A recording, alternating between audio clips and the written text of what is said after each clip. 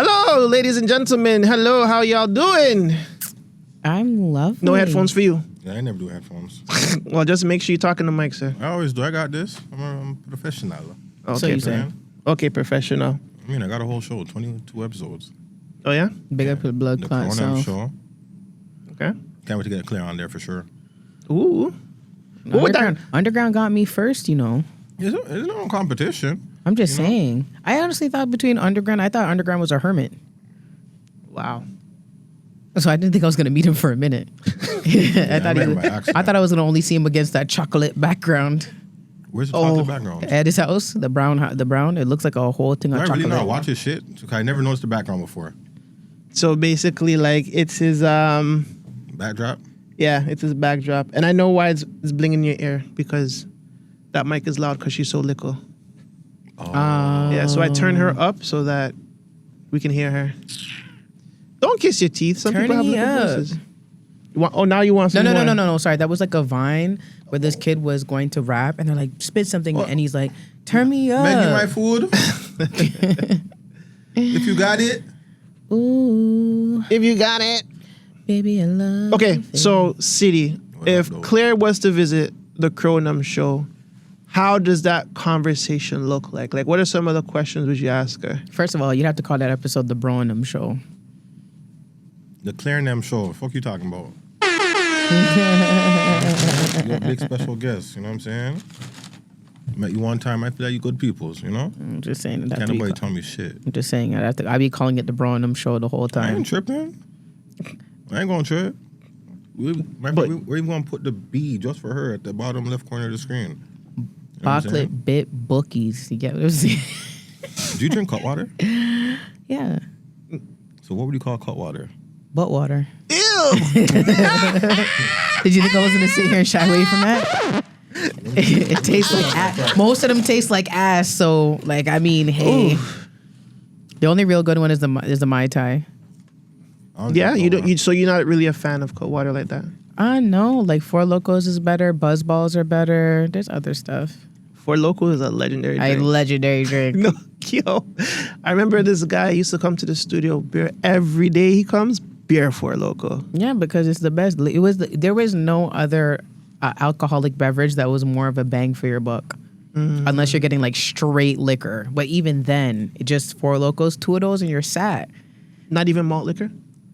What? Not even like 40 ounces. I don't drink beer. I'm a lady. I know a lot of ladies that drink beer. They're fucking hooligans. That's why. It's true. Listen, shout out to the good pussy girl. We drink beer. Yeah, don't let them. Don't make them drink too much beer, because if they're bust in your mouth, they belching. You're getting drunk too. We're spinning back to that because I have questions and I want to know the story behind that. I want to know when the girl squirted on you and you digested that. How drunk were you? How fast did you get drunk? Did it taste like malt liquor? Did the coochie have a twang to it also? There are so many questions I have from my field research study. That's a gutsy story to tell. So it was a three-way? Oh, I wasn't there. No. Sound like it. You know what I'm saying? Like, he said it with such enthusiasm. No, I remember he told me that story, and it was like, what? Well, guess what? Tell a story for him. Huh?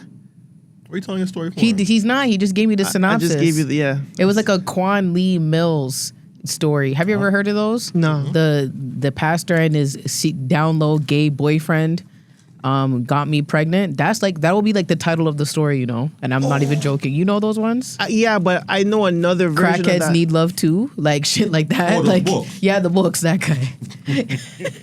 I used to tune into his TikTok lives all the time. What about the AI fruit shit? You guys on that? No. Yeah, what? So like, It's like a Fruit Love Island thing. Yeah. I don't know. I'm not involved in that. there's a bunch of different reels where like bananas are double banging strawberries, and they have a baby, and she gets pissed On off. TikTok? Yes. It's like little AI stories. Like about someone fruits. is making it, and like they got demonetized, and it was like they're crying about it. Oh no way! Yeah, I didn't know I that. don't what take that off my freaking Fire You page, bro. But then again, you know, I'm not even gonna say nothing too tough because you guys already know how I get down. How you feel about I do not know how men? she gets down. How do you feel about men saying they don't mind a little Tang. Oh, with they're coochie freaks, juice. and I like that. Yeah. I mean, I mean, would I prefer to bathe? Absolutely. But I definitely have like, I've had my fair share of men who said like, I would love for you to just go outside and like run in the hot sun and just give me your panties so I can sniff them while, There's plenty of men that like that. Pheromones or whatever they want to claim it to be. I just think they're just freak youths. It's almost like putting salt on your pasta. Never done What? that. It's like almost putting salt on your pasta. So you're just saying that pom pom tastes salty when... Is that what you're trying to tell me? I mean, doesn't it? I don't have a taste. Have you tasted others? You don't have to answer. I know. I'm not scared of nothing. There's not to think about either. No, Like, no, because I should just like really remember because I used to fake it. You know what I'm saying? Why, Maybe though? once or twice. Because I don't like girls, and people kept telling me to try it, and I was just like, I promise you, like I just don't like it. So you a gay baiter? No, I'm not. I do love a bad bitch though. I know I do. Like I love a fat ass, whether it's on a woman or a man. So if it's fat, I'm looking. Why do you think I always ask you why I can't see your panties? I'm looking. Oh, exactly. You say panties. I know. Yeah, no, I call everybody. If I get to your undergarments, you're wearing panties. That's messed up. You're really shoving those into your mouth. You could bite the fries. He's really hungry. all this pussy talk. He's really hungry. I'm gonna fry this. Brother, do you chip think that nuts. potatoes are like? Never mind. That Next sounds question. that looks like a sue. A what? That looks like a suing situation. Like they a gave you the suit? wrong fries. They gave you a piece. Listen. Here we go. Sorry. It's okay. I know that people are sending you nice pictures. With the sound on. They're sending you The what do sound we call on. it? Headshots.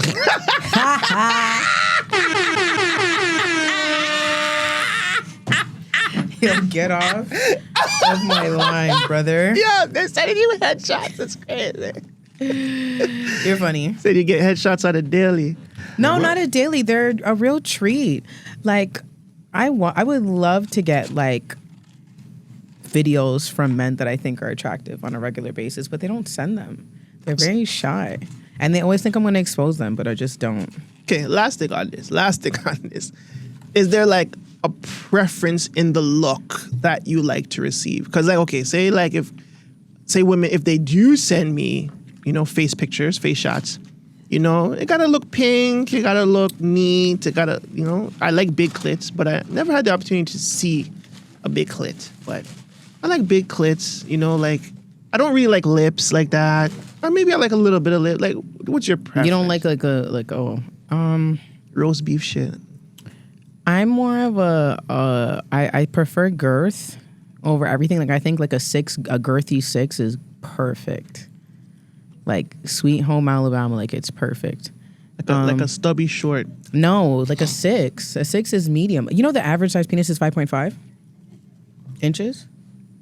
So 6 is above average.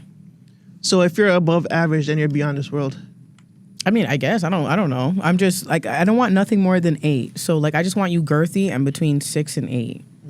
Like obviously you have to be clean. I don't care if you have the extra skin or not. Like these are minor details. That's cool. Like that's cool. Yeah. CD, what do you prefer when it comes to your ladies' faces?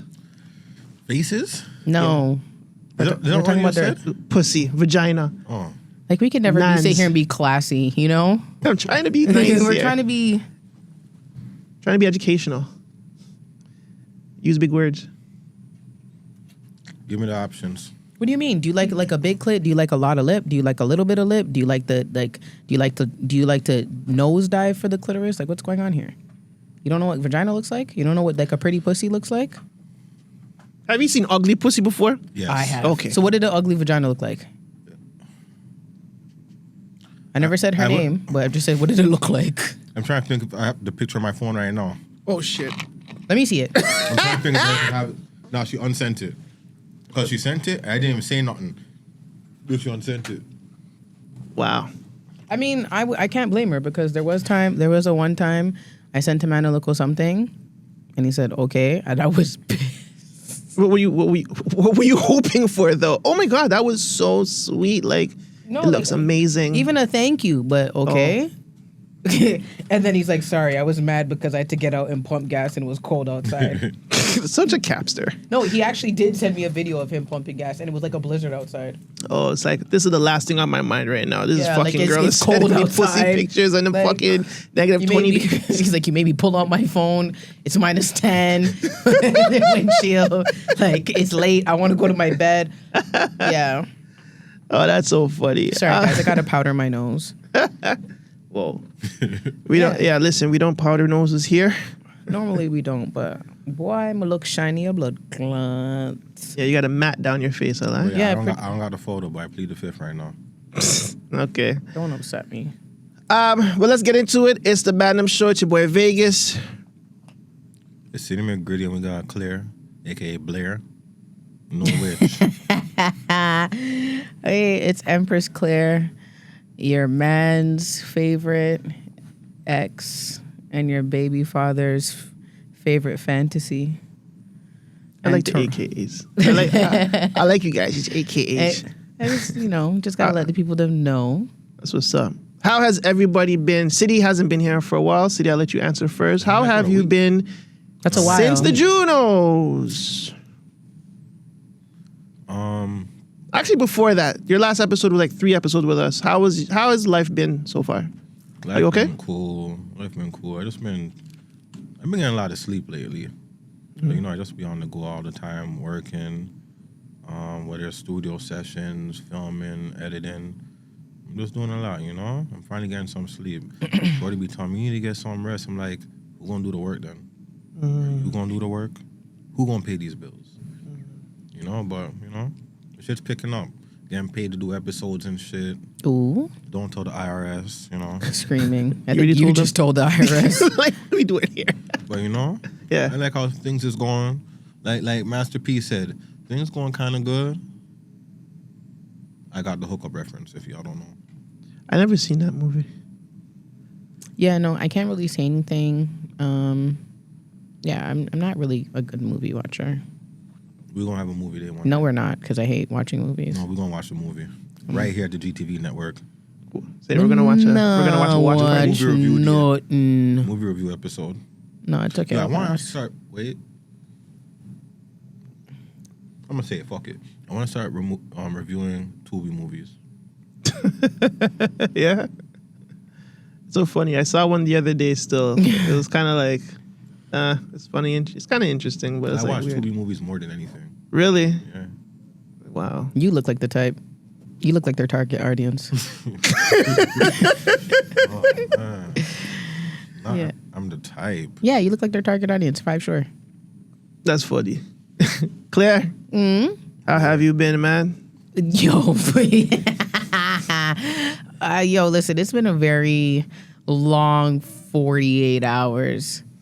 I will tell you that. Actually, no, since Sunday, how long has it been? Like 4 days? It's been a long 96 hours. Is it Thursday now?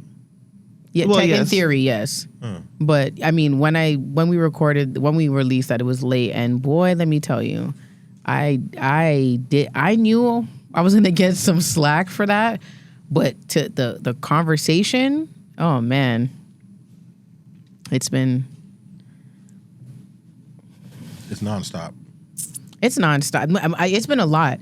You know what we'll get into it when it's the time. It's been a lot. We're just gonna leave it there. How have you been, sweetheart? How you been, Vegas? I've been okay. I mean, I'm just chilling. Who you been in this weekend, Vegas? Who what? Who have you been in? Fuck. Did I have been in somebody? You can't even remember the name. Crazy. Oh no, it's not that. I'm thinking if I did be in my girl this couple of days. I don't remember. Just my girl, most likely. If anything, I think so. She's gonna see this, and she is gonna knock you through in between the washer and the dryer. But my washer and my dryer is like up and down. Like it's like Stacked. like wow. It's even Dryer to the crazier. top, washer to the bottom. You ever see like the Looney Tunes where they bounce up and down? She bounced you up and down between that. She's gonna bounce you up and down. You know what I mean? Yeah. Well, I don't. You know what it is? I don't like to like. I love my girls so much, but like having sex all the time, I want to preserve that pussy. You know what I'm saying? I want to take care of that pussy, man. I can't beat it up all the time. Like, you know what I'm saying?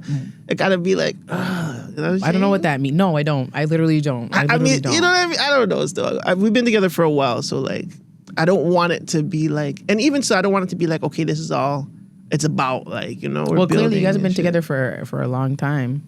We've been for a while. Maybe you should surprise her and just give her like a every other day thing, like a like a every day, like maybe like dick her down on Monday, just eat the coochie Tuesday, dick her down on Wednesday, only get some head Thursday, and you know, do a freak out on Friday.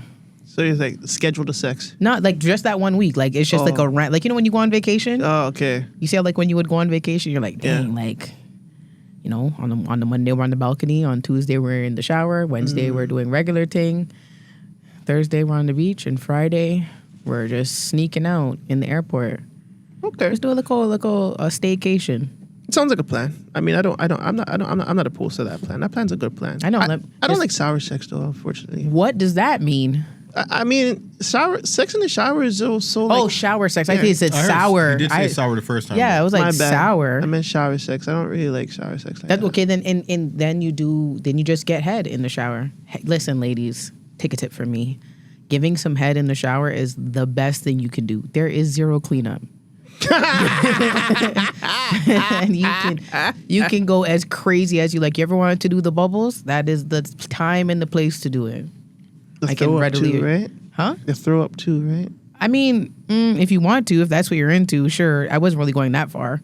You know what I'm saying? I like throw up. I really want to see what your Tasty Black's history is. No, you don't. I really do. No, you don't. We got to go over that. Well, it's good that everybody is in good spirits. Scoundrel. First thing we're going to talk about is Brandy. Let's give a fucking round of applause for Brandy. She receives her Hollywood Walk of Fame star recently. I mean, the first thing I said was they're running out of stars. Like, what the fuck? No disrespect. Brandy's a legend in this.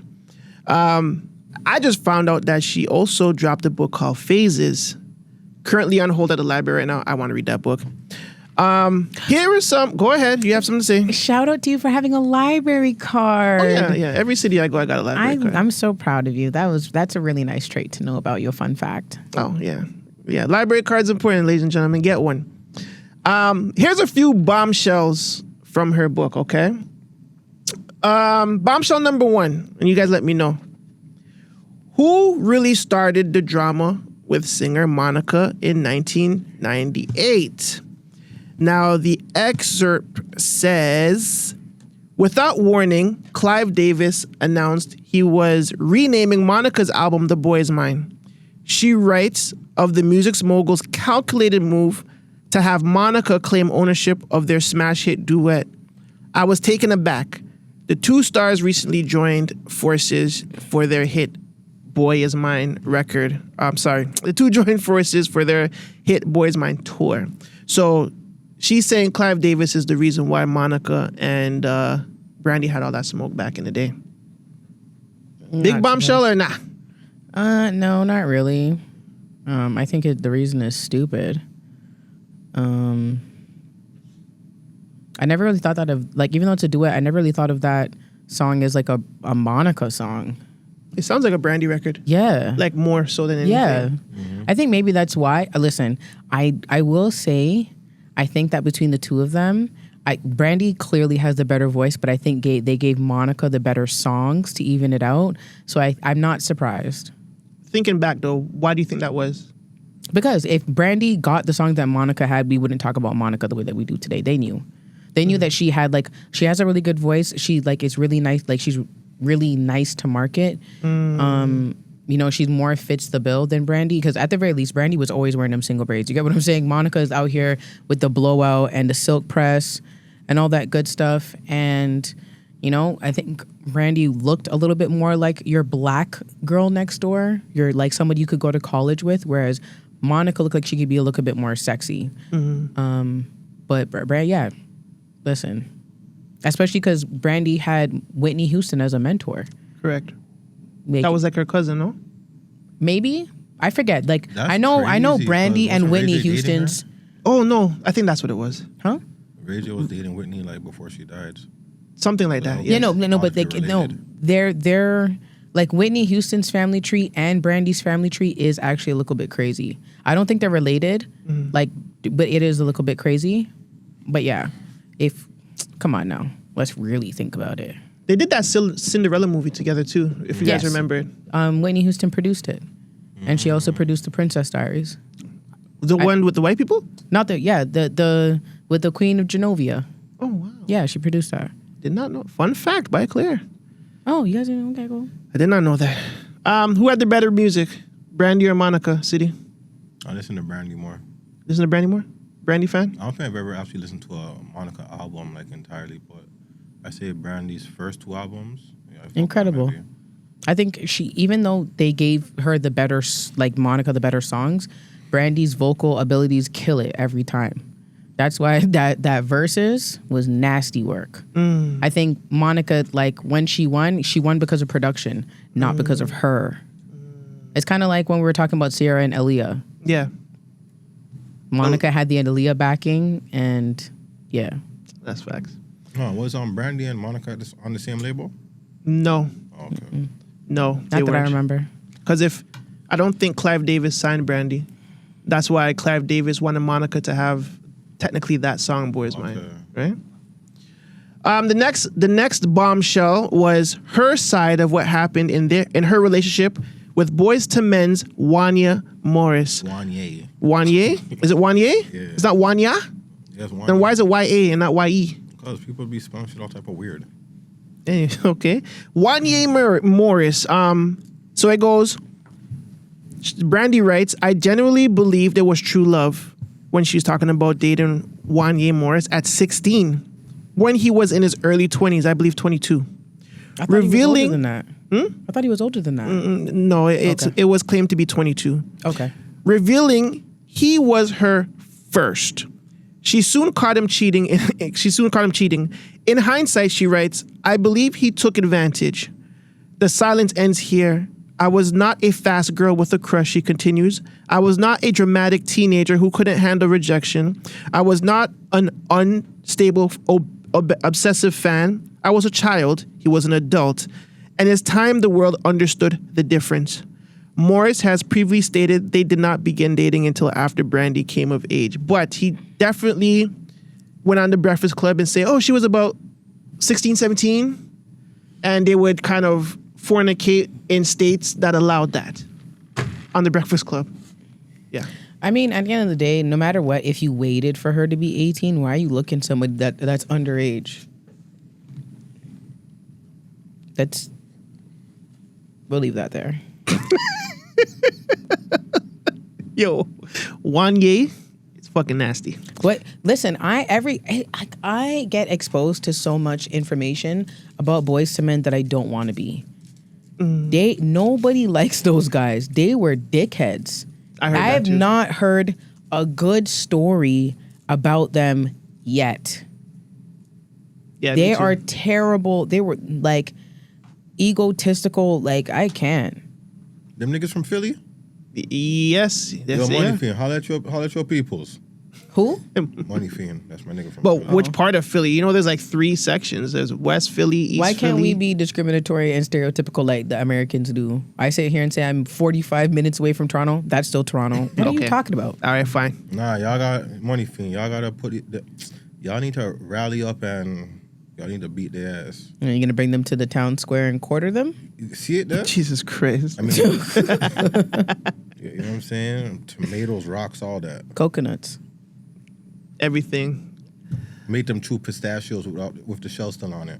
Jesus Christ. You're... Next bombshell. Battling bulimia as a teen. Not surprised.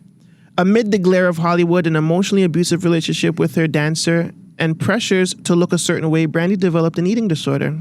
She goes on to say, I believed I was purging more than food. I was expelling the weight of disappointment, she writes, washing away the residue of other people's expectation, cleansing myself of perceived failure.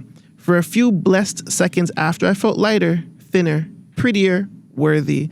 The sensation never lasted, but I chased it as an addict. Never would have thought she had bulimia. I will say that bulimia is very easy to develop. As someone who used to have it, it's very, very easy to develop. Oh shit! Yeah, like stupid crazy. How did you get over? Like what? Well, I guess my first question is, do you feel like you're still a bulimic? No. Not at all. I haven't been bulimic since I was a kid, but it's something that it's eating. Like I think anorexia is a little bit more difficult to develop, simply because when you're anorexic, like you have to stop eating food entirely or be very conscious of what you're eating. Like you only eat certain foods. Like then it becomes like something like OCD. You need to eat foods in certain patterns and whatever the case is. You need to do certain activities to earn your right to eat. But bulimia, you can gorge on what you want and then throw it up. That's crazy. You get what I'm saying? So like you don't feel hungry, and then after you throw up, you don't feel good. You don't feel like you really want to eat, and then it repeats that cycle. And like whenever you feel stressed, you're like, okay, honestly, I'm just gonna eat and throw up and whatever. Yeah. And I read that like when you constantly do that, it ruins your teeth, right? Because of the acid. Yes, it ruins your teeth. It ruins your esophagus. It's a lot of stuff. Ugh. That's sad. Did you believe? Did you ever think that Brandy would suffer from something like that? Nope. But now thinking about it, I mean, a lot of celebrities really do be faced with a lot of these pressures to even, especially the women, to just maintain a certain look. So definitely believe it. Yeah, and going to Hollywood very young too. Like, look at like who you're around. A lot of skinny people, especially depending on where you land in Hollywood. A lot of skinny people, a lot of bathing suits, a lot of working out, a lot of pressures to stay within that frame. And a musician at that, you know what I'm saying, that look.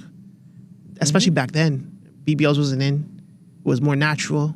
It was like thin. Yeah, it was slim girls that were in the gal them, especially up north, where a lot of media was being filmed. You wanted to be slim.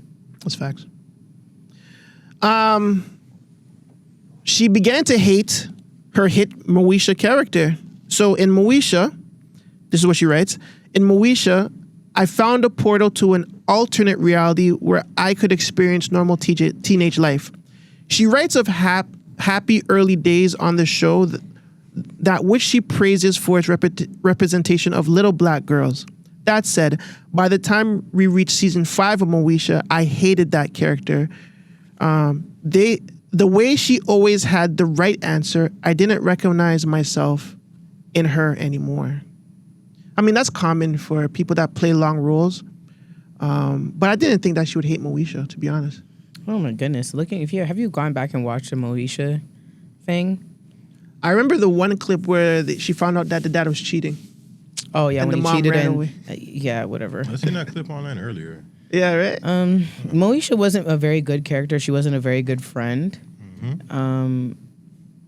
And I can understand why after playing that character for a long time, like, why you would dislike it, and why you would dislike it because you can't relate. Like, she wasn't a good person. She was a know-it-all. And there was just a lot of dysfunctionality with Moesha. Very discriminatory, whatever. Like, even when you just, like, start to grow up, not even necessarily because of the times, but just even general, like, as people, like, she was very... I don't know how to describe her. But, she just wasn't pleasant to be around. I get it. Is that one of your favorite shows, City? Moesha? It was cool. I actually started watching it. Like, I never watched it as a kid. I actually started watching like a few years ago. Oh. Binged the whole thing. I fuck with it. But yeah, Moesha is a horrible person. Horrible person. Yeah, like, she's not... It's like watching Love and Basketball. You realize that was a horror movie. I never watched it, so I have to Oh my watch that goodness, as well. bro. Coming from someone that doesn't watch movies, huh? Oh no, like, I went through my phase, like, you know, because I went, like, there was a point in time I didn't watch, I Ain't Got No Money. Paid in Full. Paid in Full. I never seen it, and people would not shut up about it. I get it. You know, the Spike Lee movies I never really watched. Like, my mom was very censored when it comes to a lot of black media because it just didn't align with her religious beliefs and the way that we spoke. it was very explicit. Like we weren't even allowed to tell our siblings to shut up. So if she was just like, what? No. But we did watch Passion of the Christ on repeat. I think I'd seen that shit once. Man. No. They were speaking like the different language and shit. They were speaking Hebrew.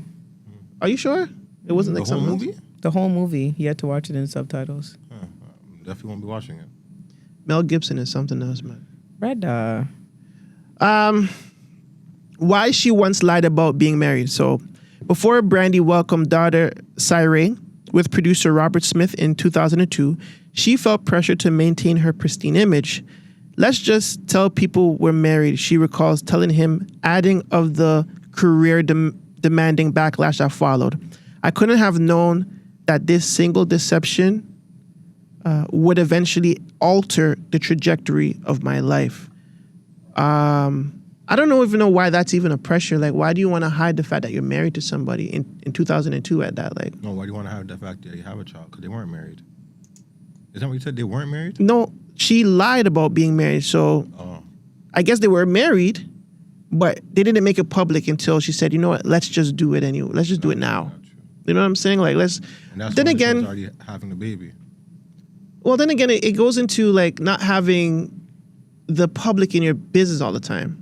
So I mean, do we really need to know if Brandy's married or not, regardless if, she's our favorite celebrity? Like, why does that, as a fan, should resonate to like wanting to know her business all the time? I don't think it was really about knowing her business, but having that bubblegum pop like thing, that very clean image. I think it's something similar to like Nickelodeon and Disney Kids. And it's the same thing in like the K-pop industry. Like when you get signed, you sign a clause that you can't date for a certain amount of years. Oh, really? Oh yeah, the majority of like it's a scandal. Like if you are seen out with like another celebrity like that of the opposite sex, unchaperoned, like it is a scandal because the fans develop that parasocial relationship with you. They have their faves or what they call their bias. You know what I'm saying? And then you love this person, you bought all this specific person's merch, and then next thing you know, you see them going to get boba with some next idol. You're like, what the hell? I think it's not necessarily about being in their business, but when you portray yourself a certain way and like you're just not that, like it gives disingenuous. I think that's the long and short of it. I get it. And you didn't need to hold up yourself to that Disney standard. Moesha talked about sex. She was on birth control in that show. It wasn't like she was like Hannah Montana or Ashley. Huh? Or Ashley, her sister.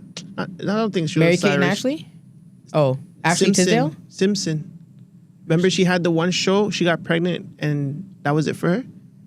Ashley Is it Simpson? Ashley or is it the sister? No, you're talking about Britney Spears' little sister. Yes. Yes. Britney Spears' little Yeah. sister. What Poor is it ting. called? Zoe 101. That was Zoe the show. 101. Yes.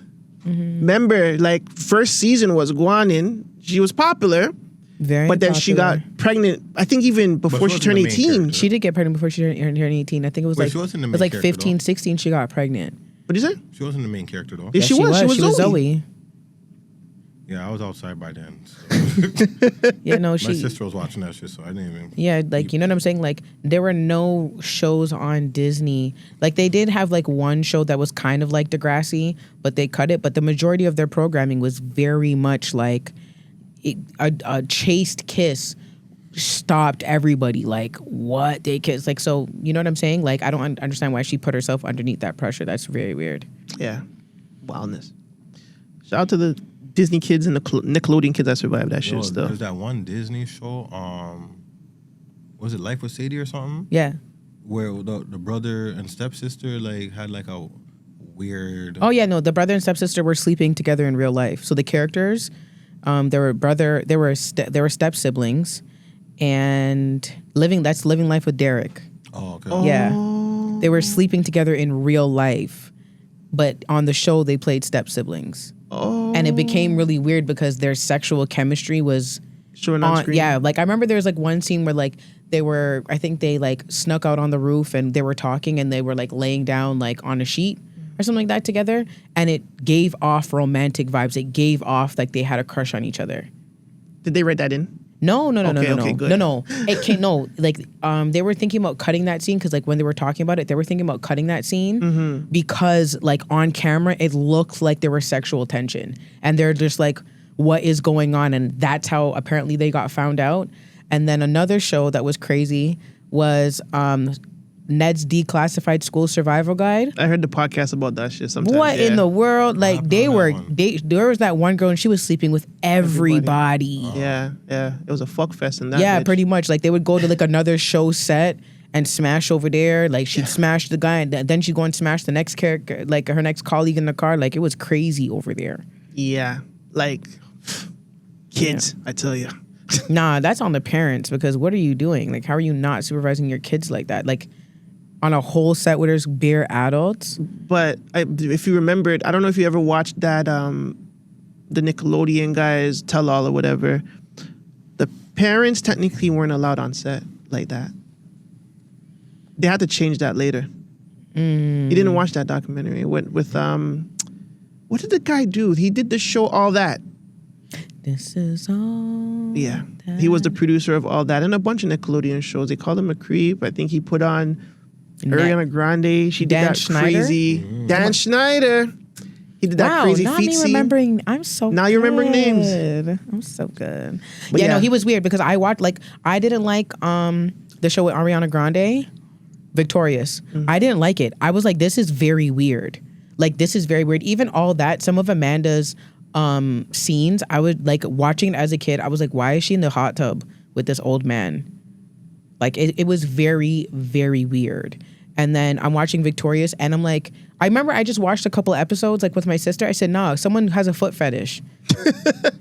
What Hey, guys. how does putting cheese sauce on someone's toes have to do with the plot? Like what does this do? Like, you know, like it was just very odd. Yeah, them guys are fucked up. Dan is a freaky oot. Yeah, Dan, you're fucked. Dan deserves to be on several lists. In every state. In every state. I think he should be on the terrorist organization state. I think. Is he in jail? No, fuck? he's not. They need to do To Catch a Predator episode on him. I promise you, if they bait him, they'll catch him. I don't think so. Yeah, nope. I think they will. Yeah, probably. I think the people that are protecting him need to come forward, and I think that's a wrap. And there's I think like Ariana, I think she's protecting him a lot. Amanda, I think she's like, because without they're gonna look at it like this. Without him, I'm not where I am now. Hold on a second. Amanda who? Bynes? Yeah. Have you seen what she looks like now? I know. She's not protecting him. She said at one point, and then she retracted her statement when like the media started to hound her at her nail shop. So she retracted, but I don't think it was to protect him. I think it was to protect her. She has no support. You get what I'm saying? Like they threw her away.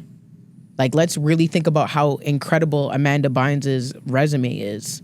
You know, they just threw her away. And then now, like the media is hounding her. I would have said the same thing too. I've been like, I don't know what you're talking about. I don't know who said that. Oh fuck. Moving on. Wait, hold on. Are we done with Brandy? No, there's a couple more. Okay. Her deep depression over being involved in a fatal 2007 chain reaction car crash. So she goes on to say, I no longer felt I had the right to continue living my life or even to experience fleeting glimmers of joy. And this is what she wrote about the crash. The woman who had died would never again feel sunshine on her face or hold her children close. Who was I to smile, to sing, to exist in a world where she no longer could? She credits daughter Sarai for helping pull her out of that dark time. So I don't know if people don't remember. Here's a refresher. She ended up in a car crash and caught a body. How did she ended up doing that? It's a good question. Could be DOI. Let's see. 2000. I heard that. Honestly, I never heard about that. Celebrities that we getting DUIs and killing people and basically walking off. Like no jail time, no nothing. So she was involved in a 4-car freeway crash that left a 38-year-old woman dead. California authorities said yesterday the cause of the mishap was I don't know, they just put under ... It It was under investigation and no arrests have been made. So it was Brandy. She was in her Land Rover. The collision happened. She failed to slow down and struck the back of a 2005 Honda at about 65 miles per hour, according to a California highway report. The Honda driven by said person hit another vehicle that slid sideways before it struck the center divider. And then that gentleman's car was hit by an oncoming car driven by a 50-year-old Mallory Ham. So it's kind of like a chain reaction. So Brandy wasn't injured. She wasn't under the influence of drugs or alcohol. She was on her phone. I'm gonna guess. I'm gonna guess. I think maybe she just. I wouldn't even put. You know, sometimes when you drive and like something happens and you have to brake fast, and her reaction time was slow. It could be phone, but who knows, right? Yeah, who knows? It was just a guess. Yeah. You know, Vegas, I don't really know if I like this scene. I don't think I want to ever be in this seat again. You don't like that scene? No, I can't see you. You remind me of the guy that was on the Home Improvement or the Home Improvement show. Yes. The neighborhood. I don't like What's that. his name again? I don't remember. Tom Green? Not Tom Green, dude. I don't know that. Home Improvement neighbor. His name was Stein something. Was Tom Wilson. Green on that show though? Wilson. Yeah. It was Wilson. So, going on, her close bond and early fears for brother Ray J. So, growing up, Ray J, who was 45 now, had brushes with danger. Gang colors started appearing in his wardrobe, subtle hints of affiliation that made my stomach knot with fear, writes Brandy of early pre-fame years in Carson, California. Our family moved with the swiftness of a tornado. Within days, Ray was living with our mother's closest friend in a different neighborhood. When she soon hit it big in music, he faced a different struggle. There's a particular kind of heartache that comes from watching someone you love be overlooked. She writes of her brother chasing his own music dreams in the shadow of her fame. They've always remained close, though she recently addressed comments he made about her dating history. While I love my brother, I don't condone or support the messages he shared. Yeah, so. What did he say?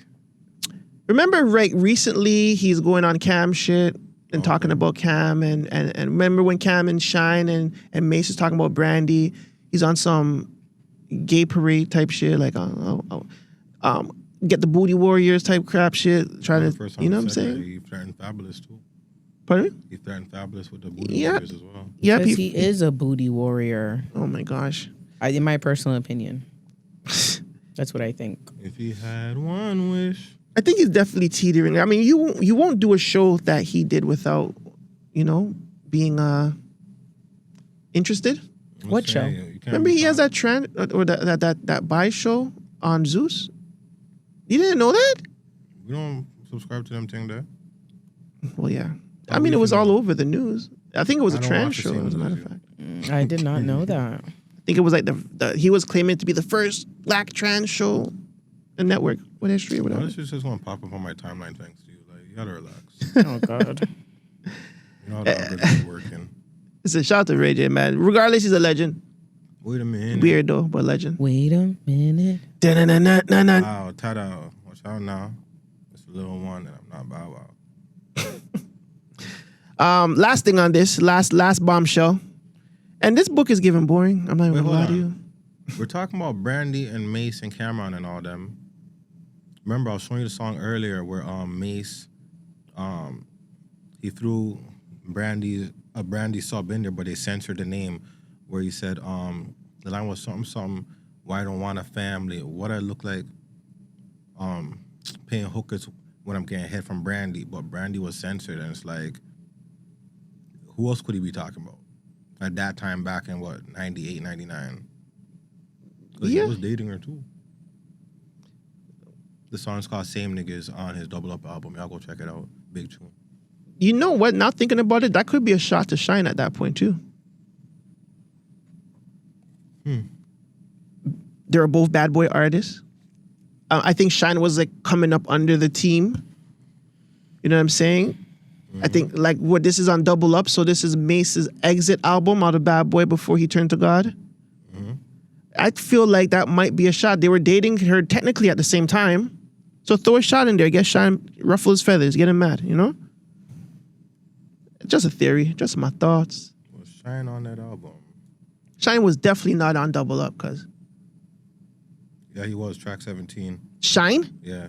On Double Up? Yeah. The track is called From Scratch, track number 17. Oh, yeah. My From song is on there, Harlem World. It's listed as a Harlem World song.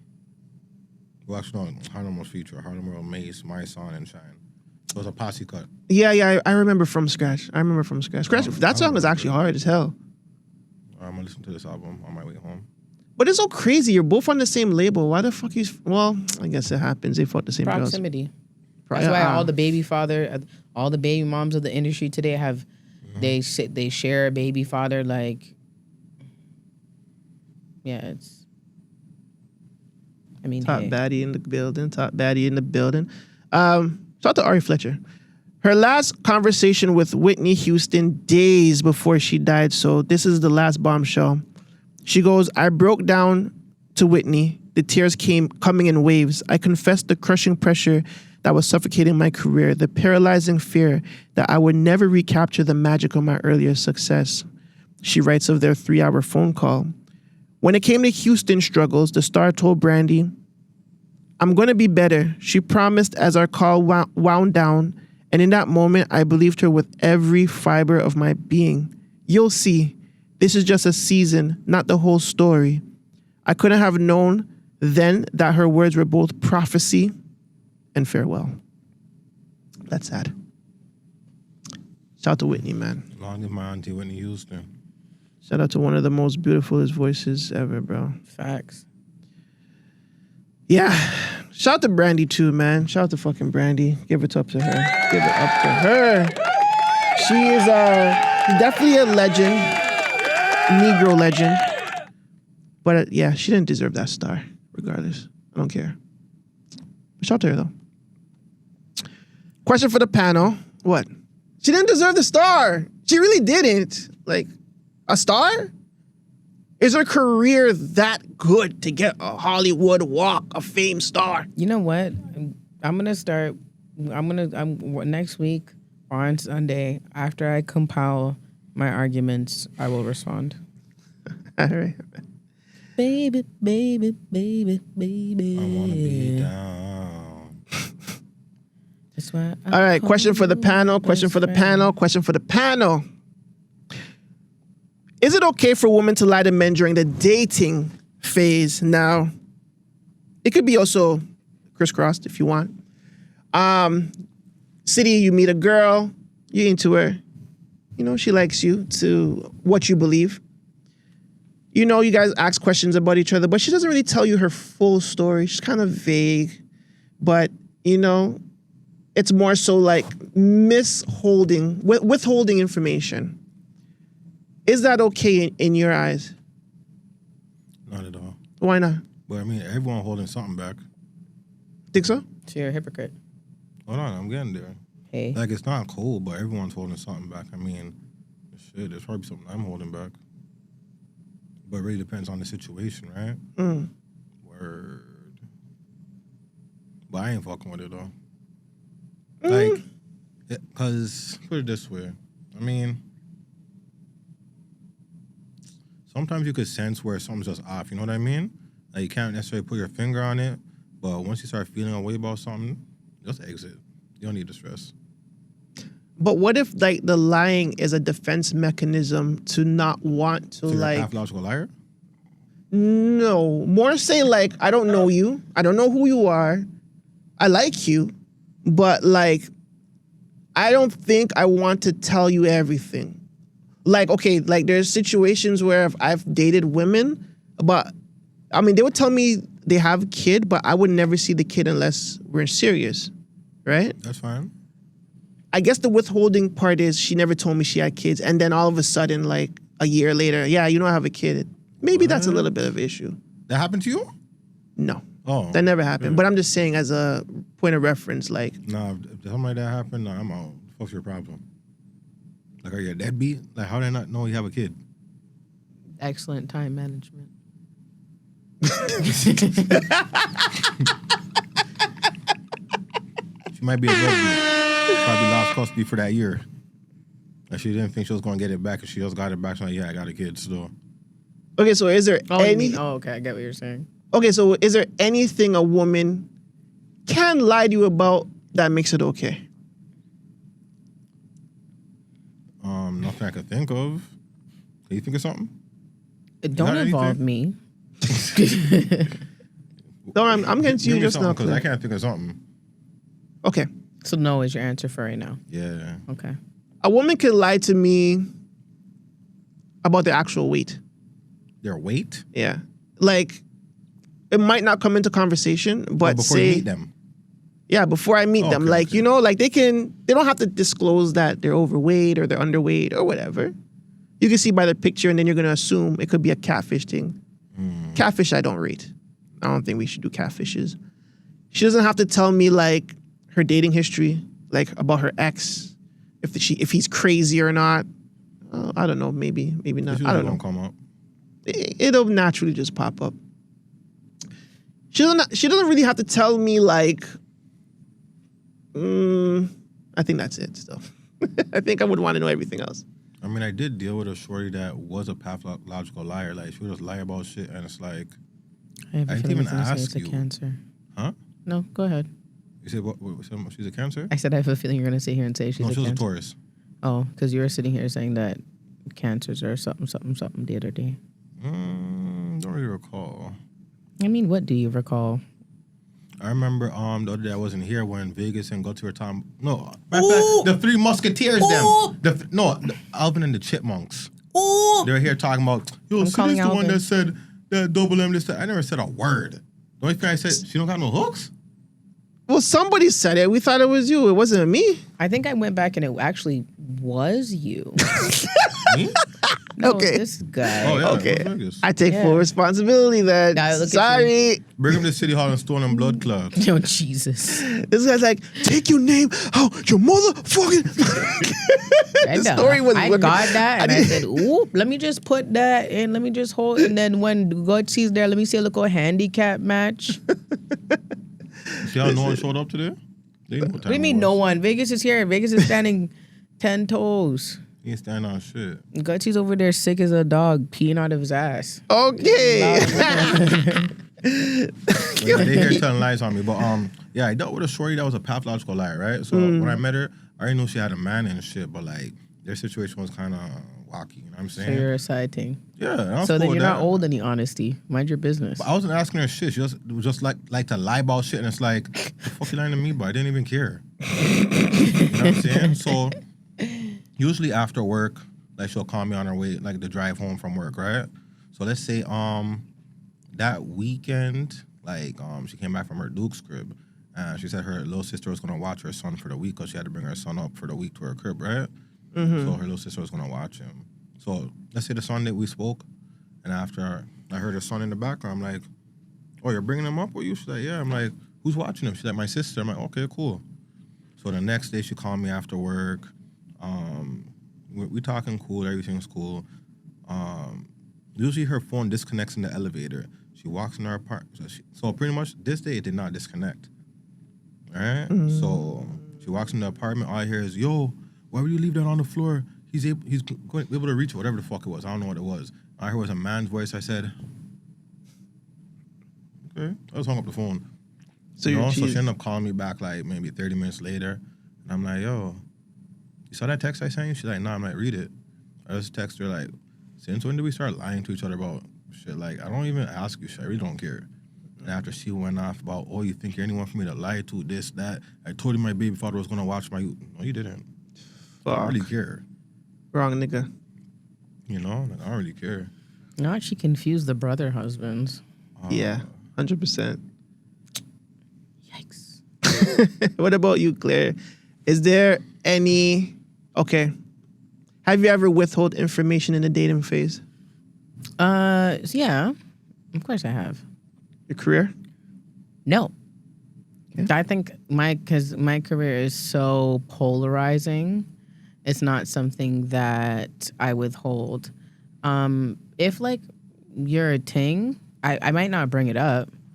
Like, because I do have more than one job title. Like if it's not really relevant to you, then I won't say anything. But if you ask, I'm definitely going to tell you. Like, especially because like I use my social media to promote the fact that I dance. So it's not something I hide. But I will definitely lie about my dating history, 100%. I don't want you knowing right off the bat that I, have had bad relationships, because then some men will think that you'll put up with it now. So as far as you're concerned, I was a pretty princess, and he took care of everything, and I don't even know how to open a door. Real good as girl. I mean, hey, actually, I let them think that. I'm really a wicked gal deep down. What about body count? Are you guys, is anybody here hiding body count? No. If like you were asked like, oh, what's your body count? It's like something like, I don't want to tell you my real body count. I'll just pass. No, that's not your business. So what does it even matter in 2026? It doesn't matter at all. No STDs and you cool. Yeah, you know what I'm saying? Like, it doesn't matter to anybody that operates outside of that operates within logic. Personally speaking, it doesn't matter. I have yet to really meet anybody where body count matters and they don't have a high body count. Like, how old are you? Like, you know what I'm saying? Like, is this coochie still good? And personally, I mean, I might ask a guy if he's ran through. I prefer them ran through. It's crazy if he's ran through and he's still not even half decent. Oh, no. Like, because if you're ran through, then when I boo you and you are bad, it's not going to hurt as bad. Like, I have no issue calling out anybody at any point in time in any circumstance. She's straight dunking them thumbs downs. Yeah, like, I've given the stiff arm, like, nah. So are you making a ran through man a husband? Absolutely. Hoe plus me equals home. We're trying to build. Everybody knows that saying. Look at this. He's like, what the hell did you just say? How long you been rapping? I'm not.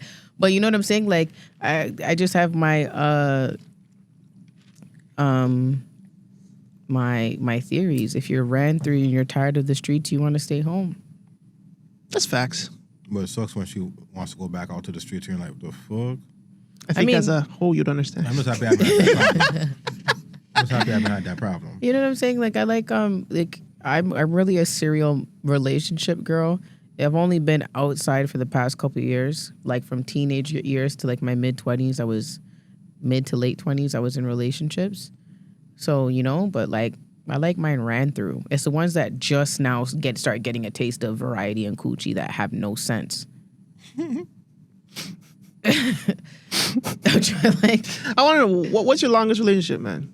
Like 5 years. 5? Yeah. Faithfully? Yeah, look, you mean faithfully? Like, did I cheat?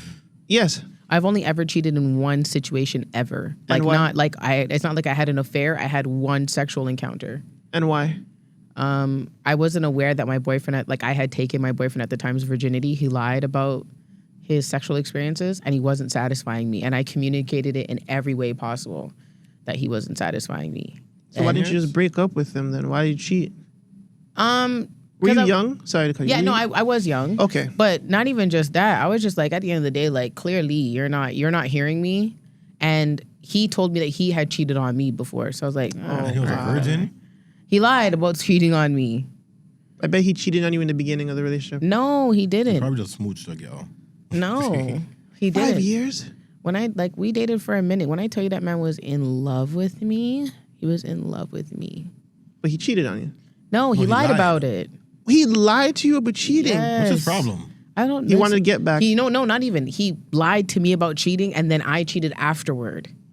What's it? So like I said, what's his problem? That's what like, why would you do that? It literally, even, like, I've spoken to him recently, and he's like, I don't even know why I did half the shit that I did.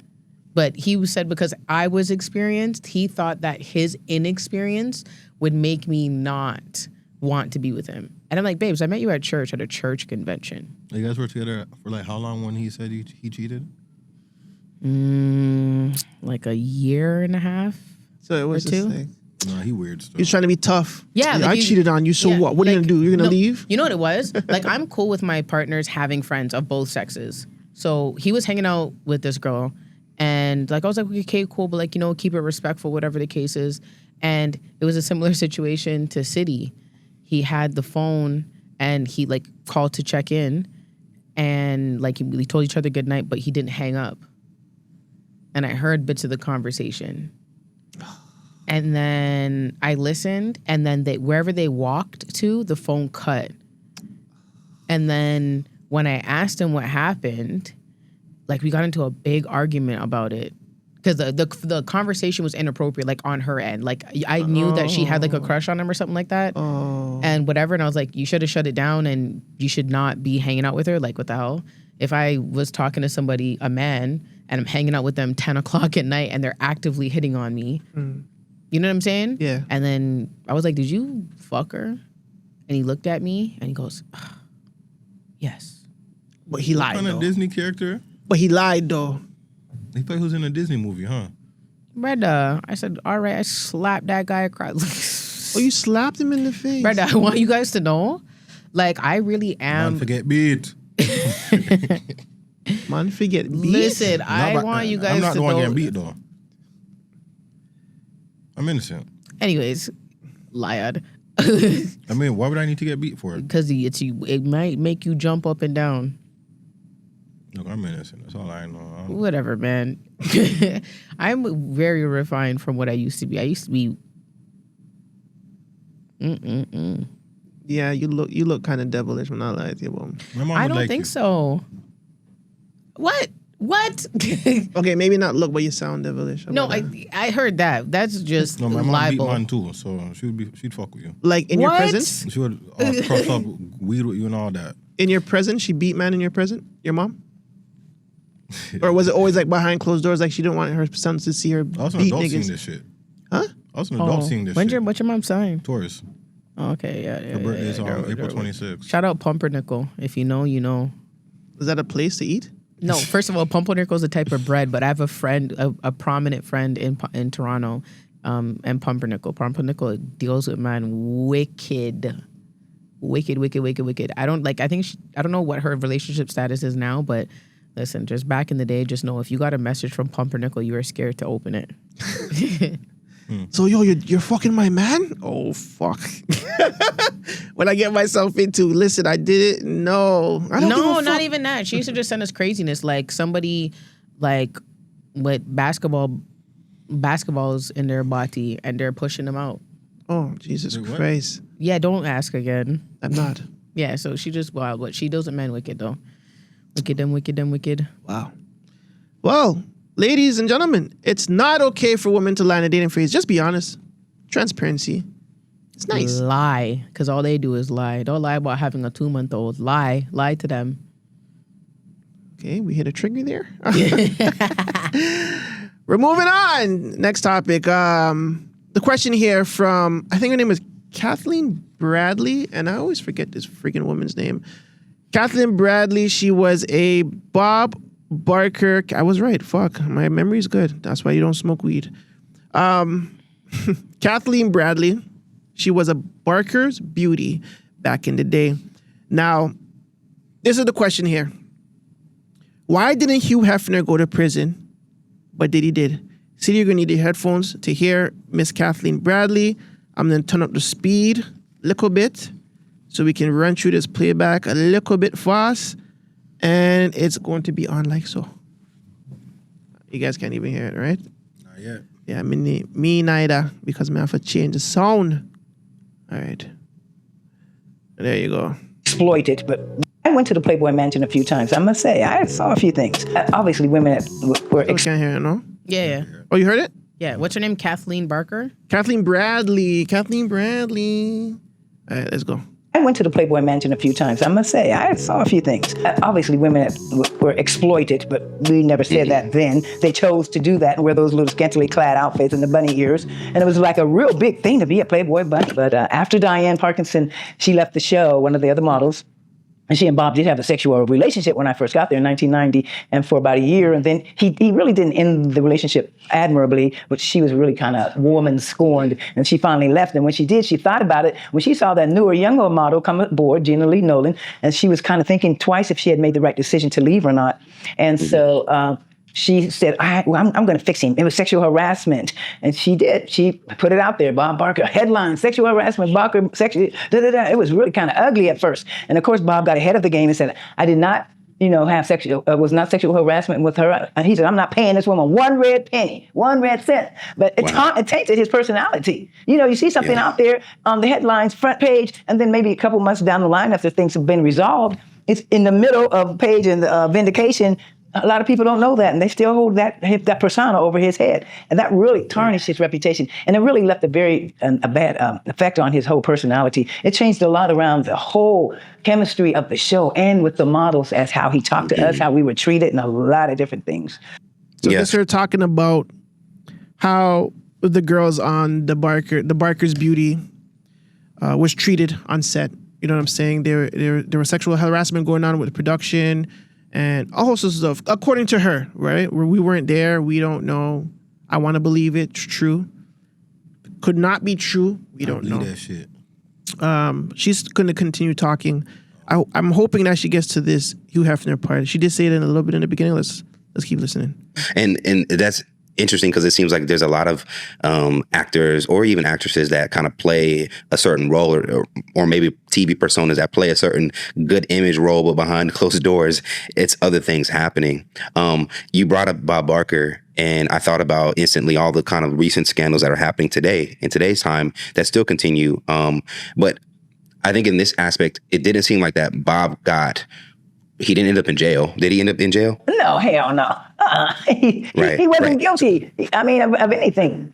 People make false accusations all the time. And it's unfortunate, especially for women, especially sexual harassment or rape or different things of that nature. And some of it's true, some of it's not. So that's and you're innocent until proven guilty. And some people just really are trying to get retribution or get back at somebody for something they did. So they'll do that. Yeah. And it's a shame that some of this has happened. And some things that, are maybe back in my day and time, I'm flirting with people and happy and everything. Not that anybody has the right to ever touch anybody's body out of the norm. And so it just gets to the point where a compliment becomes problematic because women feel that man is doing or saying something that they're taken by, girl, you sure look good in that red dress.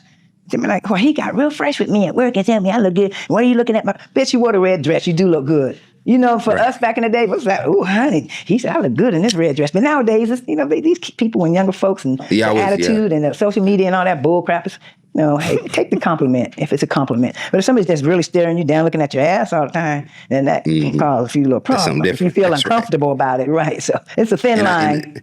And I think that's why, I wanted the insight because, when you look at, I'm going to kind of compare two entities, and for my own disclaimer. All right, here it is. This is it right here.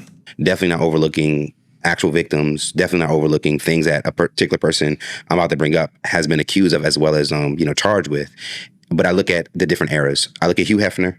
He had an era of, I think he was prominent within the 70s, the 80s. It was, women coming in and out. And that was somewhat celebrated by American culture, by white American culture. He was celebrated. Right. Playboy Club, Playboy Channel. Heck yeah. And especially what they would do at the mansion and different stories. And he never ended up in prison for those accusations.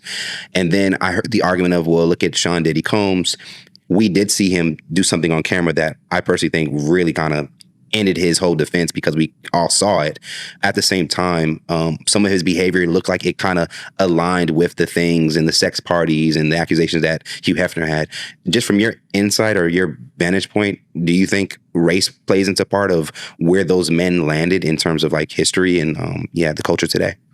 Well, it's the sign of the times, evidently. And of course, Hugh Hefner being a very prominent figure and person back in those days. And when he started out, he had the Playboy magazine. And that was something that men wanted to see and like to look at women and all the, just nude, not sexual acts, but the nude women and looking. And young men liked it. Of course, they said, I'm just reading it up for the article, right? Okay. But it was a very popular magazine. So from that, though he became a very well-known person, entrepreneur, and highly respected for having this kind of insight to be able to put this kind of magazine out. And thereafter, of course, he opened his Playboy clubs to cater to men in particular. But I don't think nothing really going on then. They had started in Chicago, and they had a few scattered around different places. And the bunnies, it was just a new way. Obviously, women were exploited, but we never said that then. They chose to do that and wear those little scantily clad outfits and the bunny ears.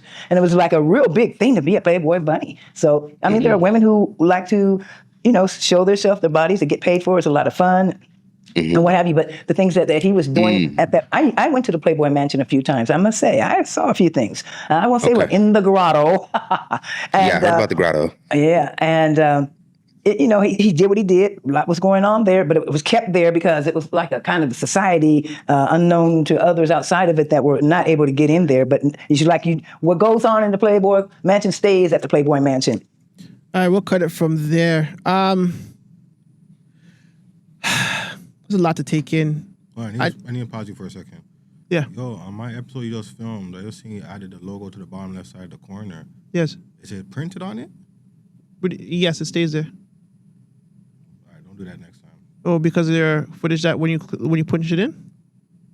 I'll just make sure I have a version that doesn't have I'll send it to you. You have it raw? Yes, That's what I'm saying. If it's printed in, like I can give you the raw version too. Without the print, you'd have to. I guess it was one shot anyways, right? Yeah. So yeah, you can use that version. Okay, cool. And then I'll still send you the. And like zoom in, and if I do zoom ins, then then it would be wacky. I see what you're saying.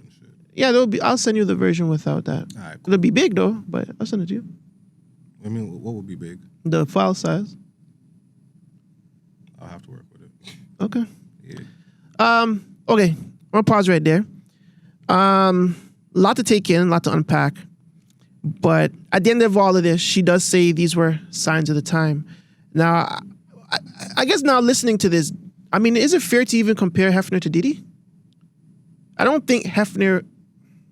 Now, I don't know how young these girls are actually. So I don't know who's going in there. I don't know what he had in there.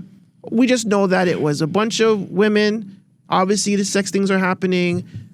Pictures are happening. It's a high-level boys' club, gentlemen's club, or gentlemen's society. But the guy did bring up a race thing. If Hugh Hefner was black, is he getting the same flack that Diddy did now, even though it was back then? Or does the white face protect him? He's protected for some reason. He is protected. Like, he used to have royals come visit him. You get what I'm saying? Like, he's been protected. Not only that, like, I think, like, there's that rumor that he bought the plot above Marilyn Monroe and asked to be buried face down on top of her. You gotta be kidding me. No, legit. What? What kind of creep does that? I kid you not. Like, so, yeah. Like, he's very odd. Like, he beat out people for it. Like, hold on a second. Let me, like, Google it just so, I'm not... giving misinformation. Hefner buried face down. Yeah. He wasn't buried face down, but he did...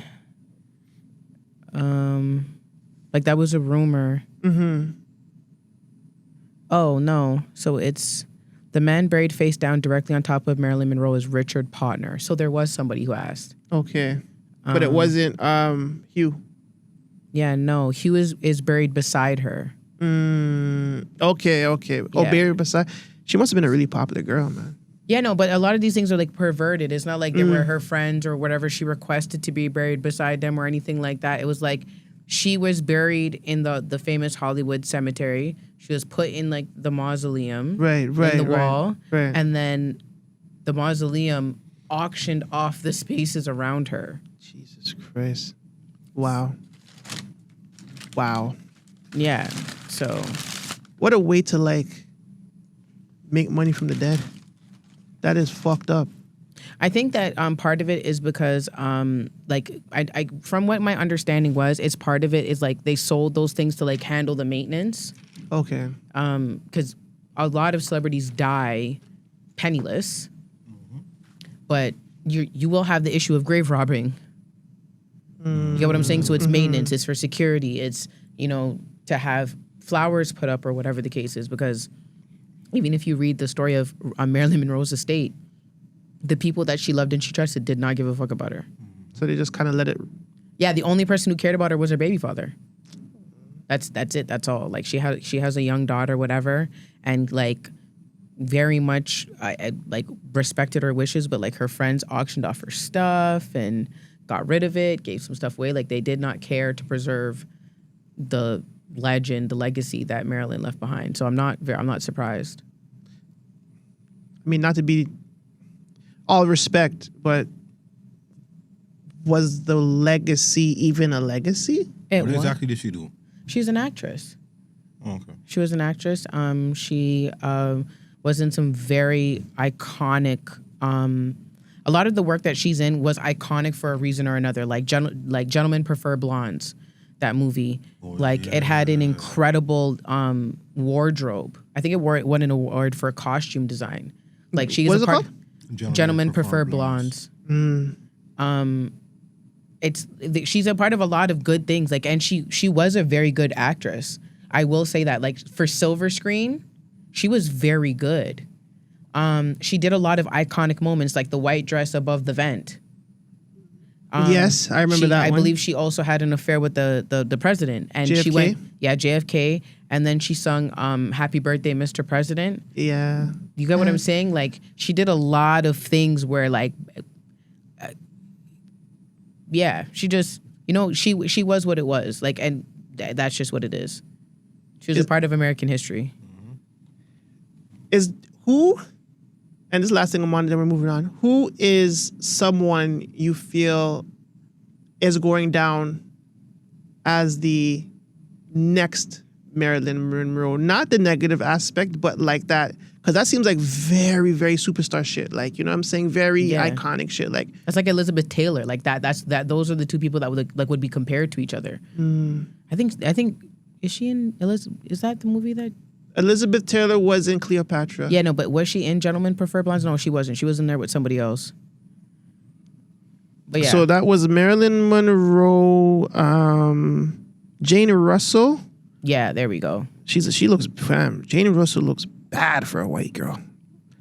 She was one of Hollywood's leading sex symbols in the 1940s and 50s and starred in more than 20 films. And obviously Marilyn. Marilyn is just blonde bombshell because she was a sex symbol from the 50s to 60s. So it's like passing the torch, technically, this movie. I think the closest one that would probably, like, when if you're coming, like, with her aura is Pamela Anderson. I don't know, man. After that last movie, she kind of went downhill for me. And maybe it's because of clean face shit, but like... No, I'm just saying, like, sex symbol-wise, who used to act. And, like, you know what I'm saying? Yeah. Baywatch, Slow, whatever. It'd probably be Pamela Anderson. I think that's gonna be my final answer. She's from here. Shout out to Pam. Exactly. She's a Canadian. Yep. Canadian. And she's a Playboy. She's a Playboy playmate. Playboy bunny. Yeah. Yeah. Pamela's very, very iconic. What was the movie she was in? A Stripperella. I think she was in that. Baywatch. Didn't she also have like the Barbarella? workout? Sorry, Barbarella. Was she also in the? Didn't she also have like the workout video that you did on your bed? Probably. I think it was her. Okay. And it was like to be very sexual to. Oh my goodness, was it her? She had the sex tape with Tommy Lee. Yeah, that too. I think it was Pamela Anderson. Hold on, let me look up. Trash? Mm-hmm. Was it trash? I didn't watch it. I don't like white. I don't blame you. Yeah. It depends. Like, they have to have really, really big boobs for me to be, you know, and they have to be sleeping with black people. See, like interracial. In a gang situation. Yeah. I want to see the white girls get up. I've been said I want to see the search history. I keep getting told no, but I keep getting told about the search history. Check his Twitter search history. Bit by bit. Nah, the bookmarks. Yes, that's what I mean, yes. Or the likes, but bookmarks at this point. The likes is dangerous because if they ever revert to where everyone can see your likes, he's cooked. No. There was someone in what's it called? It was fucking someone from the States that was in I think a mayor or something. He had some shit in his likes. He didn't realize that the likes that people could see it. This is before they switched it. Okay, like you can see the activity type shit. Yeah. Those Instagram times are devious. I would not like nothing. I'm not trying to get caught. I be paging people and they'll just be liking my shit and don't be hitting retweet. Like, it's just a podcast clip. Just hit retweet. That was your problem. I remember I paged someone one time. Like, why are you always just liking, don't hit retweet? Like, cause I don't want it on my page. What? There's one on the If it's timeline. love, let it be that. If it's hate, let it be that. Is that what you feel? No, legit. If it's love, let it be that. Let it be shown. Let it be seen. Yeah. You know what I'm saying? What the fuck you liking it for? So you can just come back to it? Nigga, just text the link to yourself if that's the case. Send it to your own self. You know what I'm saying? Yeah, but that counts as a share. Yeah. I'm screaming. They don't want to give you nothing, cause I think that's a secret form of hating. right? Yo, I hit retweet on everything I see, especially on Instagram. You know Yeah. what I'm saying? I might not fucking even see, like, have the volume on for whatever's playing. If I see Underground post something, repost, like, just go on about my day, you know what I'm saying? But that's what I'm See y'all saying. post something, just hit that repost, go on about my day. We were talking about that last week about just showing support for your peers, for your friends, and for your family. Right? You are a good example of someone that does that. Like a lot of people don't do that shit. You know what I'm saying? And so yeah, you get one of these. You get one of these, city. Real nigga. Real niggas back in style. Let me find out. You was watching? What? I was watching what? So basically, Teeks came in red, and he high-fived it. Because she was wearing red? Yes, remember? Because you weren't trying to do any other handshake. I don't. I That was don't, the reason why. I don't know about So that. why did you give her a handshake? Or why did you give her a high five? But that's what we do. Like, we're on the phone and, like, I just be saying high five all the time. Like, you know, like. That's a little inside joke. Don't even squint your eyes. That's between them. Yeah. Okay. No, I be saying high five, like, with everyone. So, like, yeah, You don't high five me, dog. you're a man. Fuck, I look like, turn into a man, talk about high five. That's what men do all the time. Actually, Not quite me. often in sports. They Actually, also slap each other's ass in sports, but what You do see I know? why I don't play that's sports what I was with about to these say. dudes? You kind of like, yo, how tall are you? 171 centimeters. Okay. Why did you do centimeters, you nurse? You're what, 5'6", 5'7"? 5'7". I was close. PSW in her past life. Oh, nah, babes. Because them racist old white ladies would hate to see me coming. All right, so yo. Every time you call me the N-word, I'm bathing you. Right? Did you used to play sports? Yeah. Did you play basketball? No, I didn't. I'm the only one in my family who can't play. I'm not Can you at very least good. pass? I mean, I'm not good. Let's just say that. I'm not good. I'm a soccer player, football, flag football, track, volleyball. We need to have a GTV sports day. Tennis? Come on. I've played tennis, but not like in organized. Like I've done Pickleball? What's No, exactly? pickleball is the rich people version of tennis, which is crazy to say. I saw a girl ranting on Icy's thing about, I'm the queen of Rexdale, and she's playing pickleball. Some shit. Yeah, no. Yeah, let's do basketball. At least I could do that. Nah, sir. Let's do flag baseball. How football. about baseball? I do kickball. I don't Motherfucker, I can't see. I don't play baseball. I play kickball. Okay, what about soccer baseball? That too, I'll wash you. That's the stupidest sport ever, by the way. What's the weirdest? Soccer, baseball? Really? You want to blend the two sports? Yeah, what's like? You're such a hater. Bucketball, I'll wash you. Okay, what about the baseball with the stick, the T-ball? And I don't want to do that either. That's so easy, right? I don't want to do that either. You get out all I the want you to time. pitch the ball to me and I kick it in your blood clot. You are funny. Uh-huh. All right. Why'd you ask about the athleticism? What's the point of that? He wants to have a GTV sports day. Oh, okay. Well, I don't want to be on your team anyway, so it doesn't matter. I know you lying. I want to have a GTV cook-off. I'll wash you. I'm bringing the bully beef. Of course you would. Do you make delectable bully beef? How do you make asking me every fucking bully beef episode. sexy? Huh? Stop asking me this every episode. What do you mean? So want me to pull up with the bully beef. I do. Well, you keep saying it. So, is your bully beef like You probably mix it fantastic? with And by beer the way, ketchup. bully beef is not put way ketchup too on my shit. fucking expensive. You guys need to turn down that That's like, price. what, almost $4 a can now? What? Fam, I went to what? listen. I went to the It's like $7 on average. yes. Where you buying it? Amazon? If you can- $6.99 No. because I went to the Caribbean store by my crib. That's the problem. No, even if you go to Walmart, you go to Freshco. I go to Fresco. Okay, it's still expensive. I'm trying to tell you. It's expensive. And put Yeah, the mic close to your that mouth. just tells me that Pause. you haven't made bully beef in a minute. Mic close to your mouth. See, Pause. the thing is, when I just do grocery shopping, I don't spend the money and just go home because I'm afraid to. Nah, see what the sir, prices we have a are. coupon and them something them. I don't know about them price, yeah. So are you price match? Yeah, hell yeah. Oh, that's a waste But- of fucking time. No, it's not because I sit here and I price match, and when I price match, I get my scene points and I get free groceries. How much free groceries I've gotten out of, or my free things I've gotten out of my optimum points and my scene points? Do you get mad when they say we don't price match that store? No, because I do my research before I go. So Okay. they never told me. Okay. Mic close to your mouth. Pause. It's too far. Not you. City. Look how it is. Yeah, man. Oh, I just hit it. Yeah.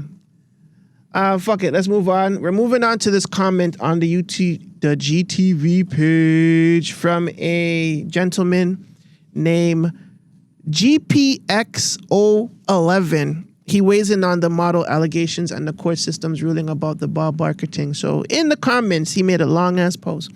He says, it's coming from people who sued him and lost. In a court of law, all these allegations were dropped. These women are deceiving the public and in many cases just plain lying. Now, he's talking about the Bob Barker documentary that E did. And it's called, I don't know what it's called, but it's a fucking good series regardless. Bob has never been racist, or he would have not allowed black women to be near him. Furthermore, the two blacks, a show quota was around. Furthermore, the two blacks, I don't know why he writes like this. The two blacks, a show quota was around when Mark Goodson was executive producer. It was other producers and stage crew on the show engaging in racist comments and behavior. The only thing that Bob has done wrong with these ladies was say yes to Diane, which was his sighting on the set. Diane tried to blackmail the man, but it seems that never gets mentioned. Holly actually quit the show when she had her meeting with Bob. He puts the date, September 26, 1995 issue of The Globe as an example. Holly actually lost the first round of her lawsuit concerning her weight gain defense because they were trying to fire her because she was gaining weight. And she was like, well, I'm doing this and doing that to bring down the weight, but it wasn't working. This is why allegedly she got let go. So out of empathy for her, Bob drops his lawsuit. Then Holly shows her stubbornness and viciousness by refiling the lawsuit, citing her non-committal, of which I have serious doubts, as I believe Diane has something on Holly to force her non-support for Bob, like knowing or being complicit of who placed the pipe bomb backstage at CBS. Did not know any of this information. This person looks like he's an inside guy. If Holly did not refile her lawsuit, no other jobs would have been lost. Too many unanswered questions and holes in her story. She's not believable, twisting her version, already knowing that all her allegations were dropped against Bob in court. So she now seeks vengeance after Bob's passing for her selfish behavior. She's truly a despicable person. Just saying that there are many people that do not believe the model story, including the impartial court system. So he really doesn't like Holly, doesn't fuck with Diane. He's saying that Bob wasn't racist, but there was a situation where Bob's girlfriend, because he was fucking Diane, but he had a girlfriend, and he called, and the girlfriend was talking to Holly, and Holly was, I don't know why, but she was telling the girlfriend about Diane and her partners, saying that, listing the names, and some of those names are black. And then Bob's girlfriend went to Bob's girlfriend told Bob who Diane has slept with, and there were black people she was sleeping with, and he said, why are you sleeping with black guys? They are the most diseased people in the earth.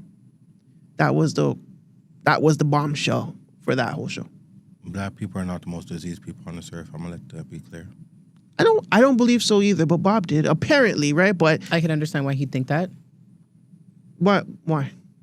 I mean, when you have things like the Tuskegee experiment, that's a part of the American history where they were testing syphilis out on black people and injecting it into them willingly. When you have like things like the AIDS epidemic, and you already have your discriminatory biases against black people in the medical field.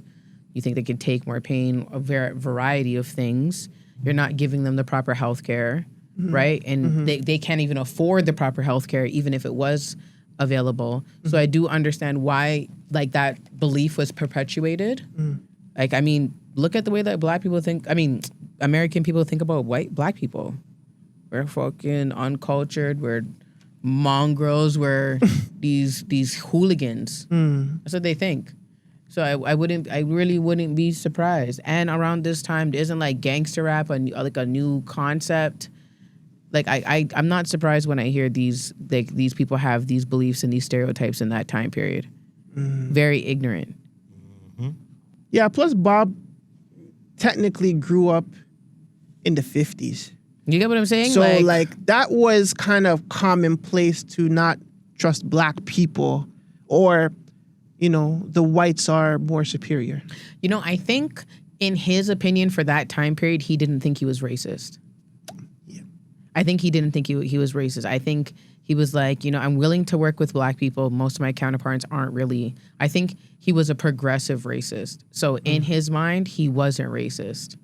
You get what I'm saying? Like, you know, everybody, even to this day, we all know that person who is incredibly racist. Like, they're not overt, but they do a lot of microaggressions that make, you know what I mean? Like, they're those insufferable racists that we all can't stand.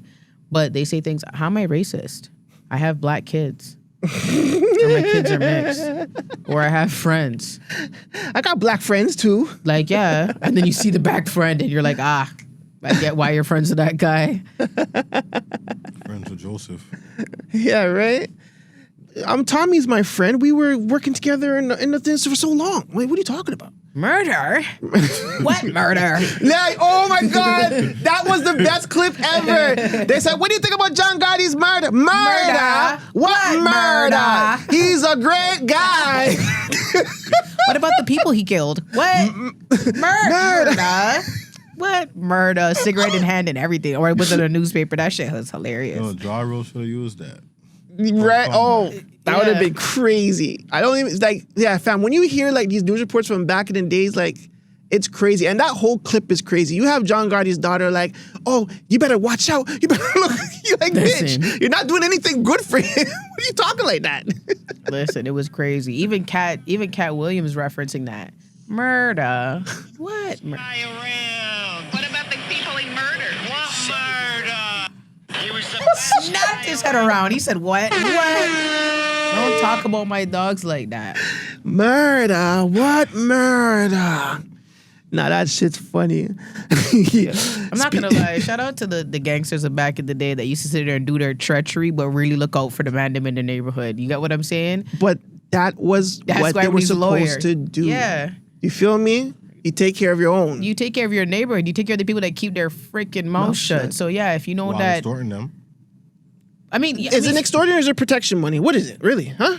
Like another business can't come and handle you. Nobody can come talk to you. You have any problems? You come see me. And in that, it is a favor that we may ask that you might never even get, but one day you might. I don't know about the ones when the same guy that says I'm gonna come protect you is the one fucking shit up.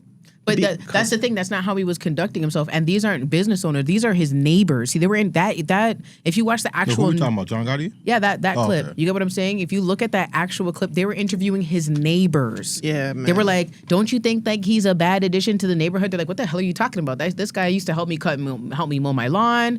When I had a flood the other day, he paid he sent in contractors. I got my basement fixed. What are you talking about?" Murder. Yo, you gotta love. You know, I want to know where that guy is today if he's still alive. Right? You gotta find him. Someone gotta find him. Murder. Yo, you're so funny. I can't believe you know that clip. That's crazy for someone that doesn't watch mob shit. That is nuts. No, I just know that news clip. I really just know the news clip. Like my mom used to make me watch like the History Channel and stuff like that. Wow. Moving on to more crime in the States. Oh my God. So the hooligans. So a woman scams millions from kindergarten funds, spent $350K on WWE tickets, okay? Raw is war. Listen, she definitely did some of those according to this post, she definitely did some of these dinners with the star packages TKO got to offer. She's now facing 20 years. Let's hear the news clip on that. Former Brooklyn daycare director now accused of stealing more than $2 million in tuition. Former Brooklyn daycare director now accused of stealing more than $2 million in tuition payments. Prosecutors say she used the money to fund a lavish lifestyle, including extravagant travel, shopping, and even professional wrestling tickets. Eyewitness News reporter Shantae Lands with the story. It's the woman 43-year-old Muriel Mijak of Brooklyn Like, I tried don't to even hide her see face something while like this leaving from this Brooklyn lady. federal court after she was arrested and indicted on money laundering and wire fraud charges for allegedly stealing nearly $3 million in children's tuition payments from this private daycare and preschool she worked at as the director. Muriel? Hi, Shantae from Channel 7. I caught up with Muriel Mijak leaving her Park Slope home, which is in the same building as Kinderhaus Brooklyn, which is the name of the daycare. Is there anything that you want to say about those allegations? Nothing to say, like at court covering her face as she walks away, crossing the street. The single mom, who is a Swiss citizen, pleaded not guilty after federal prosecutors say she stole nearly $2.75 million from Kinderhaus Brooklyn, a German-language immersion daycare which serves around 100 children, most with ties to Switzerland and Germany. Prosecutors say she spent millions on VIP wrestling tickets, luxury vacations, and food deliveries. Nearly $3 million. Is there any comment that you have to that? According to the federal indictment, over the course of 3 years, Mijak made more than 450 fraudulent payments, spending more than $350,000 alone on professional wrestling tickets and more than $150,000 on ride sharing. Jesus Christ. Another $150,000 from food Jesus delivery Christ. services. How does that even Prosecutors balance outlined out? her wire transactions in court. Parents picking up their kids chose not to speak. Tuition can cost up to $48,000 per year. Mijak, who is here on a work visa, was hired by the daycare in 2013. She became the director, overseeing the school's finances in 2020, earning $40,000 a year. She was fired by the school in December and then sued. The judge ordered Muriel Mijak to wear a GPS monitoring device and to stay home on curfew. If convicted on the charges, she could face up to 20 years in federal prison. One thing I couldn't say about the States is that, like, the American dream is real. This was an immigrant woman that worked her way up as director to handle some kindergarten money and fucked up the bag. Like, honestly, I would have got shout out to the American out dream. the country. I think it's insane that, especially with the climate that's going on, they're blaming the Somalian community for the exact same thing. And for it to come out that it's a white Swiss lady. Tell me what she looks like. Does she have blonde hair? Fam. She like what? Give me the specs. She's burst. I sent you the link in the thing. If you guys can go check, she's she's burst because What did he send it on? I sent it on people's text messages. If they check, I don't got no notifications yet. you didn't get it. You didn't get it. Nope. Let me send it to you. Just I mean, she ugly. I want to see her. I don't know that tonight. fam, like she Text messages. You never sent me no text message. Now, who are you texting? Yeah. check not text. Check your Instagram. Instagram, Claire and City. I didn't send you the list, City. I didn't send you the list, City. Oh, you mean the list from earlier? I thought you meant like you sent it just Oh, it's now. in the list? Yeah, it's in the list. So I sent you the list? Yeah. See, I know I'm not The picture of the tripping. list. Is there a link? Oh, you didn't get the link. Oh, I'm so chopped. Suey. I I apologize. like it. I'm sorry, guys. Thank you. I'm sorry. Here you go. Why'd you leave the keys up on the table? You wanted to. I don't think you trust. I heard that. I heard that. What the hell is you talking about? I said you're chopped, suey. And I just sung chopped suey. How many questions have we made it through so far? I gotta cut at 3. You gotta cut. We gotta. I mean, you could leave when you want. Yeah, so I'm cutting at 3. Okay. I don't understand. We're What not is- gonna like, be here till. Why 3. don't you ever want to fully commit to the Man Dem episode when I'm around? What's going on here? It's getting My really driver gotta discriminatory. Huh? My driver got Where is? Anyways, where you have your segment to do? Where's Teeks? Yo, Teeks. Like, why is she so shy? Jesus Christ. Probably out there sleeping. Go look for her, I guess. But yeah, I said. I hear her. Why you not here? The Vegas want to know why you not here. We was waiting for you. All right, you guys can take a look at that shorty. She's weird. She looks weird. Okay, I'm looking right now. She looks like a wrestler. I'm not even gonna lie. She looks like a wrestler. Don't ever diss Trish Stratus like that ever again. No, Trish. No, okay. Let's talk about like Fabu, like back in the day wrestler, 80s style. Like, you know what? I can't she's even. big. She's a big guys, and Brenda, her hairline's worse than mine and Vegeta's. Jesus Christ, that's funny as hell. That's crazy. Hold on, let me see what she's wearing. Is that a Poochie? Well, if she has all that bread, it better be Poochie. Nah, she looks beat still. Fam, You're right, she does. She does look like a wrestling ass yeah, bitch, fam. She doesn't even look like WWE or Raw. She looks like an Impact wrestler.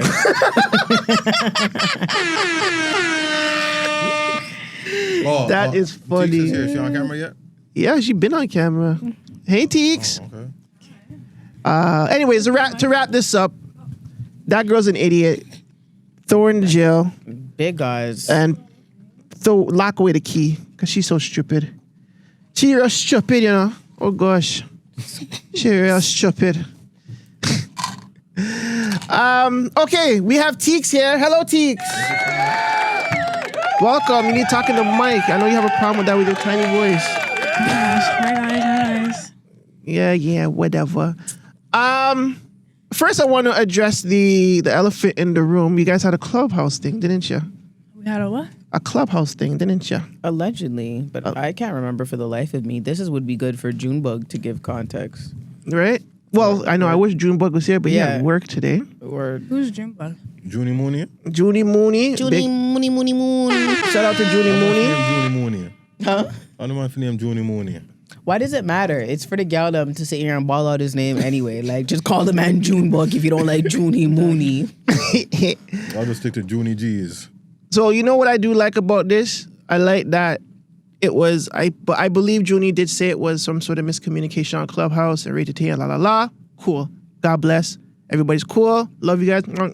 Okay, moving on. City, Teeks, y'all went to the Junos, right? How was it, man? You want to let her start? Okay. It was fun. I had a good time. It was fun? Yeah. That's it? Yeah. What It else was an after happened? party. You know, they had like a few performances, Mm-hmm. a few covers. Mm-hmm. I feel like, you know, they booked a few artists that could have done their own songs. Mm-hmm. Hey. Okay. What were the highlights of the night? For me, personally. So who's talking here? Who? Okay. Go ahead, Teeks. What was the highlights of the night? For me personally, Kirk Diamond. He did a cover. Oh yeah. Yeah. What song? He could have did his own song, but what was the song? I was singing it. I don't even remember the song, but it's a really popular. Whatever song that is. What? You gotta be so rude. Yeah. Why you gotta be so? Kirk Diamond did that? Yeah. A white person song? They had a black guy singing Nickelback too. So that was Niggerback. Shout out Nickelback. What? It was a lot of rock. I'll say that. A lot of rock. In that after party particularly. Wow. I enjoyed it still, but Listen, rock's not bad. yeah. Like, especially Canadian rock. People sleep on it, but Canadian rock moves mountains, bro. It's very dope. City, what was your highlight of the night? I didn't really have one. I felt betrayed when I realized that this wasn't like a networking type of party. I mean, we knew there was going to be performances and stuff, but yeah, I went to the wrong Junos party. Oh. I should have been at one of the record label ones, but I didn't have a personal invite to one of them. So yeah. So the record label parties, you needed to like have it in technically. Yeah, because my homegirl was telling me about. I think she went to the Universal one. Right. But by the time she got in, she couldn't even get me like the pass by then. So yeah. Okay. And plus, it was 4 of us, so she couldn't get 4 passes. Right. Okay. Would you? What would you rate the whole Junos experience then? I mean, just what I went to. I didn't go to the award show. I know that. Okay, but the people don't. That's true. I mean, why didn't you go anyways? Why didn't you go? Like the tickets I was left over, like the seating was horrible, so I just said fuck it. But earlier that day, this guy I know that he's my link for like sync placements, right? He hit me up like about noon. He's like, yo, pull up before like 4. I could get you in and everything, behind the scenes and all that from early. Mm-hmm. But you know, sometimes you be trying to move with the team, and you just move all those stuff and just handle your business. Listen, just point. The gal them weren't ready. just. No, the gal them and the man them. Oh, okay. It wasn't just Yeah. the gal. You guys like talking like he has something to say. Like you take long to get ready. We spoke about it on our episode. I'm always late. I'll say that. But it wasn't just me. Late to this, and she was already here. Like, where were you sitting in the hallway? In the room. Hallway. Outside. That's what I'm saying. Like, you guys were supposed to be the first segment, right? I don't know. I know. We didn't tell you the game plan. Yeah. Anyways, is this something that you would do again? I'll be there next year, but next year we're definitely gonna have our media passes and all that. What the fuck y'all take this for? This big GTV. How to do it properly. Not the little one. Fuck. GTV Winnipeg. Fest 2027 coming. It's in Winnipeg next year? It's gonna be We cold. can get there. We ain't tripping. Just It's hop gonna on be a flight. cold. What province is Winnipeg in? Saskatchewan. Hmm? Manitoba. Manitoba or Manitoba. Saskatchewan. Where's Regina? Winnipeg, man. Red Dog, we're gonna embarrass ourselves on Regina's this good internet with the Saskatchewan. amount of times we had to color in the Canadian, like the map. Regina is Saskatchewan. I just don't Winnipeg, remember. Manitoba. Yeah, Winnipeg, sorry. Manitoba, sorry. Regina A is little bit Saskatchewan. She's right. Okay. Well, shout out to this bright young lady over here. No, a little bit. This immigrant knowing Canadian shit. She had to know what to get here. Literally, like she said, I'd be coloring in the map like some high school shit. Was that tedious? Like, It was just none of annoying. it. It was just none of it. Yeah, that the was show annoying. was very annoying. why none of it? None of it's easy. It's up north. No, all those little islands. Do you know how many islands could like make up Nunavut? No. It was a rhetorical question, but like look at the map of Nunavut. It is a massive, Can you show me? massive. But not all of Nunavut is habitable anyways, right? Habitable, I don't correct? think so. No, it is because the people that live up there have adapted to the Arctic. Yeah, look how big it is. You can't even see it all the way on thing. It's huge. This is all Nunavut. It goes all the way up there. It's huge. Do y'all think the Earth is flat? Why do I care about what the shape the Earth is? I still gotta pay these goddamn bills. Shout out that girl that said that. Because what does it matter? Earthers are crazy though. Because what difference does it make for me? Like, will my bills be cheaper? Whether the world is flat or not? Yeah. Well, if you're an That's explorer, like that would even make one- sense. I'm not exploring a motherfucking thing. I got money for that right now. Columbus. I forget Honestly, the name of the I don't girl that think said I was that. rich, I would want to even explore and find out shit like that. Let me just stick to where I'm at. Because the last people that had bare money and decided to explore, they imploded underwater. Because they're dumb. If They you what? watch the documentary on that was the Underwater, dumbest the- thing ever. Oh, I remember. The submarine. Yeah. Ocean Gate. Ocean Gate. There's a documentary on it now. That's crazy. Netflix? That's crazy. I don't know. How long ago was that? I'm searching now? the shit up. That was like last year. No, it Yeah, was something not. like that. Damn That was last year when those people went down into the water It was on like some at bullshit. least 2-3 years ago. I think it was longer than that. Yeah. Are you sure? Yeah. Fam, I remember that shit like it was last year. That's when those guys went into that stupid ship and went down and they died. They PlayStation didn't come back up. Huh? Yeah. With One of them took PlayStation their controller. son or their stepson. Dude, play. Bro. What? Yeah, they said they Bruh. had a PlayStation controller for like the. That was This the is steering? 2023. Like I said, this was not last so year. 3 years ago. Okay, Yeah. okay. My goodness, time is really just a concept, huh? I mean, the older you get, the faster it goes. Oh, What? I hear that. And things start to move fast with time when you get older. I'm gonna have my 6th kid real quick. 6. He's been doing this all like you don't have 6. 5 kids. One sub kill 5 niggas. Ocean Gate. Shout out Onika. What bar is that? Onika Mirage. I don't know. Oh, that's what she said? Yeah, she's really ridiculous. That's crazy. What was her Columbine line? She has a Columbine book? I gotta Yeah, find that she's- right now. When I tell you Nicki Minaj is nasty with it, she has a Columbine line. She has a few of them. She's just- Roman Reloaded? probably Take bitches to school, then I Columbine these hoes. Yeah, yes. And call them what? She says she takes bitches to school, then she Columbines these hoes. Oh, Okay, you know what? Let's go there. okay. Is Nicki the greatest female rapper? Yeah. Oh my God. Not even close. Not even close. We're doing this right now. Yeah, let's do it. The greatest. Of all All time. time. Lyricist? Who's seeing her? Closest might be Missy. Lyricist, yeah. I have to give her flowers. I respect Nicki. Do I like Nicki right now? I don't think right now matters. I think I think her personal doesn't need to necessarily coincide with her work. It doesn't. You separate the art It doesn't. I get you. Nothing about her art reflects her thoughts now. But she's washing. Washing. There's not a lot of people that can touch Nicki Minaj. Yeah. She's better than your favorite male rapper. Oh, and that's who? It could be Jay-Z. She's not better than Jay-Z. I knew he was finna Okay, if catch you the say stray. so. Like, She's shit. not better than If she Jay-Z. can hop on a track and wash Jay-Z, she can hop on a track and wash Rick Ross and wash Kanye They're and done. wash these guys. I'm sorry. I'm gonna pull out some names. Top 25 list according to Billboard. Tierra Whack, better than her? I don't know who that is. Okay. Doechii, better than her? Yep. Yeah. Gangsta Boo, better than her? Yep. Yep. Lady of Rage? Yep. Gloria? Rage's hard. Glorilla? Oh, this is woman. Yeah, this is a woman. Yes. Glorilla? Yeah. Yes. Moni Love? Not Yes. familiar with. She's more of a singer than anything, but sure. Are you Lotto? doing artists? Are you doing top 5 artists or rappers? I said rappers. We It's a should do rappers top list. 10. I feel like 25 is, because I don't know half these people. Okay, Lotto's so real. if you don't know, then it's gonna be Nicki Minaj over her. Yeah. Okay. Yeah, no, she's better than Lotto, but Lotto pushes her pen.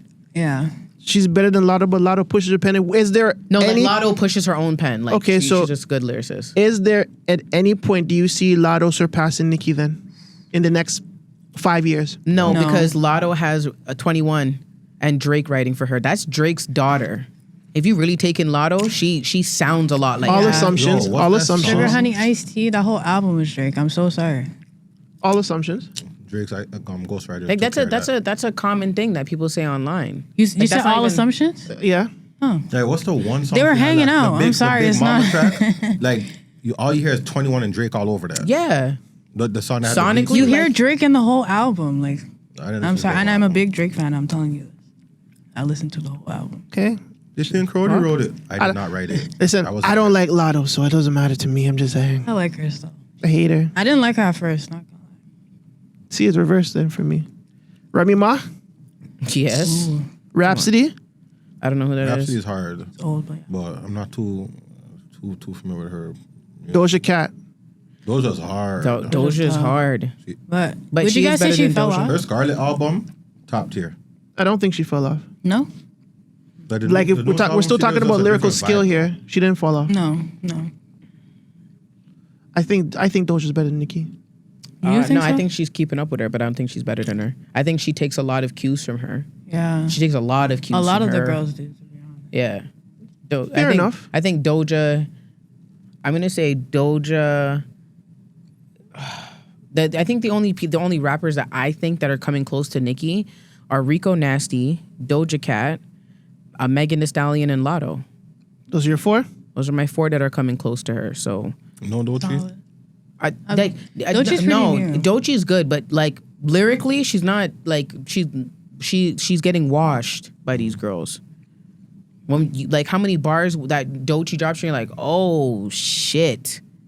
Maybe we don't listen to Doja enough, but I think she has bars. No, she does. I like that Alligators album. I fuck She with it. does, Yeah, and the but- like Might it give was them next spin it and wasn't like let you know my I opinion. it wasn't my taste, but I can still recognize that she had bars in there. But nothing made me go, oh fuck. Like when you remember when we were talking last week, and you're like, let's look at what was put out in that year when you were putting out music. That's what I'm saying. Like you do these back and forth, and even if you go with the like any of Doechie's songs, I'm telling you, like you put any of these girls up in a verses, the only people that are gonna come close to you are the girls that I mentioned. And I think Doja's the closest one. I think so too. But to me, like I said, I think Doja has surpassed Nicki technically, like technical lyrical skills. The only thing I can give Nicki on is her energy. Her energy is unmatched, fam. Like, and you know what? Out of the blue, I feel Nicki drops tomorrow, everybody's listening. So her 100%, she's impact is crazy. It's not even just that. Crazy. She's been saying that she's gonna drop an album on the 26th. Yeah. That's what she told everybody. Yeah, she didn't drop. You know what? I People's was talking to looking for- Zelda about Nicki the other day. I said, yo, if Nicki was to drop like an album on some boom bap shit, like some Griselda shit tomorrow, like she would Nasty. reset the game for female rappers. Listen, She would. if she lets Roman Zolansky loose, it's a massacre, and we aren't even gonna know what to do with we're not gonna know what to do with nothing. Nicki, I know you watching the Man Dem Show, so please just drop the boom bap album and fuck the game up. I've been asking, mind you, like again, I'm not a fan of Onika anymore. You get me? I think she's just whatever. But lyrically, trust me, I'm in TikTok. I'm like, anything that she might see, any little mix that goes around, I was like, Nikki, just please, like, the next album, I don't want to hear no lovey-dovey shit. I don't want to hear no club bangers. I want it to be a straight, like, what was the name of those, like, that like, datpiff.com mixtape? A lot of those. You know what I'm saying? That's what I want to hear. I want to hear a datpiff.com mixtape. I want these girls to be in a tizzy. Yeah, listen, you know what? I'll let the girl them call it. Fuck it. I'm not gonna call it still. You guys have it still. Nikki's bad, so she can go on. I don't like the way you said that. Put some more respect on the queen's name. I can't. Yeah, you can. I can't put no more respect than that. Don't do it, please. Yeah, you can. As a lyricist, come on the list? So at okay, I'm gonna go from top. So Nikki was number 1 on the complex list. Number 2 was Missy Elliott. Number 3 was Lauryn Hill. Number 4, Lil Kim. Number 5, Queen Latifah, which I would take out. MC Lyte. Number 6, I would take out. Salt and Pepper. Probably put them higher.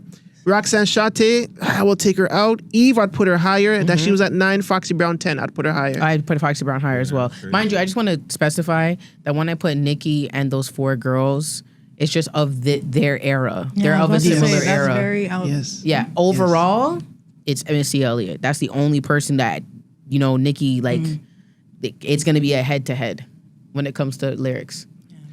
And skill and flow and just unique style. Creativity, literally. everything. Yes. I think yes. Nicki Minaj is a Missy Elliott daughter. But what do I know? Oh, you know a lot, man. Charlatan. Actually, no, I'm not shouting her out. So she's on some fuckery these days. Last 3 things. We're in the last 3 things. City, if you want to step out, you can step out. If you want to continue, you can continue. What is your choice, sir? Red pill or blue pill? I'm here. I don't gotta answer anything I don't want to. All right, cool. It's gonna get sticky in here, so Yeah, it's gonna get sticky in here in about 10 minutes and counting. Who was on the list? So we have Super Mario movie. Super Mario Galaxy came out April 1st. If you guys haven't watched it, go watch it. If you love Super Mario, that is. The post-credit apparently sets up for the Nintendo verse. I have a clip I am going to show to our people so they can see it. If I can find it. I definitely missed the story, but I don't give a fuck about that story right now. Let's go to the Nintendo story.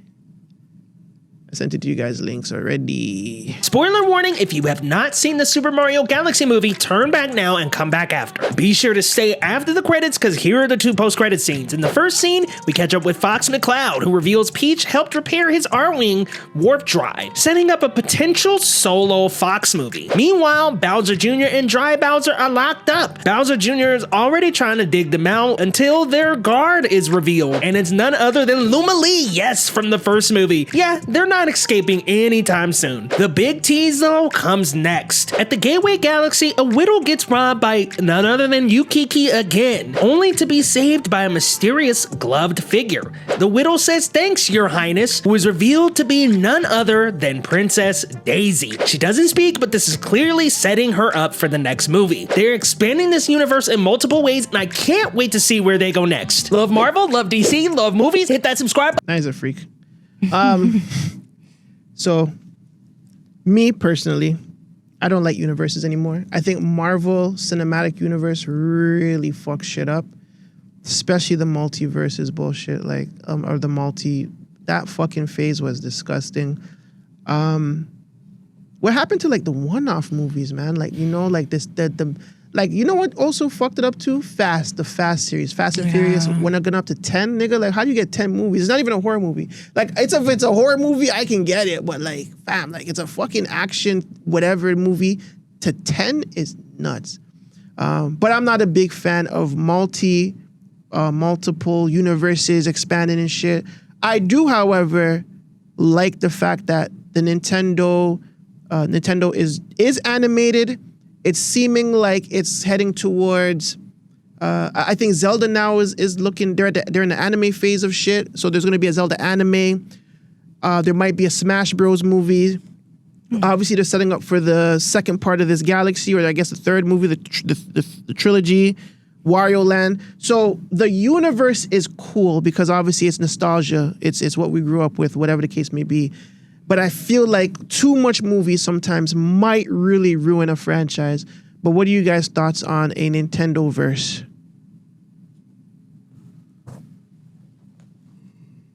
He's not feeling it. I'm done. I like Mario. I think it's a cool idea. I like the Marvel. I don't know why you don't like the Marvel Universe. I get the... It's just too much. Like, when you have, like, this movie coming out, then you have that TV show, and then there's everything is interconnected. Part, it's crazy. But I like that all the movies are interconnected. Like, that's cool to me. So if that's with Mario, I'm for that, you know?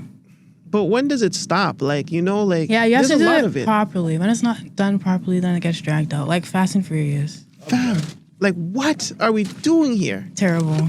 Horrible. You know what I'm saying? We can see your panties. I literally was thinking the same thing. Like, please. I took the words out of your mouth. Literally. Pause. But yeah, like, I don't know. I think it's just... I guess I'm tired of it. Yeah. I want to see more original stuff. I want to see more original movies, one-offs, call it a day. Yeah, movies suck these days, I'm not gonna lie. There's nothing good out. They've been sucked. Yeah. There's nothing good out. So I feel you. I don't even watch movies how it sucks so much.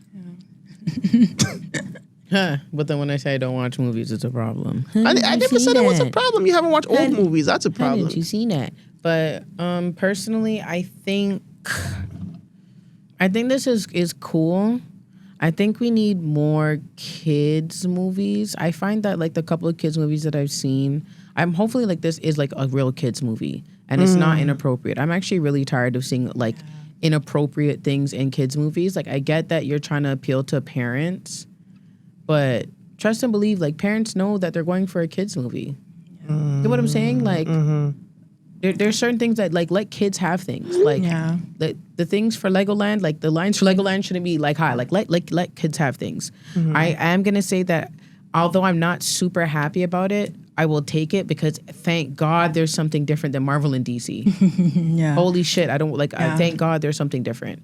We have movies, we have comics, we have TV shows, we have so many things. We have documentaries, we have table books. Like we have ran DC into the ground like multiple times too. You know what I'm saying? So many remakes. Like I'm tired of it. Like even the founder of Marvel like kicked the bucket and said I'm tired. And went to the upper room. R.I.P. to him, but damn. R.I.P. Stanley for sure. You know what I'm saying? Like Jesus. Mr. Lily said I'm done with this, brother. Like I'm tired of the little cameos. Like there's other things to do. He was the mailman way too much. You know what I'm saying?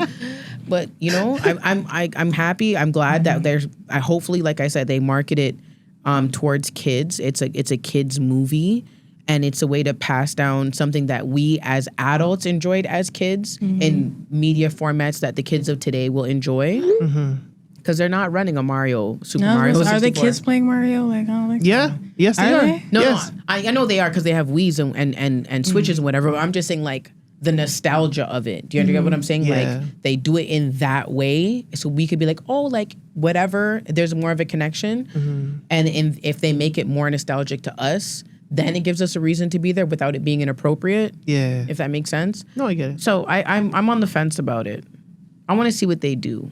Yeah, me too. I'm gonna watch it today, actually, Thursday evening. I might go see. I think my brother wants to see it, so I probably go see it. Go watch it. Yeah, I'll take him. I love me some Mario at the end of the day, but yeah.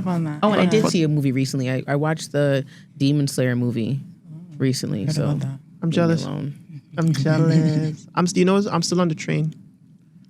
Movie like that's like movie, I know. Like just don't talk to me.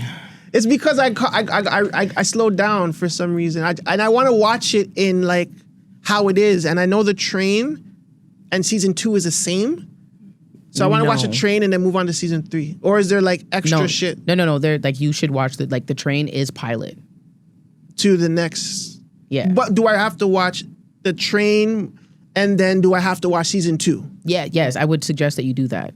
There's like I know the beginning is different, like a lot different.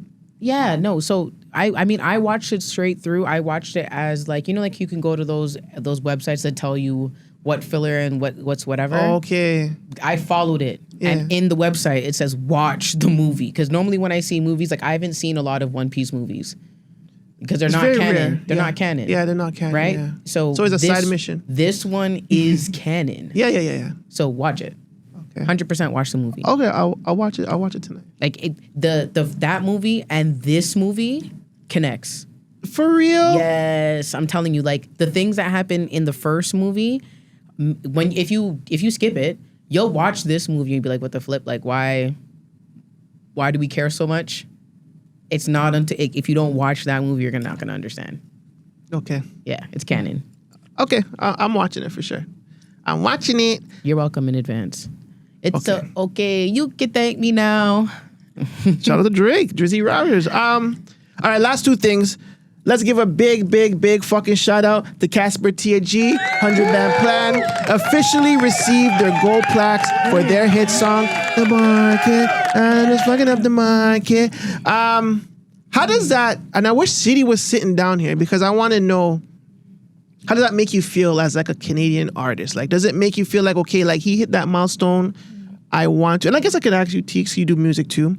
How does that make you feel like, do you feel like that is attainable now? Like, you know, one of us kind of got a plaque, now I can, you know what I'm saying, do what I can to hit those levels of achievement? Definitely. I say it's been long overdue, okay, for Casper to get signed, get the recognition he deserves. We had Come Outside how long ago? That was K Money though. But the both of them were doing their thing. Yes, okay? for sure. So, long overdue.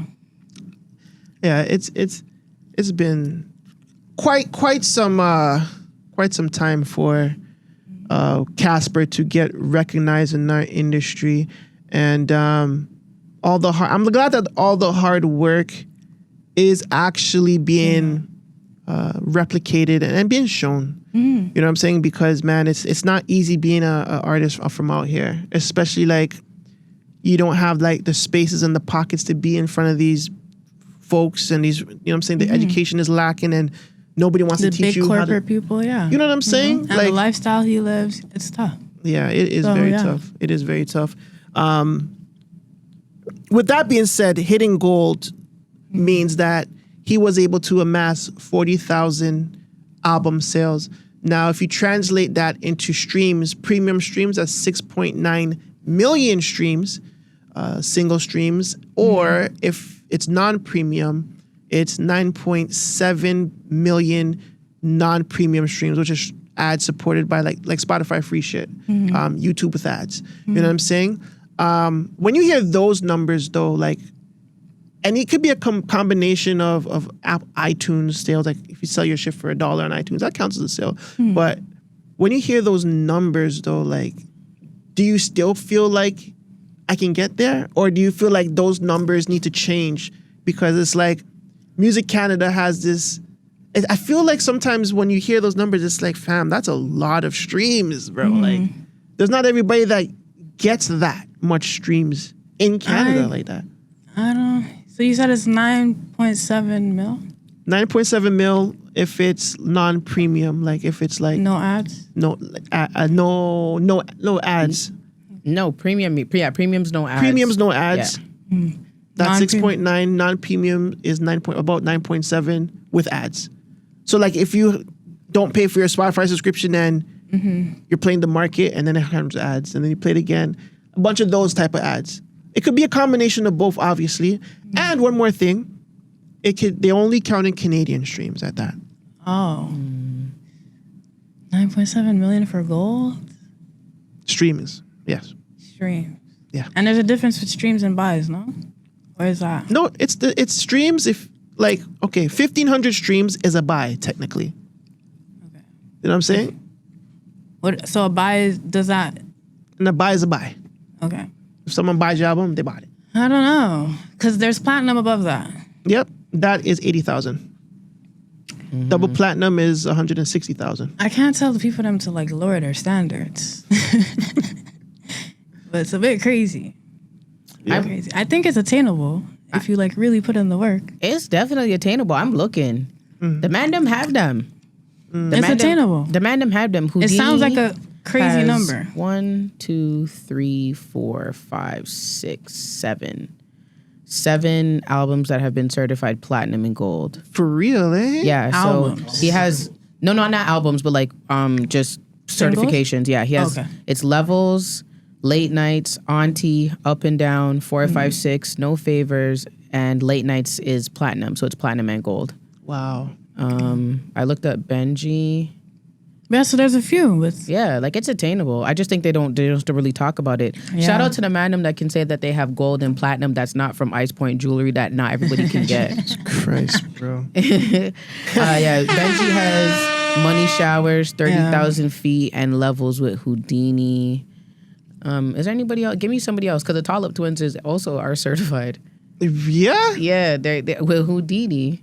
I think Houdini got a Yeah. lot posthumously. Posthumously. Yeah, I think that's that the word.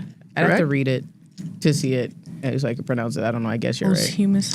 Posthumously. I always thought it was posthumous, but I think it's posthumous. And we'll look it up. Give me somebody else that's like underground. What about Griselda Blanco, like Pangs and Tutu? Did they get Yeah, it okay, let's look at certified? Pangs. I think they did. They must. And if so, If there's not, it's crazy. Yeah. I think they definitely did. hey man, if y'all are certified gold, you better give me my plaque. Yeah, dog. Griselda Blanco has gold and platinum. As For of real? 2021, they went. Look at that. They got platinum and gold on the same day. Oh my God. Yeah. I need November those. November 29, 2021. Go get your plaques. Yeah. It costs money. You engineered that? Yes, I recorded that. Go get your Oh, plaques. congratulations. Oh my gosh, you just hit the button on the thing. Thank you. Yeah, I recorded that song.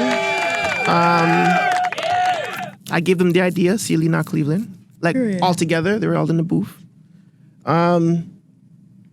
I even fucking bought the lease for the beat. I believe in that record so much. Am I the only? But I didn't mix it though. I just recorded it. We mixed it. Ali mixed it. He added all the gunshots. My version is super clean. Like my version is like soap. You know what I'm saying? It wasn't a mixtape version. You know what I'm saying? But shit, yeah. But it costs money to get plaques. You know that, right? Oh, no, you of have course. to pay for your I plaques. 100%. I know that. I'm But not paying for that. I think do you have any plaques at home? No, I think you need to make the investment, at least of the platinum one of this. Yeah. How much is that? I have no idea. That's Why an you excellent listed question. in the credits though? I'm gonna look it up. I could list it, because I'm a part of the record. Because everybody that's a part of it gets a plaque, technically. You Listen, feel me? well, I don't care about the politics. You're involved in it, and when this goes out, anybody that was involved, they're gonna have to sit here and say, yeah, he was a part of it. You get what I'm saying? Exactly. Get the plaque. Okay. Get the plaque. Okay. You've been saying like I've been wanting to do whatever and help the Man Dem. Now you have it. Receive a fruit of your labor, so you can look up and say, yeah, I contributed to the culture. Could be credible to what we're doing too in the future, right? Yeah, of course. Hey, listen, I'm not even talking about nobody but you. You did something good. Get yours something good. Thank you. You know what I'm saying? When you're doing GTV Fest, you better bring your plaques out. You get what I'm saying? Let the gal them listen. When we need to go and do a little celebration at the club and have them use your plaque to Bring the bottles up. That should be fire. Ace of Spades, Hennessy there, Tequila, Casamigo, every blood clot. I'll tell you right Bring now, it out. I haven't even seen a celebrity come out with their plaque with the gal them and the bottle service. That'd be nice. Was there That'd be anybody else nice. you guys want me to look up real quick? Who else should have a plaque? What about Bogues? Does Bogues have any plaques at all? How do you spell his name? B-O-G-Z? Booggz.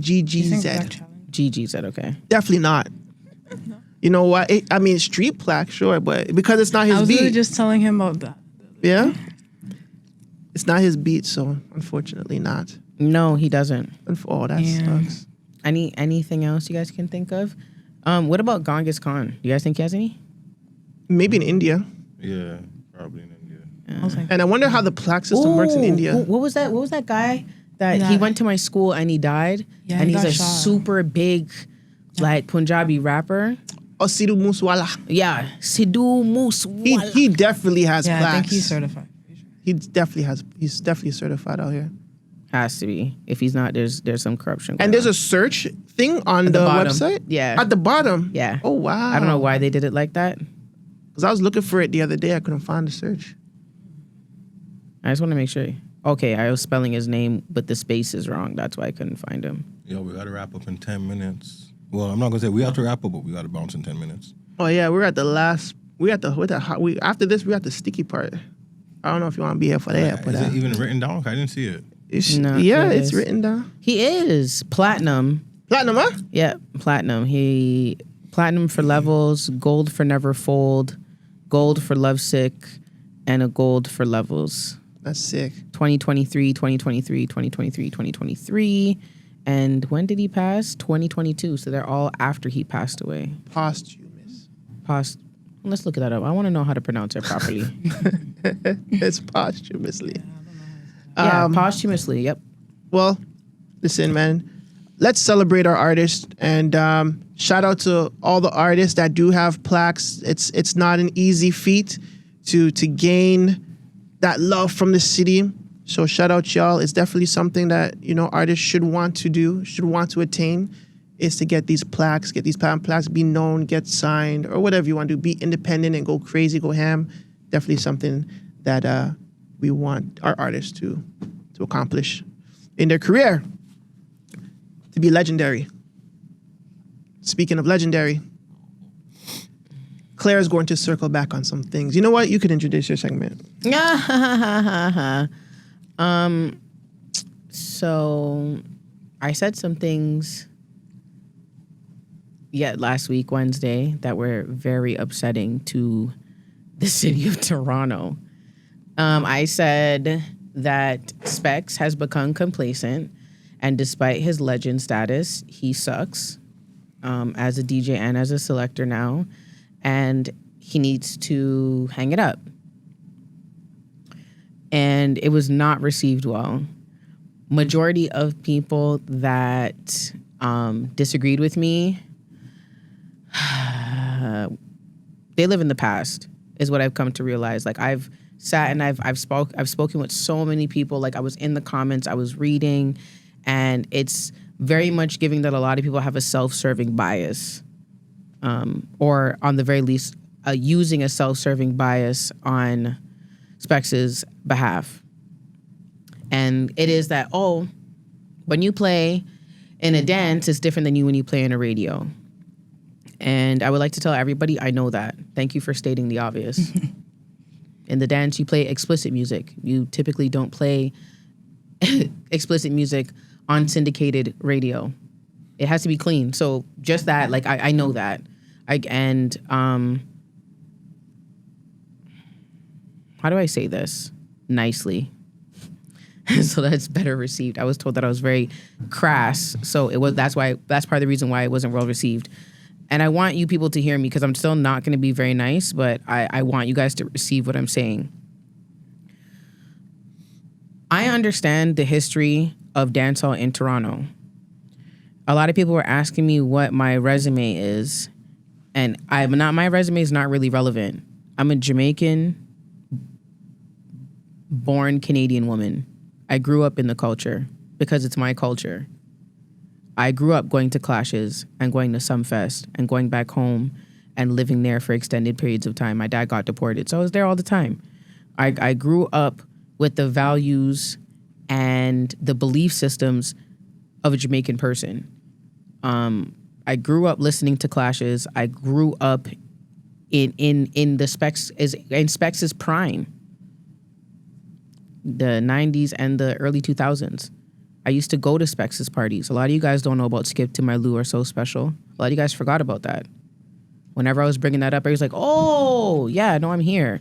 Professionally, I've been in the nightlife since I was 18. But outside of work, like, I grew up in it.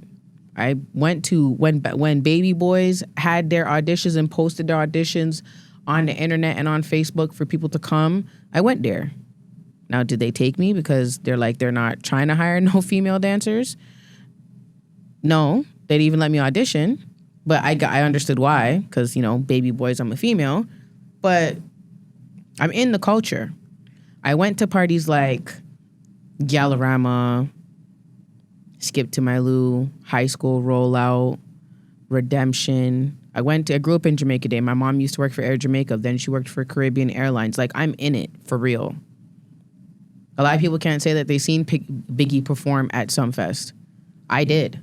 I was there for a little bit. I remember all, like, you know what I'm saying? So that's my resume. Outside of that, I used to be a Spex fan. So I know that he's not good anymore. The general consensus amongst the people that don't dick ride and cocksuck that man is that he fell off about a decade ago. No one listens to the rhythm tracks.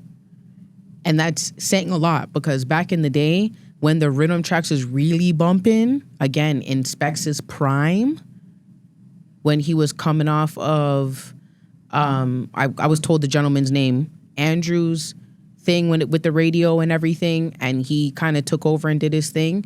Remember, like, people were getting dancehall mixtapes.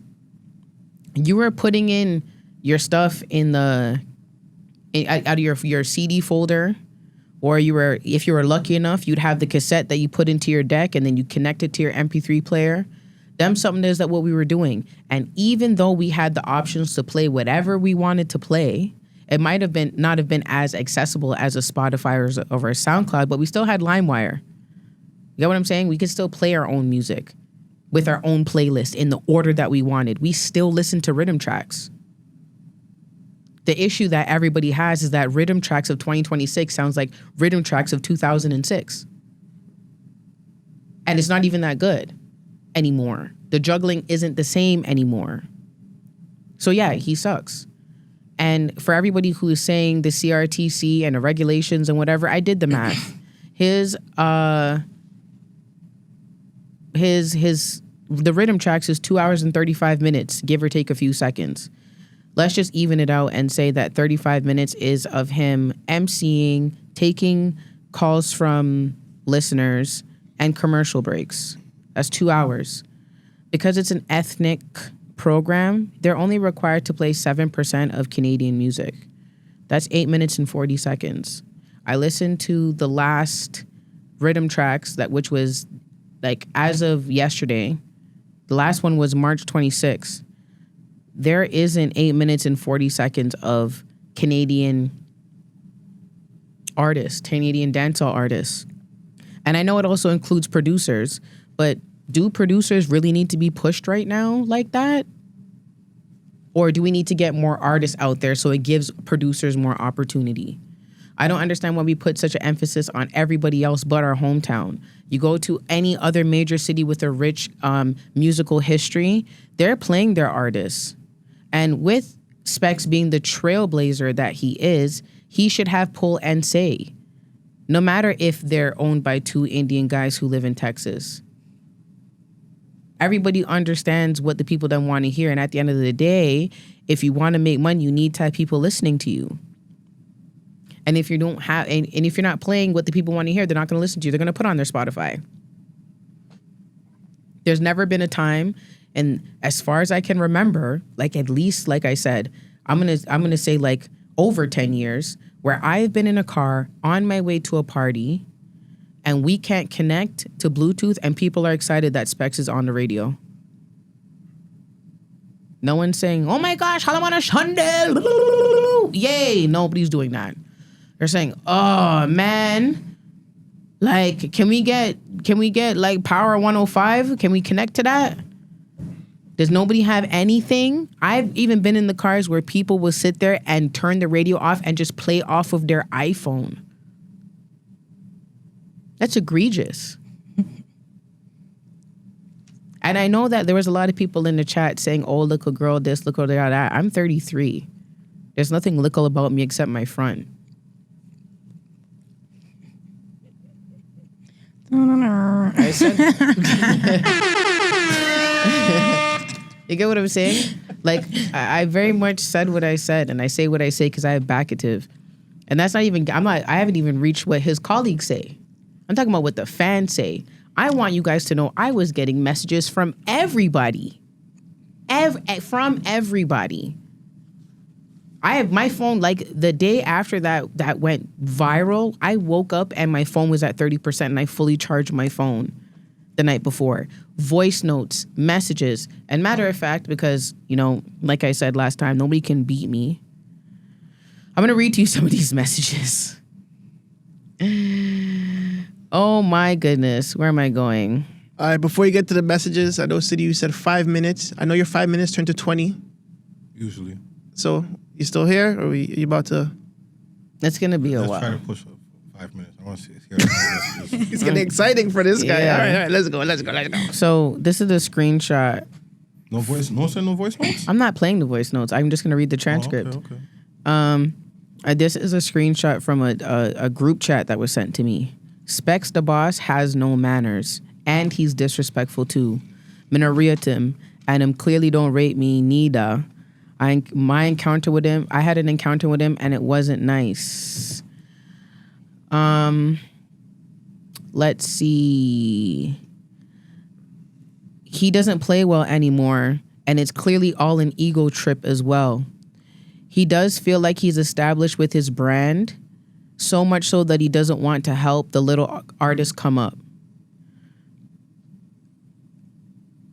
Let's see. Hold on one second. Sorry, guys. Like I said, hold on. There we go. Messages. Sorry, they're transcribing. Actually, what you said, it's facts. Although it's not just Spex, a lot of these fucking gatekeepers in the city also include the bigger companies, festival organizers, award show organizers. They're all the same. They all need to retire. At the very least, retire or collaborate. That's the times we're in. There's no way anyone in the city is going to sit here and listen to the same shit and no one's going to say anything. And that's why the Toronto culture is what it's like right now, especially the nightlife culture. Hold on a second. There's more. Sorry.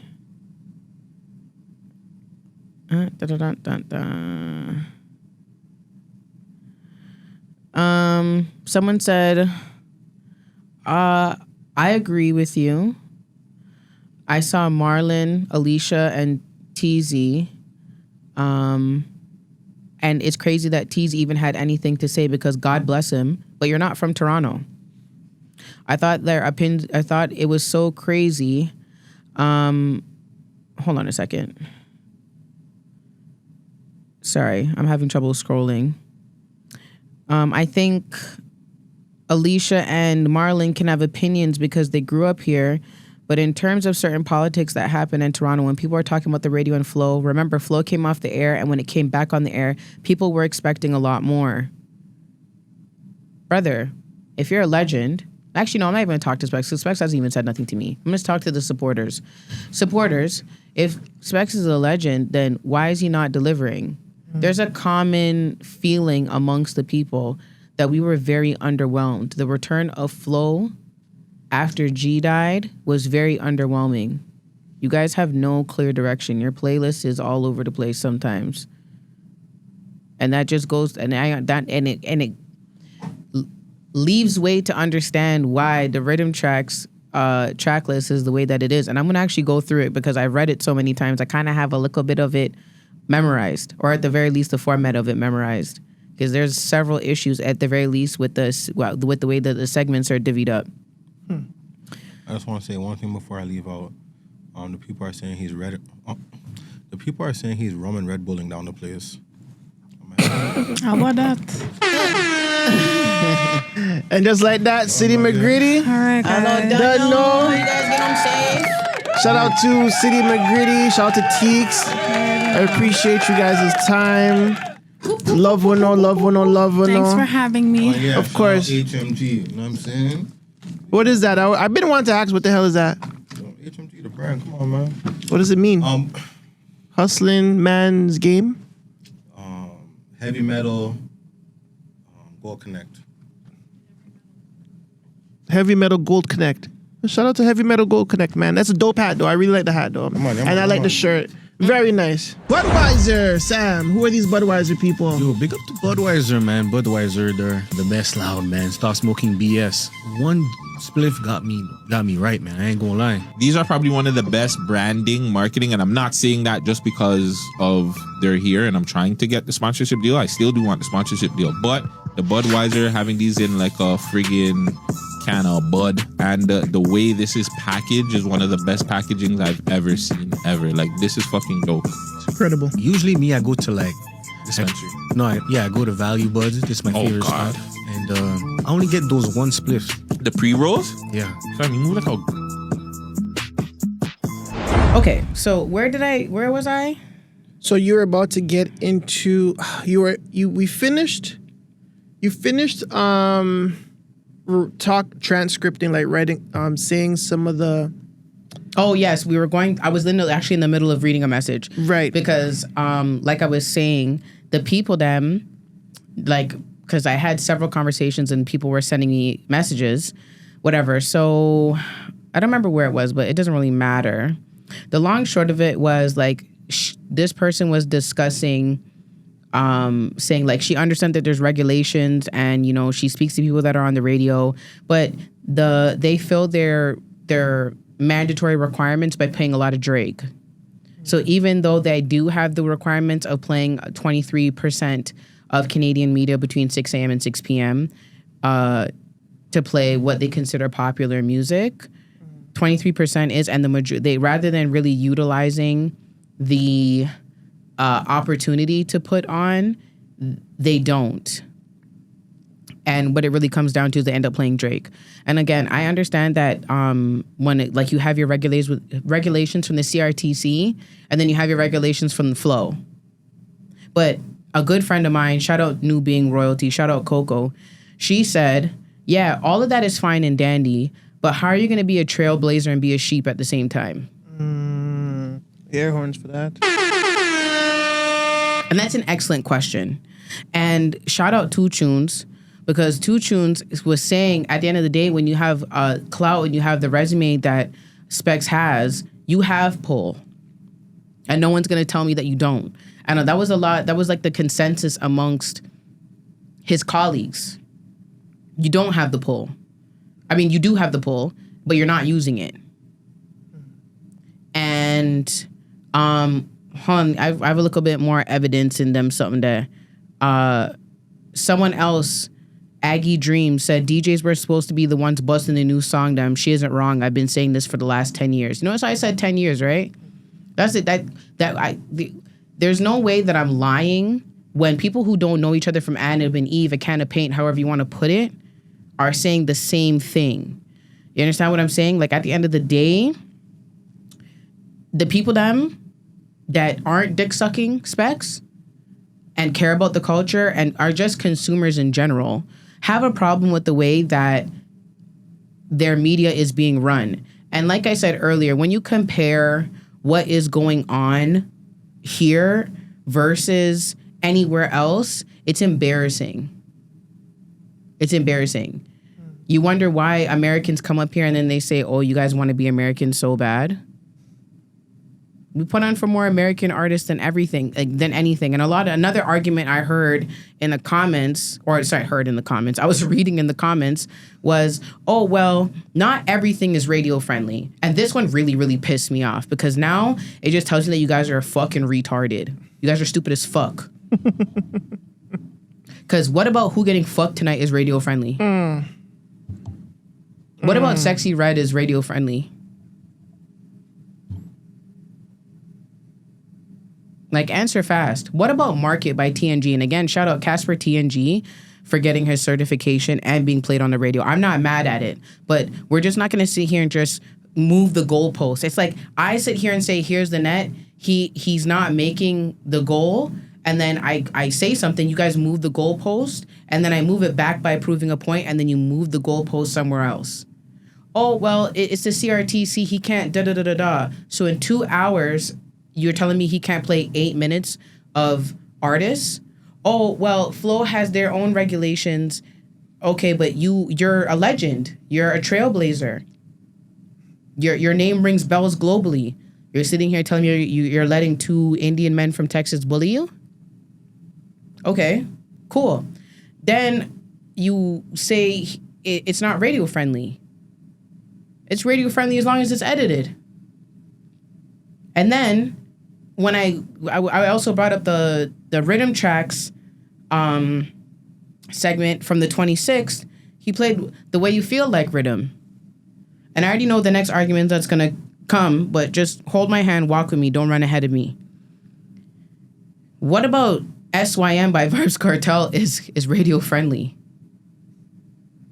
What about Badness Upgrade 2.0 is radio friendly? It's not, but it's edited, so it's allowed. So you're not going to sit here and tell me that he can't play LTL. And that's the thing that really irritated me, because this is around the same time that the Junos. LTL was nominated for a Juno, although they didn't win. Shout out LTL. Anyway, you're dead. You guys are doing real big things outside of Canada, and I know that because I've seen it. I've seen your songs come down and shelled on the dance. You didn't even give them a shout out. You didn't even give them a congratulations. I thought you're a trailblazer of the culture. What happened to that? This is what I mean when you're lazy, you don't do your fucking job. Fling, shout out Fling. Fling came on a panel that I had with TikTok because you see me, I'm very much a girl. Like, I might say outlandish things, but I always have a backative. I used to love writing essays. I could definitely give you 3 primary and then 4 secondary and 3 tertiary flipping resources for my arguments. Shout out Fling. Fling said that, there is a lot of regulations and DJs are highly censored, and they are. I don't doubt that. I'm not saying that they're not. But even Fling said he's not that censored where you need to play similar things all the time. You're not. And I've asked every DJ. When I tell you, can I show you something? Okay. I made a little bit of a list of the people who move the culture in Toronto and the people that I've spoken to in the past 48 hours about this subject. Everybody that you look up to, everybody that you will go to a dance to, the names are name brand names. Everyone said that if they had only 100 songs to play in a crate, a radio station, you're only allowed to choose from these 100 songs. They would not play that 100 songs the same way all the time. You'd find a creative way to blend. To blend? Yeah. You get what I'm saying? And when I tell you, shout out friggin' Jigga from Egg West. Okay, I had a conversation. He was the first one to come on my line and say, you're crazy for talking about Spex like that. And I said, tell me why.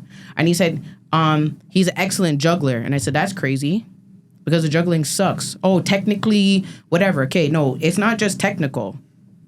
You got to be creative. Part of being a good juggler is being creative.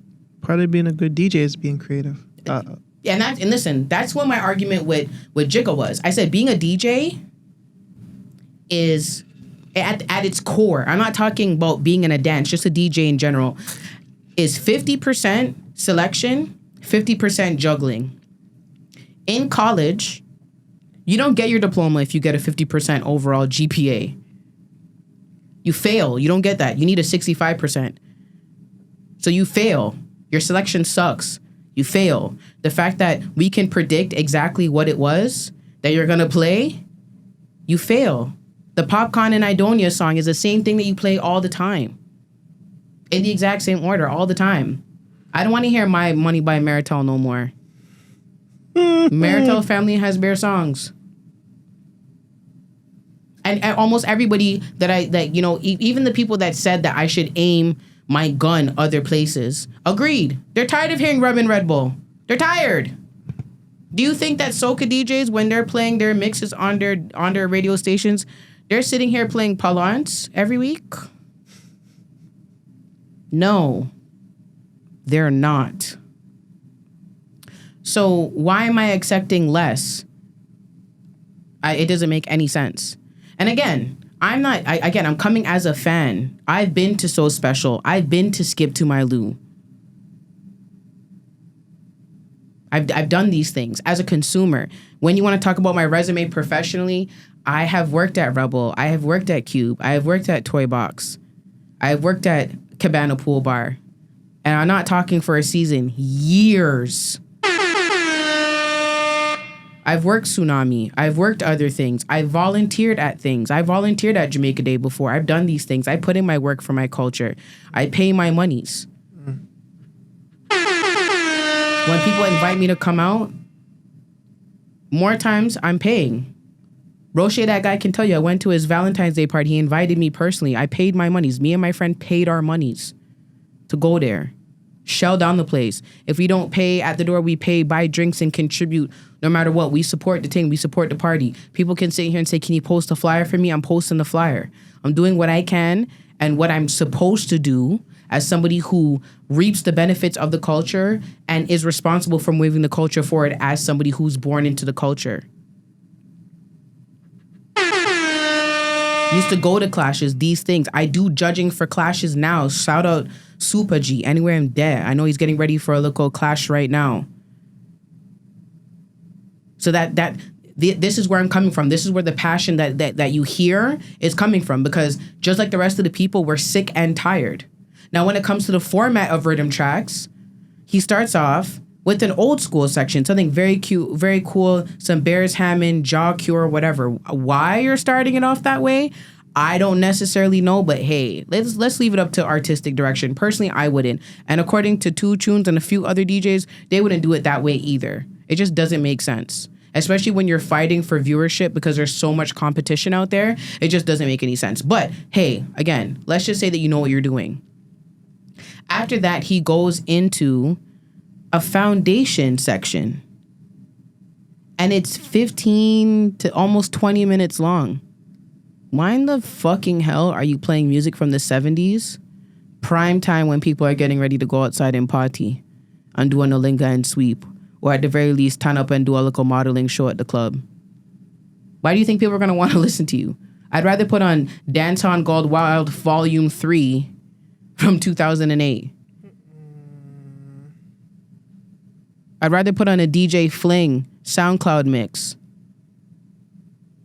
than listen to that shit. That doesn't make no sense. And again, foundation is incredibly important. I'm not saying don't play foundation at all, but did I take the video down where you use caricature in the wrong context yet? Miss Think I Know It All. I don't respond to people. Like, I'm not even gonna entertain you because when you come on a real page, I'll respond to you. And it's not that I think that I know it all. I'm generally well-spoken, and it's not unheard of for someone to, like, I can say I misspoke and I could admit that I'm wrong, but more often than not, sometimes I'm not wrong.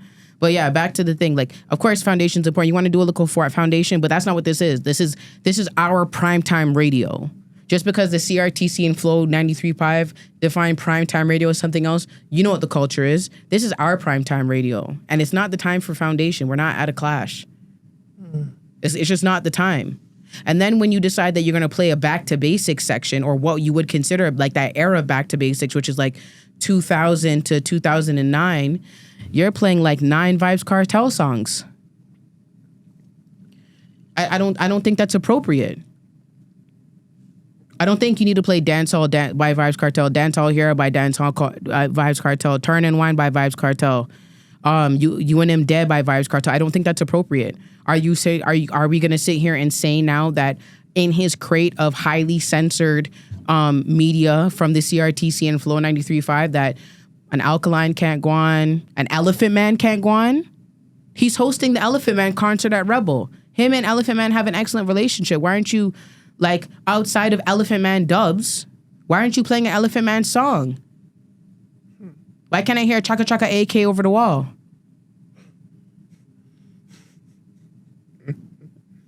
Like, these are questions that I want to know, that from his supporters. And you guys aren't really supporters anyway. You guys are fake as fuck.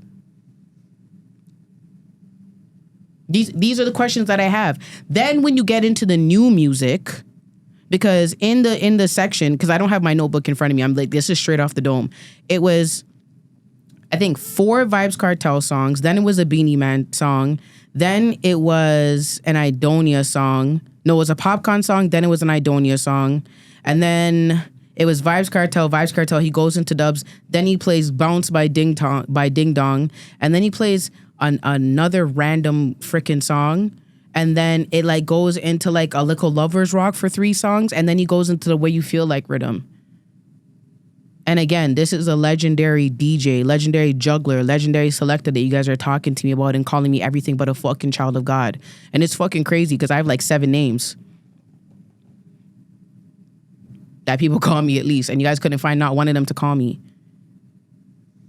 Then he goes into some newer songs. He drops a Robin Thicke and Shaggy song. He drops this song "Fun" by Eric B, I think it is.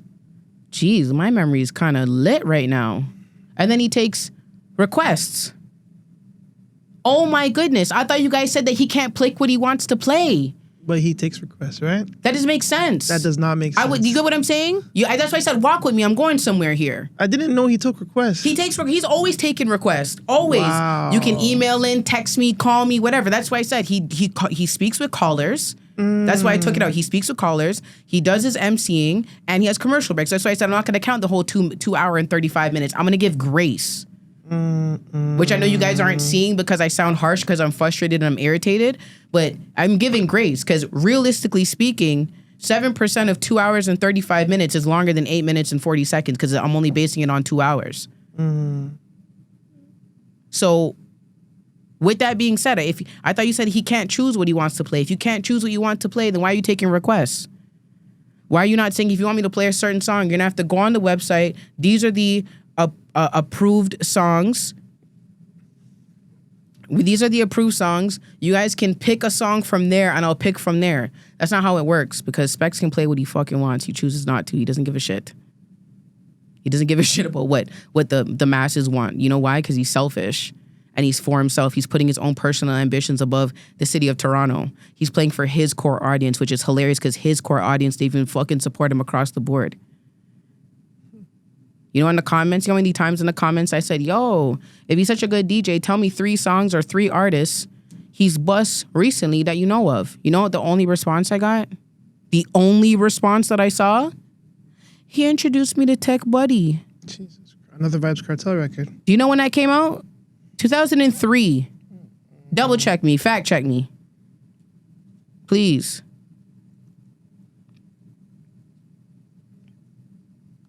That Buddy, y'all, came out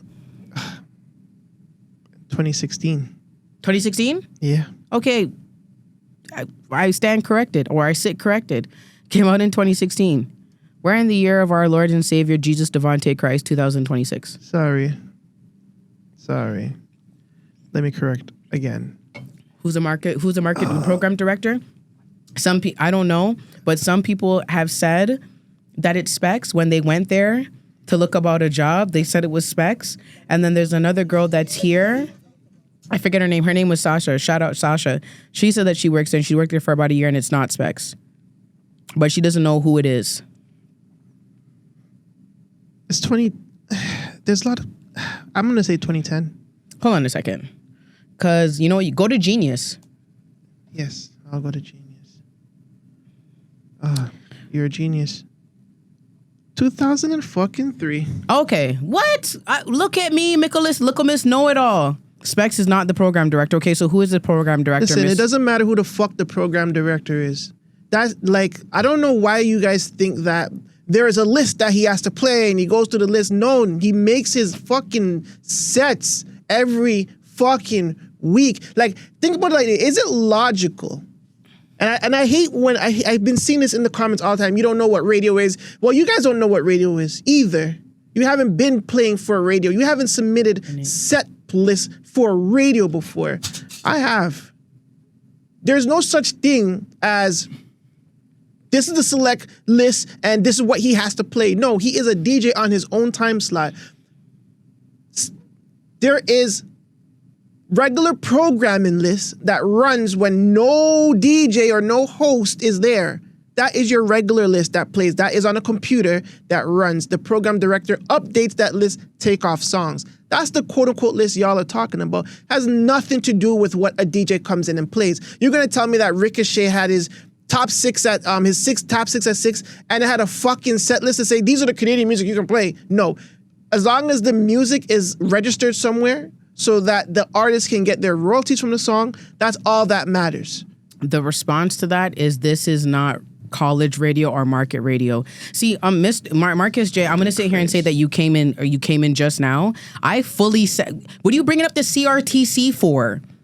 What are you bringing up the CRTC for? The regulations for the CRTC is that it can't be discriminatory against any protected group. It has to be edited, and it has to be a minimum of 7 minutes of Canadian media.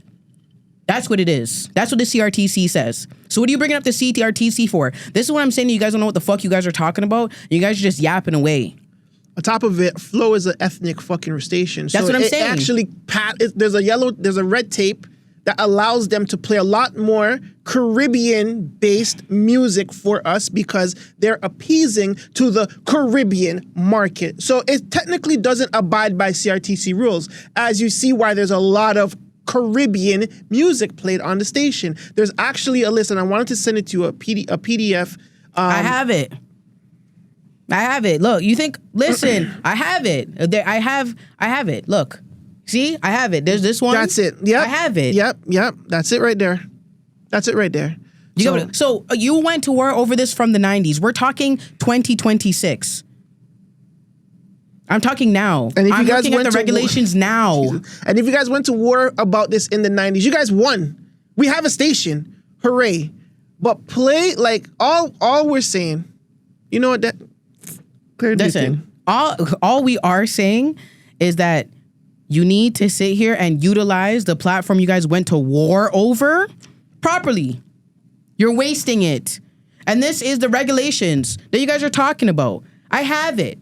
I Googled it. I looked. I know what I'm talking about. And I know what I'm talking about, and I don't need to be in the radio station directly. I know what I'm talking about when it comes to CRTC because the CRTC posted their guidelines on the Canadian government website. It's right here. Spex doesn't have to play 23% because you guys don't even know that. I've asked you guys, what's the percentage? You guys don't even freaking know, and you guys are sitting here telling me I don't know what the fuck I'm talking about. He doesn't need to play 23%. You know why? Because he's playing after 6 p.m. And on top of that, even if he was playing before 6 p.m., he's playing ethnic radio. It's only 7%. He only needs to play 8 minutes and 40 seconds of Canadian media. And that includes producers. A lot of them don't know. A lot of the American singers are on Canadian beats. If somebody goes and produces with OVO 40, it counts. Murder Beats is CanCon. You get what I'm saying? It counts.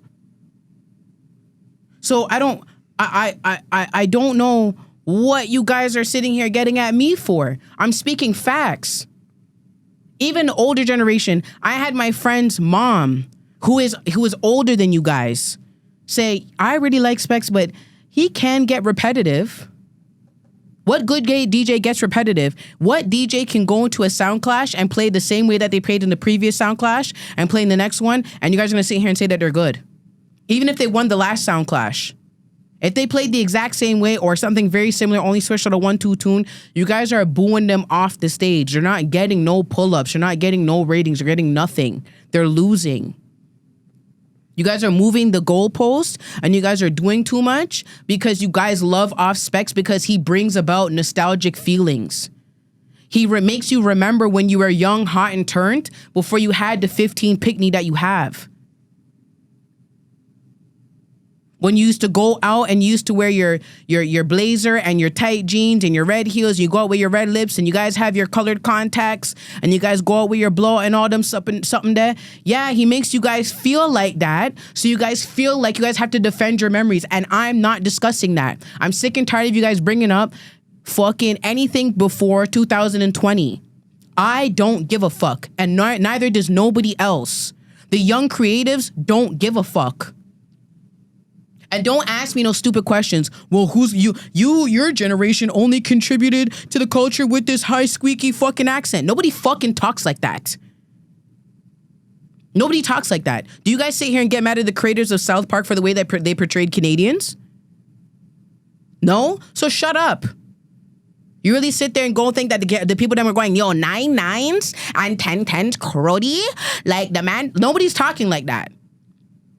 And I don't know if you guys know, that's not my generation. I'm 33. That's like the generation after me. That's like Gen Alpha. That's not me. So again, your arguments hold no fucking weight here. The Spex we know that was busting down things when King Turbo Sound was going up against Mighty Crown is not the Spex that you're seeing here today. I notice I'm not looking at no notes. I'm doing this off the dome. I used to go on my computer and watch Wetty Wednesdays and Dutty Wine, all these parties happening in the States. I used to be a real dancer gal. I know what the fuck I'm talking about. Just because you guys don't know my face doesn't mean that I don't know what the fuck I'm talking about. And just because I strip and I shake my ass for money doesn't mean that I don't know what I'm talking about. Do I need to be a doctor to sit here and have a valid opinion? You guys are sitting here and talking to me about shit that has nothing to do with anything. Look at the way you look. It's giving back page. Look at this. Maybe you need to stick to shaking ass. Everybody who's co-signing you, it needs to get boxed upside the head. Oh, it's the cut water talking. No. Now I have a ginger ale, so what the fuck are you guys gonna sit here and tell me this time? Completely sober. Because I said what the fuck I said and you guys can't beat me. What is Spex doing for the culture now? I even asked you guys, tell me some parties that he plays at. You know what everybody said? Ush and Halamana Sunday, which one of them is his birthday party. So does it even really fucking count? No. What else? I know parties. I know he did Reggae Cafe's 20th anniversary. I know that he's involved with the Elephant Man concert, but guess what? He's fucking hosting. Look at his social media. He doesn't want to be a DJ anymore. Spex has been quietly telling you guys without saying nothing that he doesn't want to DJ anymore. Talk to anybody who is in the same caliber, who works in them, who's in that nightlife, promoters, DJs. They have all told me they have asked him to play parties and he doesn't even get back to them. This is the legend you guys are defending? This is the legend you guys are defending? The man that doesn't even really want to contribute to the culture? You have to catch him on road to talk to him and say, hey, listen, I have a big party coming up, I have a big dance coming up. I want you to be there. And he says, yeah, I'll holler at you. Get in contact with my booking manager or my wife. He's not even personable anymore. Very Hollywood. And that's the same thing that we all complain about. Oh, the artists, them are Hollywood. You can't connect with them. They pass you by and they'll tell you to fucking chuck off and they don't care. Know how much parties and concerts. So what are we talking about? What are we talking about? To sit here and say that you guys can't think of no other DJ that could take his spot on the radio is disrespectful and shows me that you guys have incredible biases that you're not willing to overlook because of your emotional reaction to what the fuck I said. You guys aren't even thinking rationally. Because again, I always have proof, right? I posted on my story and I know because you guys don't like me, you guys didn't look at the story.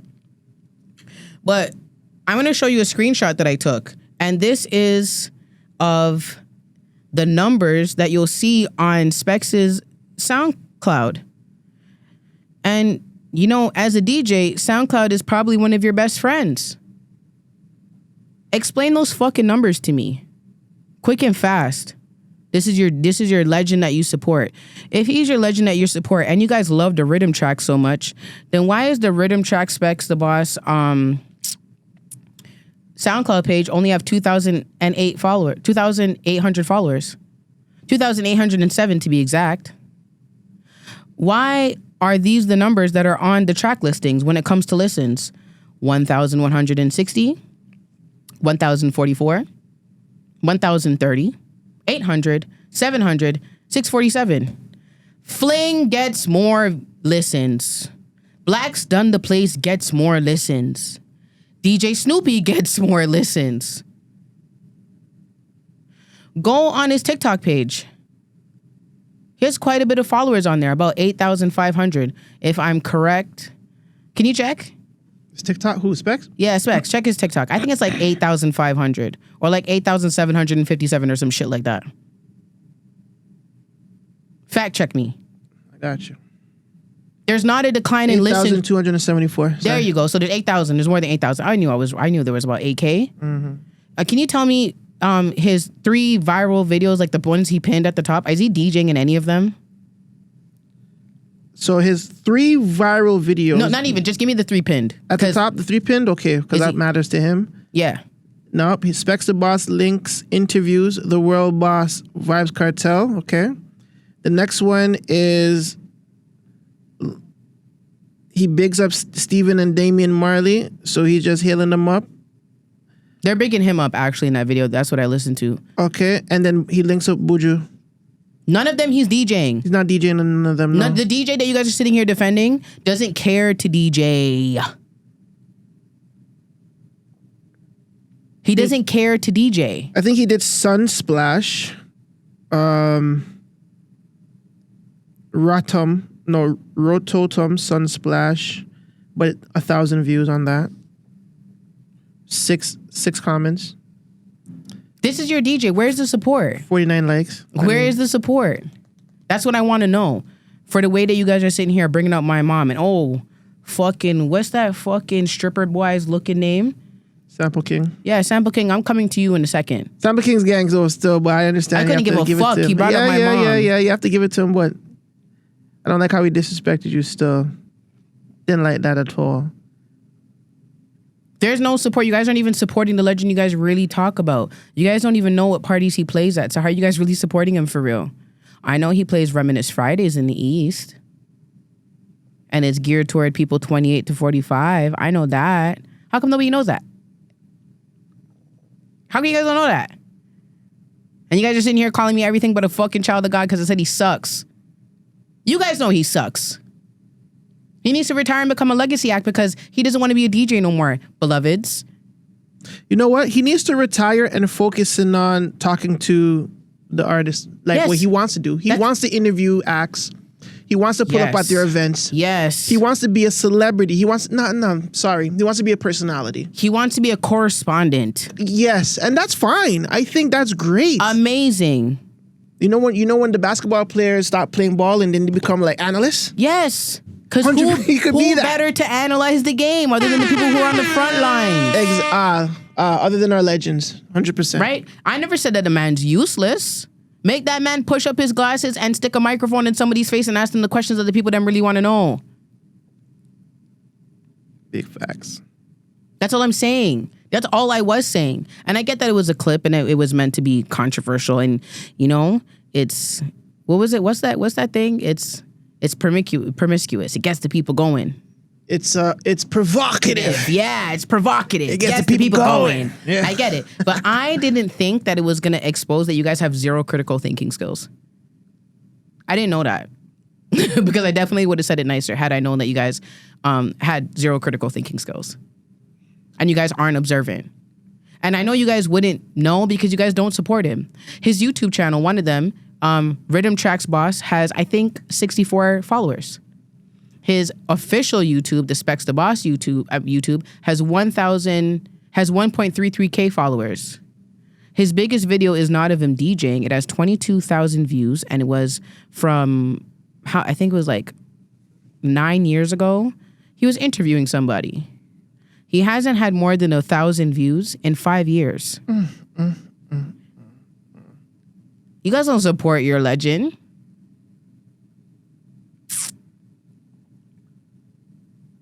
But yeah, that's that. The proof is in the pudding. And everybody else wants you to give somebody else a chance. 22K 3 years ago, it was an interview with Bounty Killer. Oh, sorry, 3 years ago. Yeah. Okay. So he hasn't had... Oh, wait. No, do me a favor. When you do that, do Popular. Yep, I'm there. No, actually, do Latest, sorry. Yep.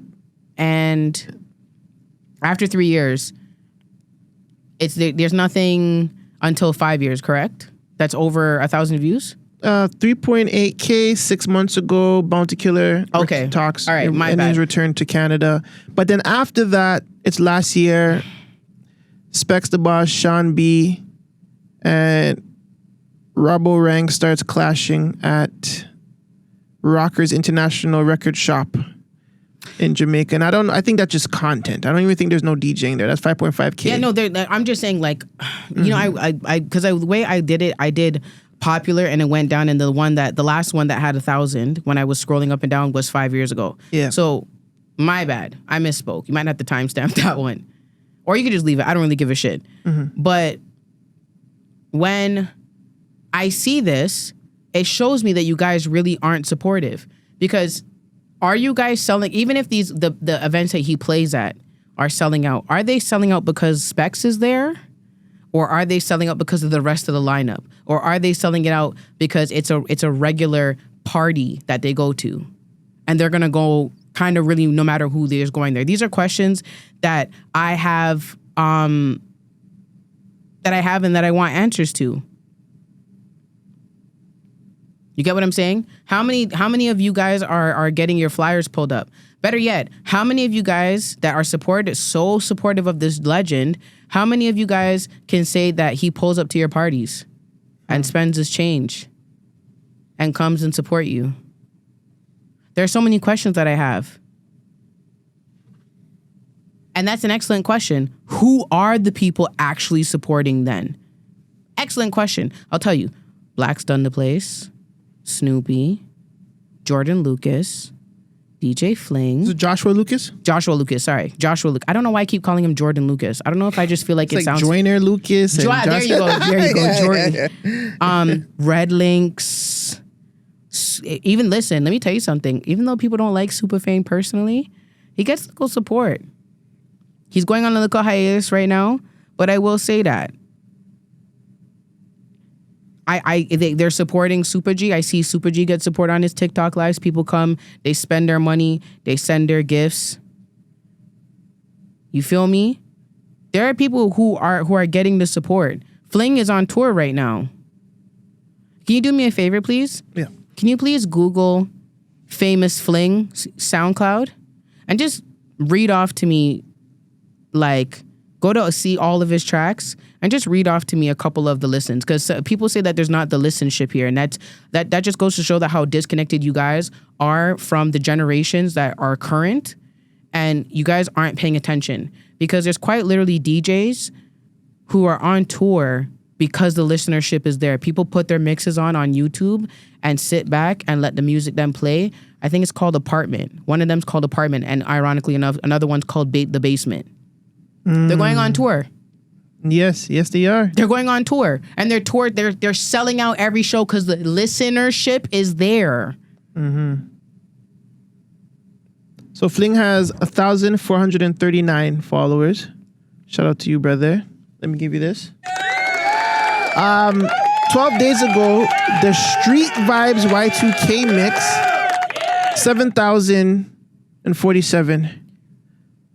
557 likes. Hold on a second. Pause. Off the first one that he released a couple days ago, mind you, again, Spex releases a mix weekly. And he has a couple of them that are there that have a lot of views. I mean, a lot of listens, but they're not him.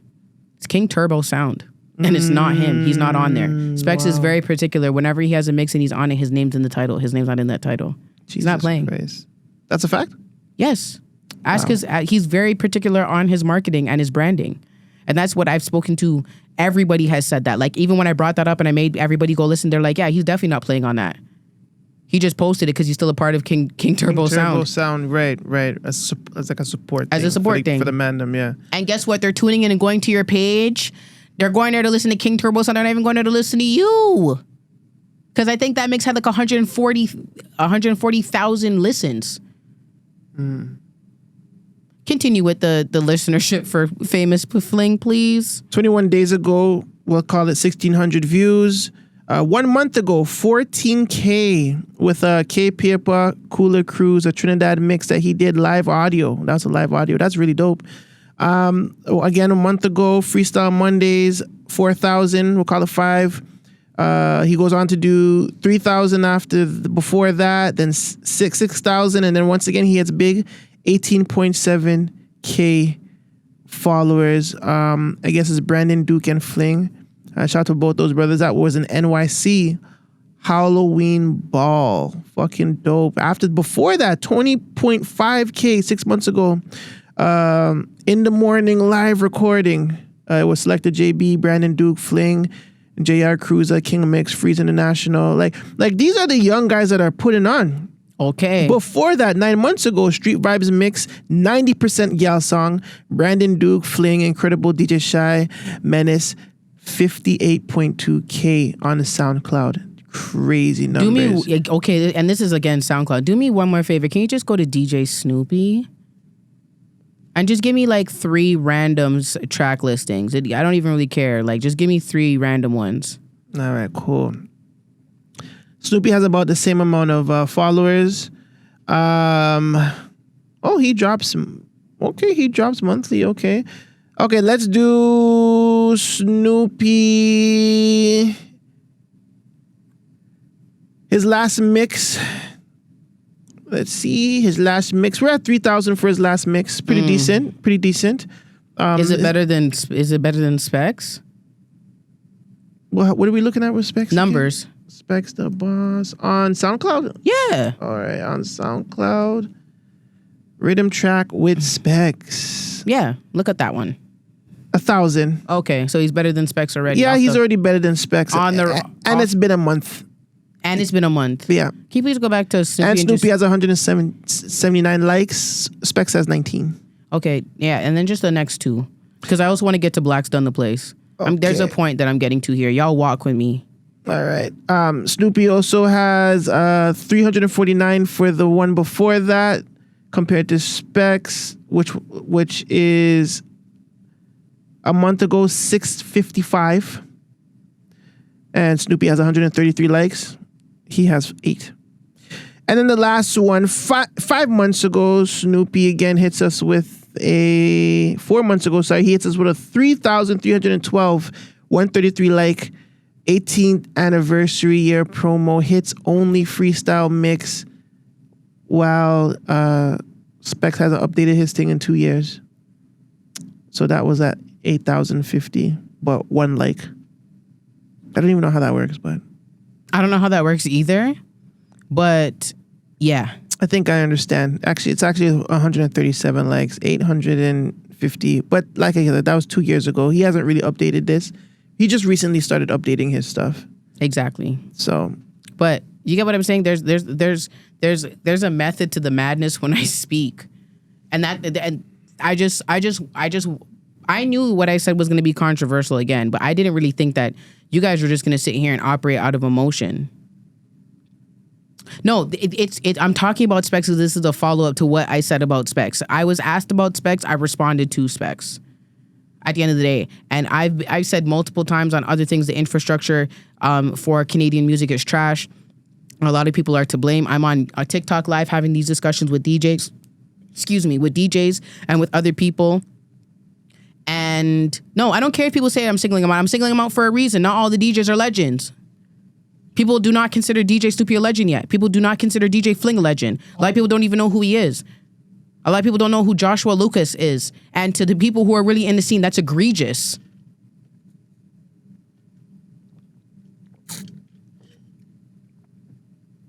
Like, I'm going to call you out. You are going to get shitted on because at the end of the day, like I said, when you are in certain positions of power, they say with great power comes great responsibility.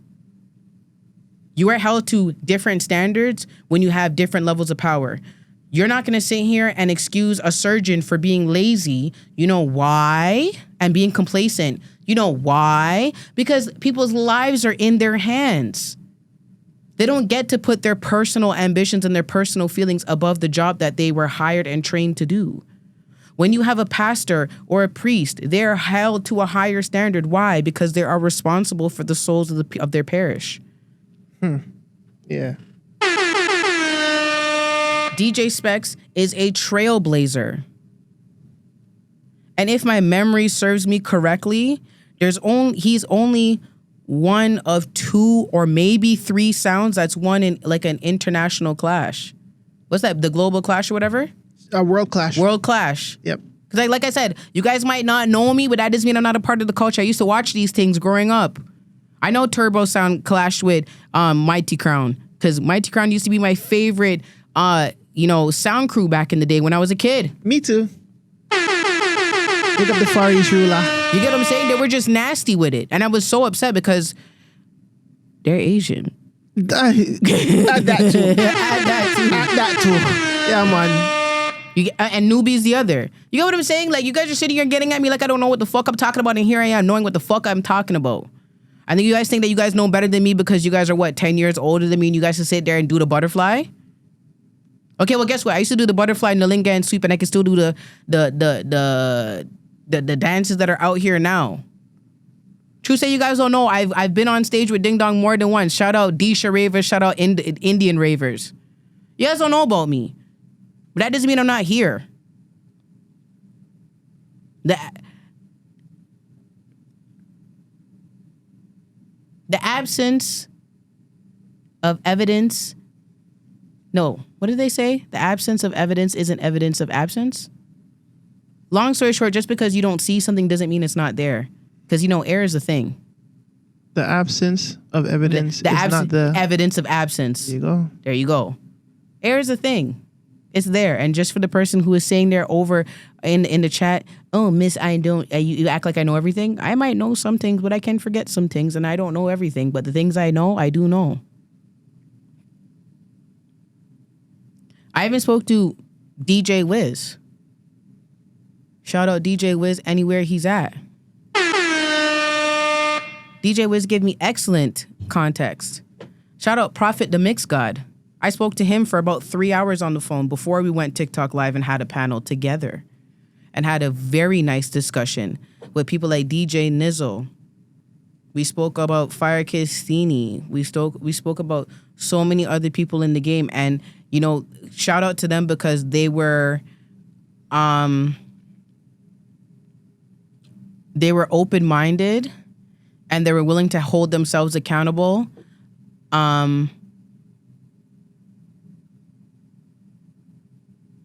When it comes to certain things. And they will say, the majority of them said, like, listen, we might agree with you a little bit on Spex. Some of them were neutral. Some of them said, yeah, I know you're right. Spex is lazy, and we are tired of hearing him play the same thing because he's been playing the same playlist pretty much with a little 1, 2, skip to my loo differences for the past 10 years. Notice the 10-year trend here, y'all. But they said I should aim my gun at the radio station. And then you know what I said? I said, you guys are saying Spex is in a box. Let's pretend this is the box. Spex is right here in the box. This is the box that he has. All of this. But for some odd reason, he chooses to stay right here. He can go here. He can go here. He can go here. He can go here. He can go anywhere here. And he can go to all these places in any order that he feels like. He can go anywhere. But he chooses to stay here. That's complacency. That's laziness. That's comfortability. And that's something that we can't afford in Toronto because our culture's dying. We don't do barbecues and them something like that no more. To everybody who's sitting here chatting, anybody who's my age, how many of your kids know how to play dominoes? How many of you guys go skip stones with your kids? You guys ever go back home and bathe in a river? Do your kids eat rundown? Do they know what rundown is? Do you take them to soccer games? Do they know about the Reggae Boys? Do they know about Marcus Garvey? Do they know the history of Caravana? Have you ever volunteered at Caravana? Sold water at the side of the road? Anything? I have. Do your kids play Mass? Do you play Mass with them? I play Mass. But how do you get them involved? How do you get them interested in the culture more? 9 times out of 9, 9 times out of 9, it's the music at first. And then if you want to say 9 times out of 10, it's the music and the food and the, what I'm saying, the people around them. But it's also a community thing. It's going to be very hard to push the culture when everybody's going to just be able to curate their own radio on Spotify. And if you notice, Spotify's doing that. Spotify has an AI where it DJs for you. It even blends your songs with BPMs and all sorts of shit. Yeah. Yeah. It's makes commentary, everything. I was riding around the car with my friend Breezy. Shout out Breezy anywhere him fucking there. And he was playing. I said, yo, which DJ is this? This mix is it's busting. I haven't heard a mix like this in a minute. Oh, it's the AI from Spotify. You know, I have Spotify Premium and that comes with it. I said, turn this shit off right now. I said, turn this shit off. Holy rather than shit. listening to the radio, even if he's a throwback DJ, rather than listening to the rhythm tracks, you guys are going on YouTube and typing in dancehall mix 2006. That's facts, though. I do that too. I'm not gonna lie to me about. I ain't gonna hold you. I do that shit too. And we already had the conversations about the party. We know. There's people in the party have sat here and said that, oh, they blame this and that. They're tired of the dancer girls to sit here and doing fucking rifle walk every 10 seconds. The gal them don't want to wind up to the gal them song. All them something day. Yeah, we know. Do your fucking job. That is it. Do your job. Just because that's what it was at the last party, do your job. At the end of the day, you move the culture. You guys are the gatekeepers of the culture. The people are going to have to move where you move. Because at the end of the day, if you wanted to play your own playlist, you wouldn't be in the dance. You'd be at home, dirt bouncing in your living room on top of your living room rug. Like, you guys are going to sit here and make me feel any kind of real empathy for you. You know why? Because you guys are bod, right? When people say, when another DJ gives you credit, here's something you guys tell him to go fold up under his mother. Go suck your mother, boy, and come out my face and don't tell me how to run my thing and my song and my crates and them something there. So you're sitting here and telling me that the gal them in the party when they say I don't want to hear that song, you can't tell them to move? You can't tell me that I'm not a Spex boss. You cannot email, text me, or call in and make your requests?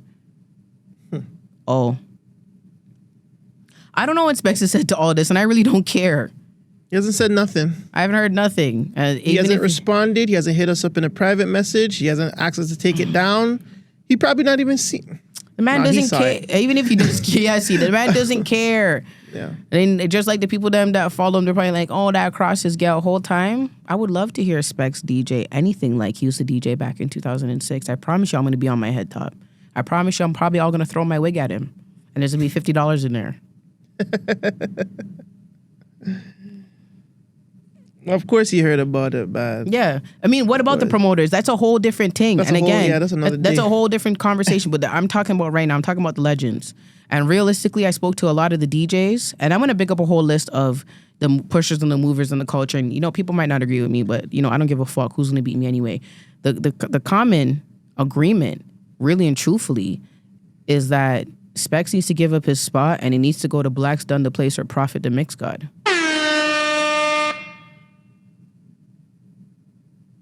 There's people.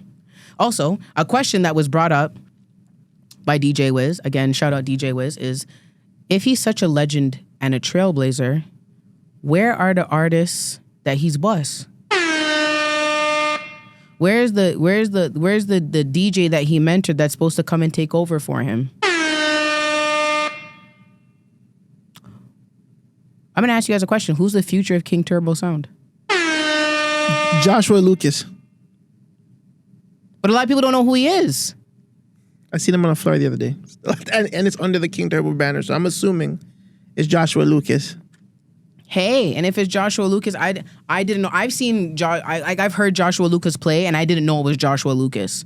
So when people told me, it was like a while ago when I first put two and two together, and I said he's from that party. I said, oh no. Listen, let him fling Black's Done the Place and Steenie when Steenie's really feeling good about himself. And Red Links come through. The party's gonna be fucking sickening. Lace wigs will be lifting in that party. You get what I'm saying? Yeah. But I mean, that those are just the majority of my thoughts. Unfortunately, I didn't bring my thing. But those are my thoughts on Spex Done the Place. And I just want to read off my list, because I have a handy dandy list here, of some of the people that I that I was able to remember on my way here that contributed to the conversation, or that were at least brought up and bigged up several times in the conversation. shout out again, Prophet the Mix God. You guys might not know this DJ, remember this DJ, but this is DJ Hypers. He was playing around. I think you need to do the air horn at the end of this. The list is long, your fuck. Yeah, that's what I was thinking. Yeah. Like, you know what? DJ Hypers or Courtney Hype used to play at parties like Click My Finger, High School Rollout, Freakum Dress back in the day. So around and Spex used to like, you know, play at these parties. If I remember correctly, I think he played at least at one of them. But yeah, shout out Rebel Tone. Shout out Black Reactions. Shout out Janai Sound. Shout out Black's Done the Place. Shout out Steenie. Shout out Snoopy. Shout out Super G. Shout out King Turbo Sound. Shout out Infamous Sound Crew.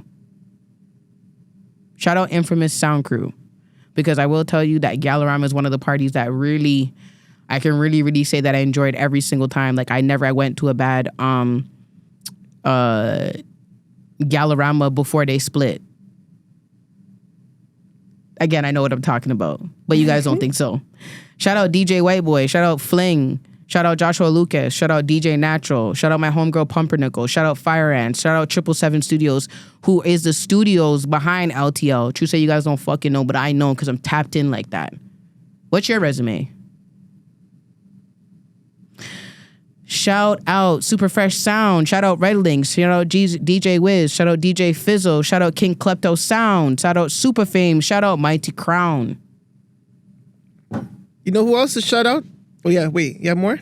No. Shout out to Renaissance Disco. Shout out to Jazzy T, defend him in the comments. So, listen, I had all Renaissance tapes when I was a kid. So when I seen this nigga defending, I'm like, dog, respect OG, but this is Toronto politics, son. You're not even out here.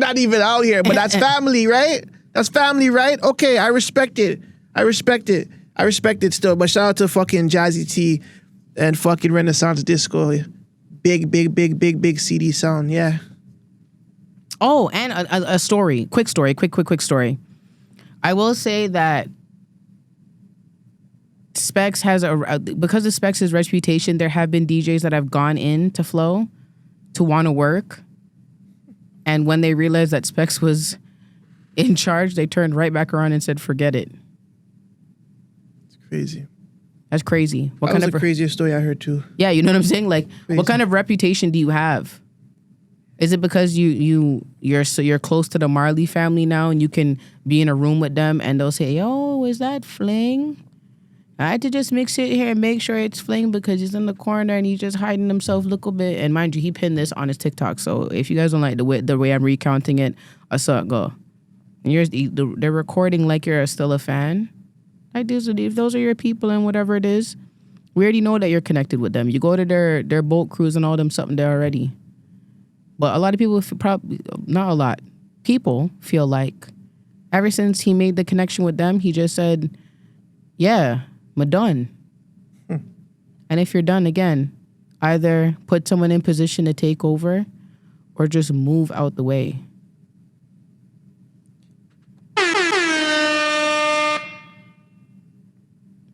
Shout out Shy Guy. Shout out King Aggression. I lied. Shout out King Aggression. King Klepto. DJ Susie. Shout out DJ Biggs. That's another DJ. Female DJ at that. Listen, let me tell you guys something. Don't give DJ Biggs a chance. She really gets in her bag. You guys are done for. Oh, yes, Flatline. Sorry. No, you know what it is? It's not even that I forgot Flatline because I put Flatline down in my notebook and he wasn't there. That's another DJ. I was there when, Flatline. Let me tell you something. Flatline, when Flatline was on I used to be at a Flatline party. But, make your comments because I'm going to get into Sample King in a second. Ooh, okay. Well, before she gets into Sample King, little highlights on the clip that she's talking about, the viral clip that she's speaking about. On the TikTok platform alone, we did run a poll, yeah? We ran a poll asking everybody, do you agree that it's time for some DJs to hang up the headphones? Or to continue, whatever the case may be, right? So it's, I agree, Spex should hang it up, or I disagree, Spex are the boss. Out of 1,257 responses, and this clip is 2 days old, ladies and gentlemen, 28% agree that he should hang it up. 72% disagree. Spex is the boss. I just want to see that support given to him on the platforms that he's trying to build when he's trying to be a personality that he's trying to be.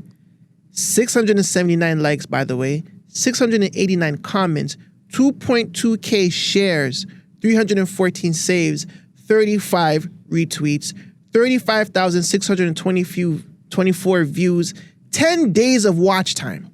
What platform is that? Twitter? This is Instagram, by the way. Instagram. 3,940 interactions, 54 profile visits. A lot of it 80% comes from non-followers. It shot up through the roof. It's through the feed like a motherfucker. I'm saying. And 62% men, 60% men, 40% women. Someone just said, I went to the Buju concert with my Jamaican-born husband. Spex opened. My husband was so irritated. Jesus Christ. Jesus Christ.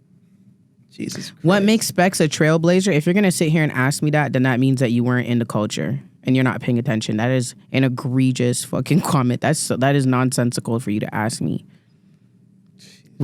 Part of the reason why we have urban radio is because of Spex the Boss and King Turbo sound. Do you guys understand how critical King Turbo sound is to the culture of Toronto dancehall? You know, people are searching on fucking TikTok. What? DJ Spex the Boss retired. 61%. That's wild. I did not see that one coming in. But yeah, 23K also on TikTok. And, listen, and again, I think that there was a lot of missing parts, but he has legendary status because at the end of the day, we wouldn't know radio as it is today if it wasn't for Spex. And although he should have bust artists and artists should be able to say, yo, I part of the reason why I am as successful as I am today and people know my name, especially in Canada, is because of DJ Spex. At the end of the day, DJ Spex helped create the platform that we have to be able to properly, he was part of creating the infrastructure. The little bit of infrastructure that he built, he has not utilized properly, which is where the criticism is coming in from. I would have loved to see him, and we are in the dancehall world. We know who does what. I would have loved to see him work with Isis more. That too. I would have loved to see him work with Sample King more. Would have loved to see him work with LTL Now. I would love to see him work with Kirk Diamond. Like, I want to see him work with Canadian, Jamaican artists to help their career get to a next level. It's like, why are all these DJs not supporting the Canadian dancehall artists? And I feel like that might be another conversation for another day. But why isn't that link happening? Because you can't reach him. That's why. You cannot reach the man. You cannot reach the man. If people who have the same resume as him can't reach him, what is somebody or a collective like LTL gonna do? They're not gonna reach him. And I'm not saying for the people in the comments, I didn't say Spex built King Turbo sound. That's not what I said. If you know and you speak to the people who are around, he was a part of it. And at the end of the day, that spot was initially supposed to go to somebody else, but it ended up going to Spex, and Spex did what he did. And at the end of the day, there was a point in time where everybody was listening to the rhythm track, so much so that the radios couldn't ignore it. They couldn't ignore the demand for it. That's fact. Part of the reason why we have urban radio that plays dancehall, that plays Afrobeats and all this stuff, part of it is part of Spex. We are not going to revise history, unfortunately enough for you guys. As much as I might say he sucks now, clip that. He sucks now. That doesn't mean he didn't suck then. That doesn't mean he wasn't important then. That doesn't mean that he wasn't vital then. Facts. Two things can be true. I beg you guys, Google intersectionality.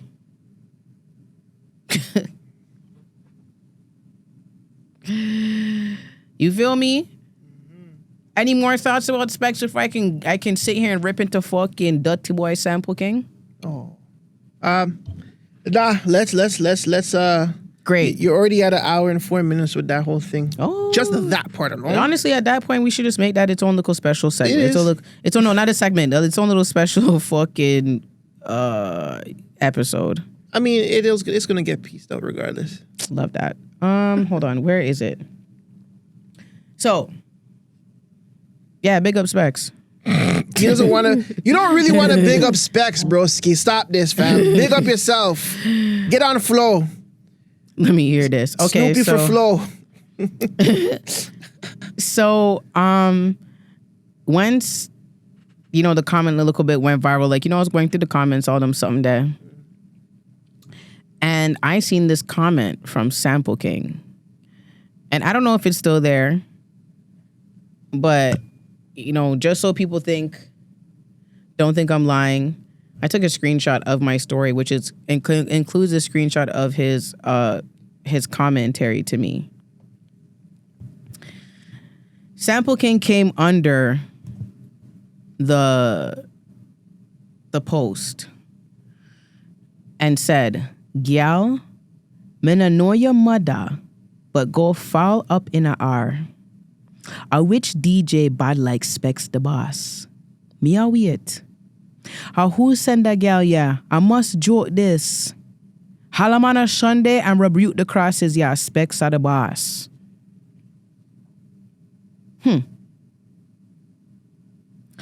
Very harsh criticism for a man that doesn't get radio play from Spex.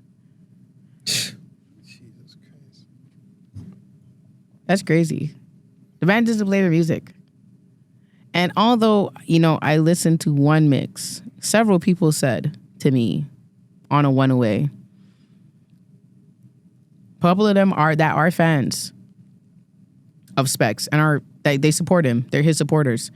They said that Sample King was crazy for talking to you like that because Spex doesn't even play his music like that.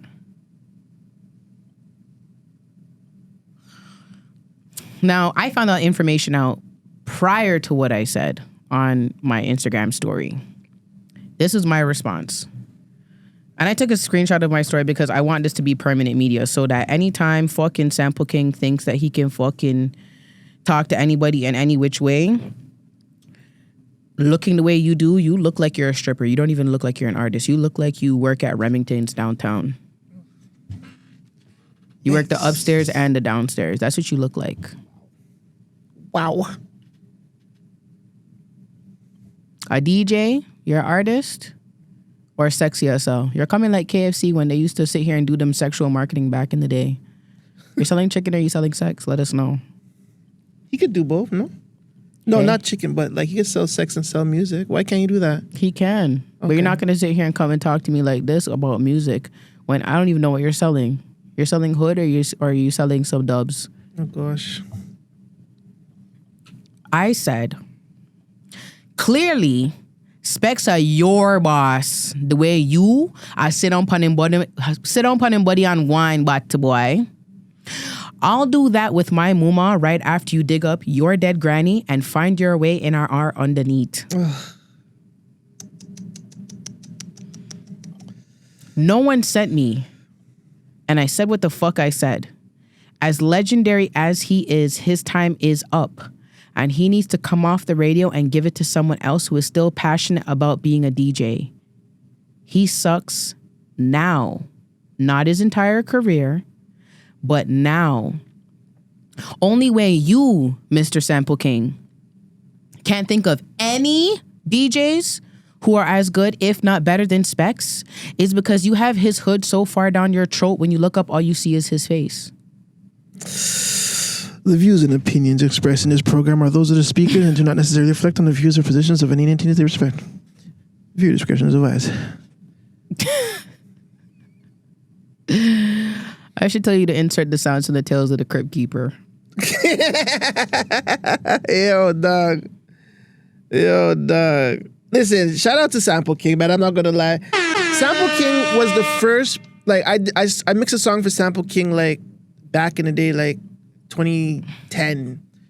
And I ended up hearing that song on the radio. So shout out to what song, fucking sorry? Sample King. I don't remember. It's an old ass song. Like back in the day still. It was on the radio. I was happy because that's my first song on the radio still. And shout out to Sample King. But yeah, he shouldn't have fooled up on your mother. That could like be taken foul. He not even fold. Foul up on my mother. Oh, I don't know what that really means in Jamaican terms. I'm Trini, so. But yeah, anything in terms of like mom talks that's very touchy. And a lot of them did it. A lot of them were actually no. I think some people had very rude. No, some people were very rude. Yeah. And at the end of the day, I'm not gonna sit here and go back and forth with you because you guys are beat. And I'm not taking no chat from no white woman who's not Jamaican, but because you suck Jamaican hood, you feel like you're entitled here. You're not. This is my culture. You're fucking to be a part of it. I could just breathe and I'm a part of it. So I'm not gonna sit here and argue with you. I'm not. There's just certain things I won't do. But Sample King, that's what you're doing? I haven't never really heard of Sample King having any chat for no man like that. Cause he's big. No one's gonna beef that guy, dog. What are you talking about? He'll probably break you in half. A lie? I don't think so. Hey man. But I will say, Mr. Sample King, because your hairline is worse than mine, and mine looks like Vegeta. So I'm not gonna sit here and do too much with you. But for you to be that passionate about a man, and I know some things that you don't know that I know about you. You did digging? Of course I did. Oh, wow. And something in particular fell in my lap. You're fake as fuck, Sample King. And you're a dick sucker. So I'll never respect you. I don't think anybody in the music game should respect you. You'll suck hood to get to the top. Figuratively speaking, of course. Oh, thank God. I don't know about what he does in the bedroom, and I really don't care. But you're not going to sit here and mention my senior, despite me having no contact with her. And they're going to tell me to do anything with her, and you're getting off scot-free. That's not how this works. Because, again, like I asked everybody else, name 3 songs that you know because of Spex that dropped recently. Nobody, you're not going to sit here and tell me shit because there is none. He plays what's hot after what everybody else decides is hot. It's a lot of them, though. A lot of what? A lot of the... I don't know. A lot of the DJs that do that? Yeah. They'll wait till something. And yeah, I know. But do they have the same status as this guy? No. Oh, okay. Well, there's one person in particular. Drop the name. No, I can't. Yeah, he's still a supporter of the channel, no matter what. Of course, he might play it until it's hot, but there might be a reasoning for it. I wasn't even talking about playing. Oh no, I was talking about something else in our field, more in our field. Oh, okay. Hey, it's still though, but it's still like okay. It's more so. It's okay. So like, LTL was hot, like getting hot. This is before the co-sign Drake. We already had interviewed LTL, right? We got them early. We're telling a certain person to be like, yo, you should get to them. They're hot. He says, let them bubble up some more. You know what I'm saying? And I've experienced that. Like I've talked about that on the pod. And you get what I'm saying? I'm not, and I like I said, I drop names because again, who's gonna beat me? And I'm not. I might tell you a joke, but I'll never tell you a lie. And I understand that, but I'm just saying, like I don't know. I just hold people to different standards. People might not like it. And that's just, it is what it is. But yeah, I'm glad that I started this discourse in the city because now people are finally talking. Maybe people will finally sit here and listen to the rhythm tracks. I hope so. Listen, I want people to go check out his interviews, man. There's some heavy hitters. Ding Dong. Yes, the man was underneath a tree with Vibes Cartel sitting there, kick up and having big interviews. And I love that. And I think, like I said to somebody yesterday, or I said it on the panel yesterday where I was on TikTok Live, the year or two before Kobe retired, he was playing like shit. It was terrible, awful, god-awful. It was embarrassing. And I'm a lifelong Mamba fan. R.I.P. Kobe, R.I.P. Gigi, and everybody else that lost their lives in that tragedy. You feel me? I'm a die-hard Kobe fan. I can admit that he was shit back then. And guess what? Kobe knew he was shit back then. And he said, I didn't start playing better until I told the world what I was feeling deep down on the inside, and that is I didn't want to play anymore. I want to retire. I want to go home and be with my girls. And then he started playing good again.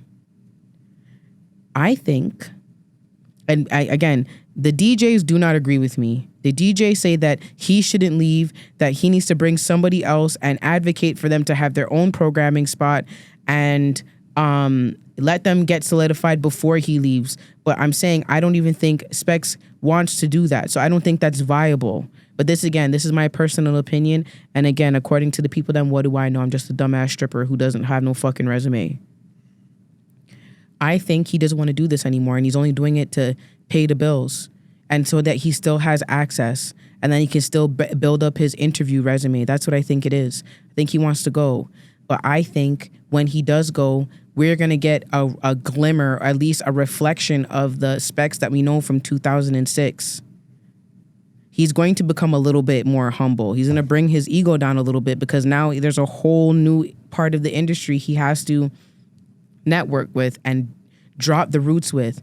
And we are going to see some of the most incredible interviews that we've seen in decades. That's facts. We're going to get some incredible interviews. That's facts. And because people want to come and do interviews with Spex, it gives way for other people to be able to book artists, because guess what? They don't need to pay all the money for the people them to sit here and come in and pay for hotel and entourage to fly in and do visa on them something there, because they're already fucking here. And then we're going to have better chances of having great artists perform. And if you know how to utilize what is here, then the culture is going to flourish.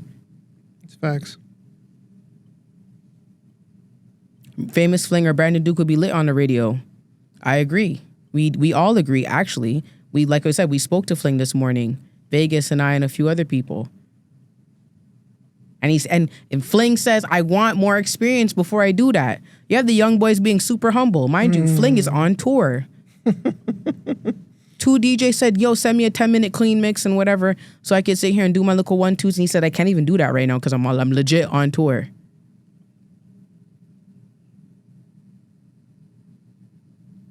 I said, I think Snoopy would also be an excellent addition to the radio. But I get because of the politics and whatever the Ray, once he settles down for an extended period of time and he's cool for it, I think they'll sit here and they'll really consider him, because we're not going to sit here and say that DJ Snoopy can't play.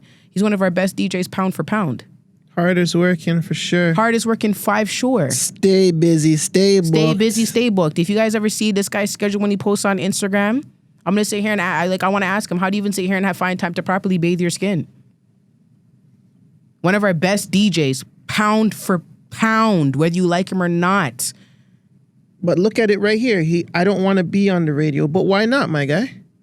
I feel like you're missing opportunity when you're not on the radio. You're missing out on He said I did that when I was 17. So do it again. Like 17 and now is different. Listen, let me tell you something. Snoopy's a Leo. He's not hearing none of that. Who cares? Like, you're 34. That gives you the greatest opportunity to influence. You have TV. You have shows. You have he's bookings. trying to own a club, which I'm not mad at. You can do that through the radio. No, listen. I'm not mad at that. Listen. There are people. Listen, there are ways of getting to the same destination. Yeah, You don't got to take the Gardner to get downtown. I guess not. Opportunity is opportunity, though. Opportunity is opportunity. And networking is networking. And I would building love it. is building. Even if he went like once a month, I would like that. I think his mixes are so good. We don't have a lot of DJs that can really drop some hip hop and then drop Afro beats and do dancehall. Let me tell you something. Like, we have hit the musical lottery with DJ Snoopy, but you say you guys don't fucking know. That's not the point. Regardless of radio's old school, you're still reaching that audience. You can still do your platform and do radio and add to your infamy. So like when they think like that, it's like, that's not going to help me, but it's going to help you.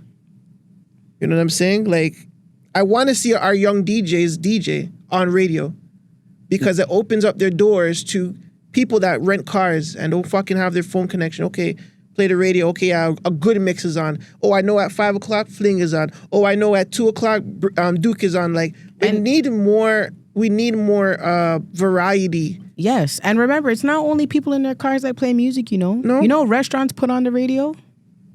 You guys know that? You guys know businesses put on the radio? Exactly. You know that? You when someone is at fucking the Jamaican spot and they have Flow running and they hear a sick Snoopy mix, like, oh, I want DJ this. I want DJ this. A Snoopy this. I like the dirty versions, and I get it, but I mean, like, you can play the dirty versions other places. Like, you know what I'm saying? You already know that. Your SoundCloud is... My SoundCloud, I know that it does. We already went through your numbers. I don't even think you were in here. We went through your numbers. We went through those numbers. We went through your numbers. Mud. Beating people up on SoundCloud.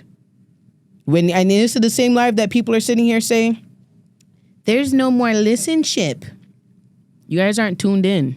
Yeah, that's fact. You guys don't know shit. You see me? I do. Because I play my Fling and my Snoopy mixes from SoundCloud. When I'm in Florida, I'm putting on for my city. Hardly home, but always repping. Come on. You guys see me? The same way you guys want to sit here and talk shit about me shaking my ass. I did a Canadian themed birthday party in the States at the strip club. Jeez. Shout out Teflon. Free Teflon right now. I played a song. Who is the name of the rapper from Vaughn in Oakwood? He's in the bin. Ergod? Not Ergod. He's in the bin. Ergod's from Egg West. Oh, Heartless? Heartless. I played Heartless G in my birthday set. Jeez. You understand? My nickname is Canada down there. Not Banada? Not Banada. I put on for my city. And guess what? I mean, like I've said to Fling before, he's the only DJ that I put on and literally everybody has asked. But people love DJ Snoopy's mixes down there too. When they hear me coming up, yeah, I want the DJ Snoopy, yeah. People know that up here we are, like, you guys, Toronto doesn't even understand how spoiled we are. We have some of the best DJs in the world, and it's not even no kizzy. True say, because you guys don't really support the people them, you don't know where that the people them are really booked and busy. And they're booked and busy outside of the country. People love a DJ Fling in Florida. They love a DJ Fling. And as I said earlier, the LTL, yeah, shells down parties in Florida. Promise you, had I known that it was going to come on, I would have had my phone out and recorded it. Pull up. We're spoiled here. That's why we take the people them for granted. Go somewhere else. Go to North Carolina and go to a dancehall party and see how you feel. There's not one person from the States that I've met down there that's come up to Toronto and has gone to a party. They say this is some of the best fucking parties I've ever been to. I just wish you guys were open later. That's where there's the after party, man. And you see DJ DK or something. Yeah. But I'm just saying, like, they're talking about just, like, strip clubs, like, because they have their sections already, whatever. I know. It's just, the infrastructure here sucks, but the talent is there. That's facts. So now that you guys have my opinion, you guys have my reasonings and my backatives and my numbers and my facts and my primary, secondary, and tertiary sources, hopefully you guys can use your little bit of sense and put 2 and 2 together and it'll equal 4. And there you have it, ladies and gentlemen. Big fucking Empress Claire. Not the little one. Not the fucking little one. Let's Be Clear podcast coming soon. Oh my gosh. Or something else, because she has like 10 names. I like. There's a one name that she did tell me that I really do like. Who? I can't see your names like that. Oh, it better not be my government name too, Yeah, that's a very nice name. Very nice. You're nuts. Let's get the fuck out of here, man. I want to say big up to Let's Be the Plug for the hats. If you guys don't know, this is not just a hat, but this is a ski. Oh, that is hard. Come on now. With the middle fingers, I like that. Oh, yeah. So you already know what it is. So big up SB the plug, you know what I'm saying? She got the nice furry hats and she got the glitch mask, you know what I'm saying? If you guys want to conceal. Shout out SB the plug anyway, she blood clot there. You see it there? I want to give a big shout to City, Teeks, Zelda for coming through, kicking it with the Man Dem. I want to give a big shout out to Gutsy Guts. Sick again. He should be back on the next episode. I don't really like producing the show. He does a better job, but hey, what could I say? Still got to learn the shit. Big shout out to fucking I Still Hate Curry Goat. Big up Underground Nation, aka Sam. Want to give a big shout out to Junie Mooney and the motherfucking shout out Junebug, Junie Mooney, my brother. Anyway, I'm fucking there. Big shout out to Old John Crow, gang members in the chat, members in the YouTube, everybody on Claire's Live. I want to give a big shout out to Blacks on the Place interview loading. Shout out to Snoopy on his podcast tour. I see you working, brother. GTA Flow soon come. Snoopy. Real Bad Girls of the Six soon come. Don't worry, it's coming. You guys wait. Big shout out to DJ Ecstasy, Fleet DJ Canada. That's gang. That's family. You already know what it is. A shout out to all of our sponsors, the Core at Your Door, Budweiser, or the Connoisseur people. Any shout outs before we get the fuck out of here? Let me see if I can shout out some of the people that are in the live that were showing love. Shout out Snoopy for, the gifts and everything and giving your commentary. Shout out Old John Crow. Shout out Alta Ada. Shout out Not Nice. Shout out Dade Designs. Shout out Eastside Sigma, King Smith. Shout out the Bermuda crew, anywhere them dead. Shout out the $, First Class, Divine Royalty, Julie, Gully, Black Boy Records, Robert, Mr. Thrasherton, J. Mitch, Mr. Carter, Tashina, Lone Wolf, Raven, Sylvain Paulin, and Tim, Mama Mia, all the people that I'm Stinger, all the people that are in this live. Thank you so much for giving me your commentary. Shout out Marcus, I don't know, Marcus J. He went somewhere. He was yelling at me the entire time. In the beginning, and then he eased up when we were making our fucking points. Yeah, I know. Shout out to Marcus J, though. You know what I'm saying? Yeah, it is what it is. Shout out to Blacks on the Place, Mr. Working Hard. Blacks working hours. I can't believe I forgot Blacks. I love you. I'm so sorry. Thank you for joining the live and giving me your commentary. Thank you for giving me your insight and agreeing to come on the podcast and talk to us next week, Wednesday. I'm so looking forward to having a conversation with you and actually talking to you when I actually have a decent set of clothes on. It's a different feeling when a stripper has some clothes on. You know what I'm saying? Shout out to Bad Gal Neeks in the cut too. Don't worry, I see you, sister. Anywhere she is. She's Shout there. out Neeks. Neeks always shows me love. Thank you so much, sister. I appreciate you because you could have been anywhere. You could have been on your own live getting your own gifts and all them someday, and you're here with little old me. That's what's up, man. And shout out to the viewers, man. Listen, we are over with this topic. There's no more Spex. Until Spex comes on the platform and defends, and that, you know what? You don't have to defend yourself. Just come on the platform and let us know how you felt about what Empress Claire says, and we can all hash it out because we have our thoughts. You have your thoughts and your opinion, your way how you move. Visit us, man. Visit us. We don't hate you. We love you. It's all love. That's at the end of the day. There's no hate over here. We don't hate anybody. We love everybody, regardless of how you deal with us. You know what I'm saying? Because God deals with us good. Don't hate. Congratulate. It's the Man Dem Show. It's your boy Vegas. And it's your girl, Empress Claire. And we're going to bed. 1.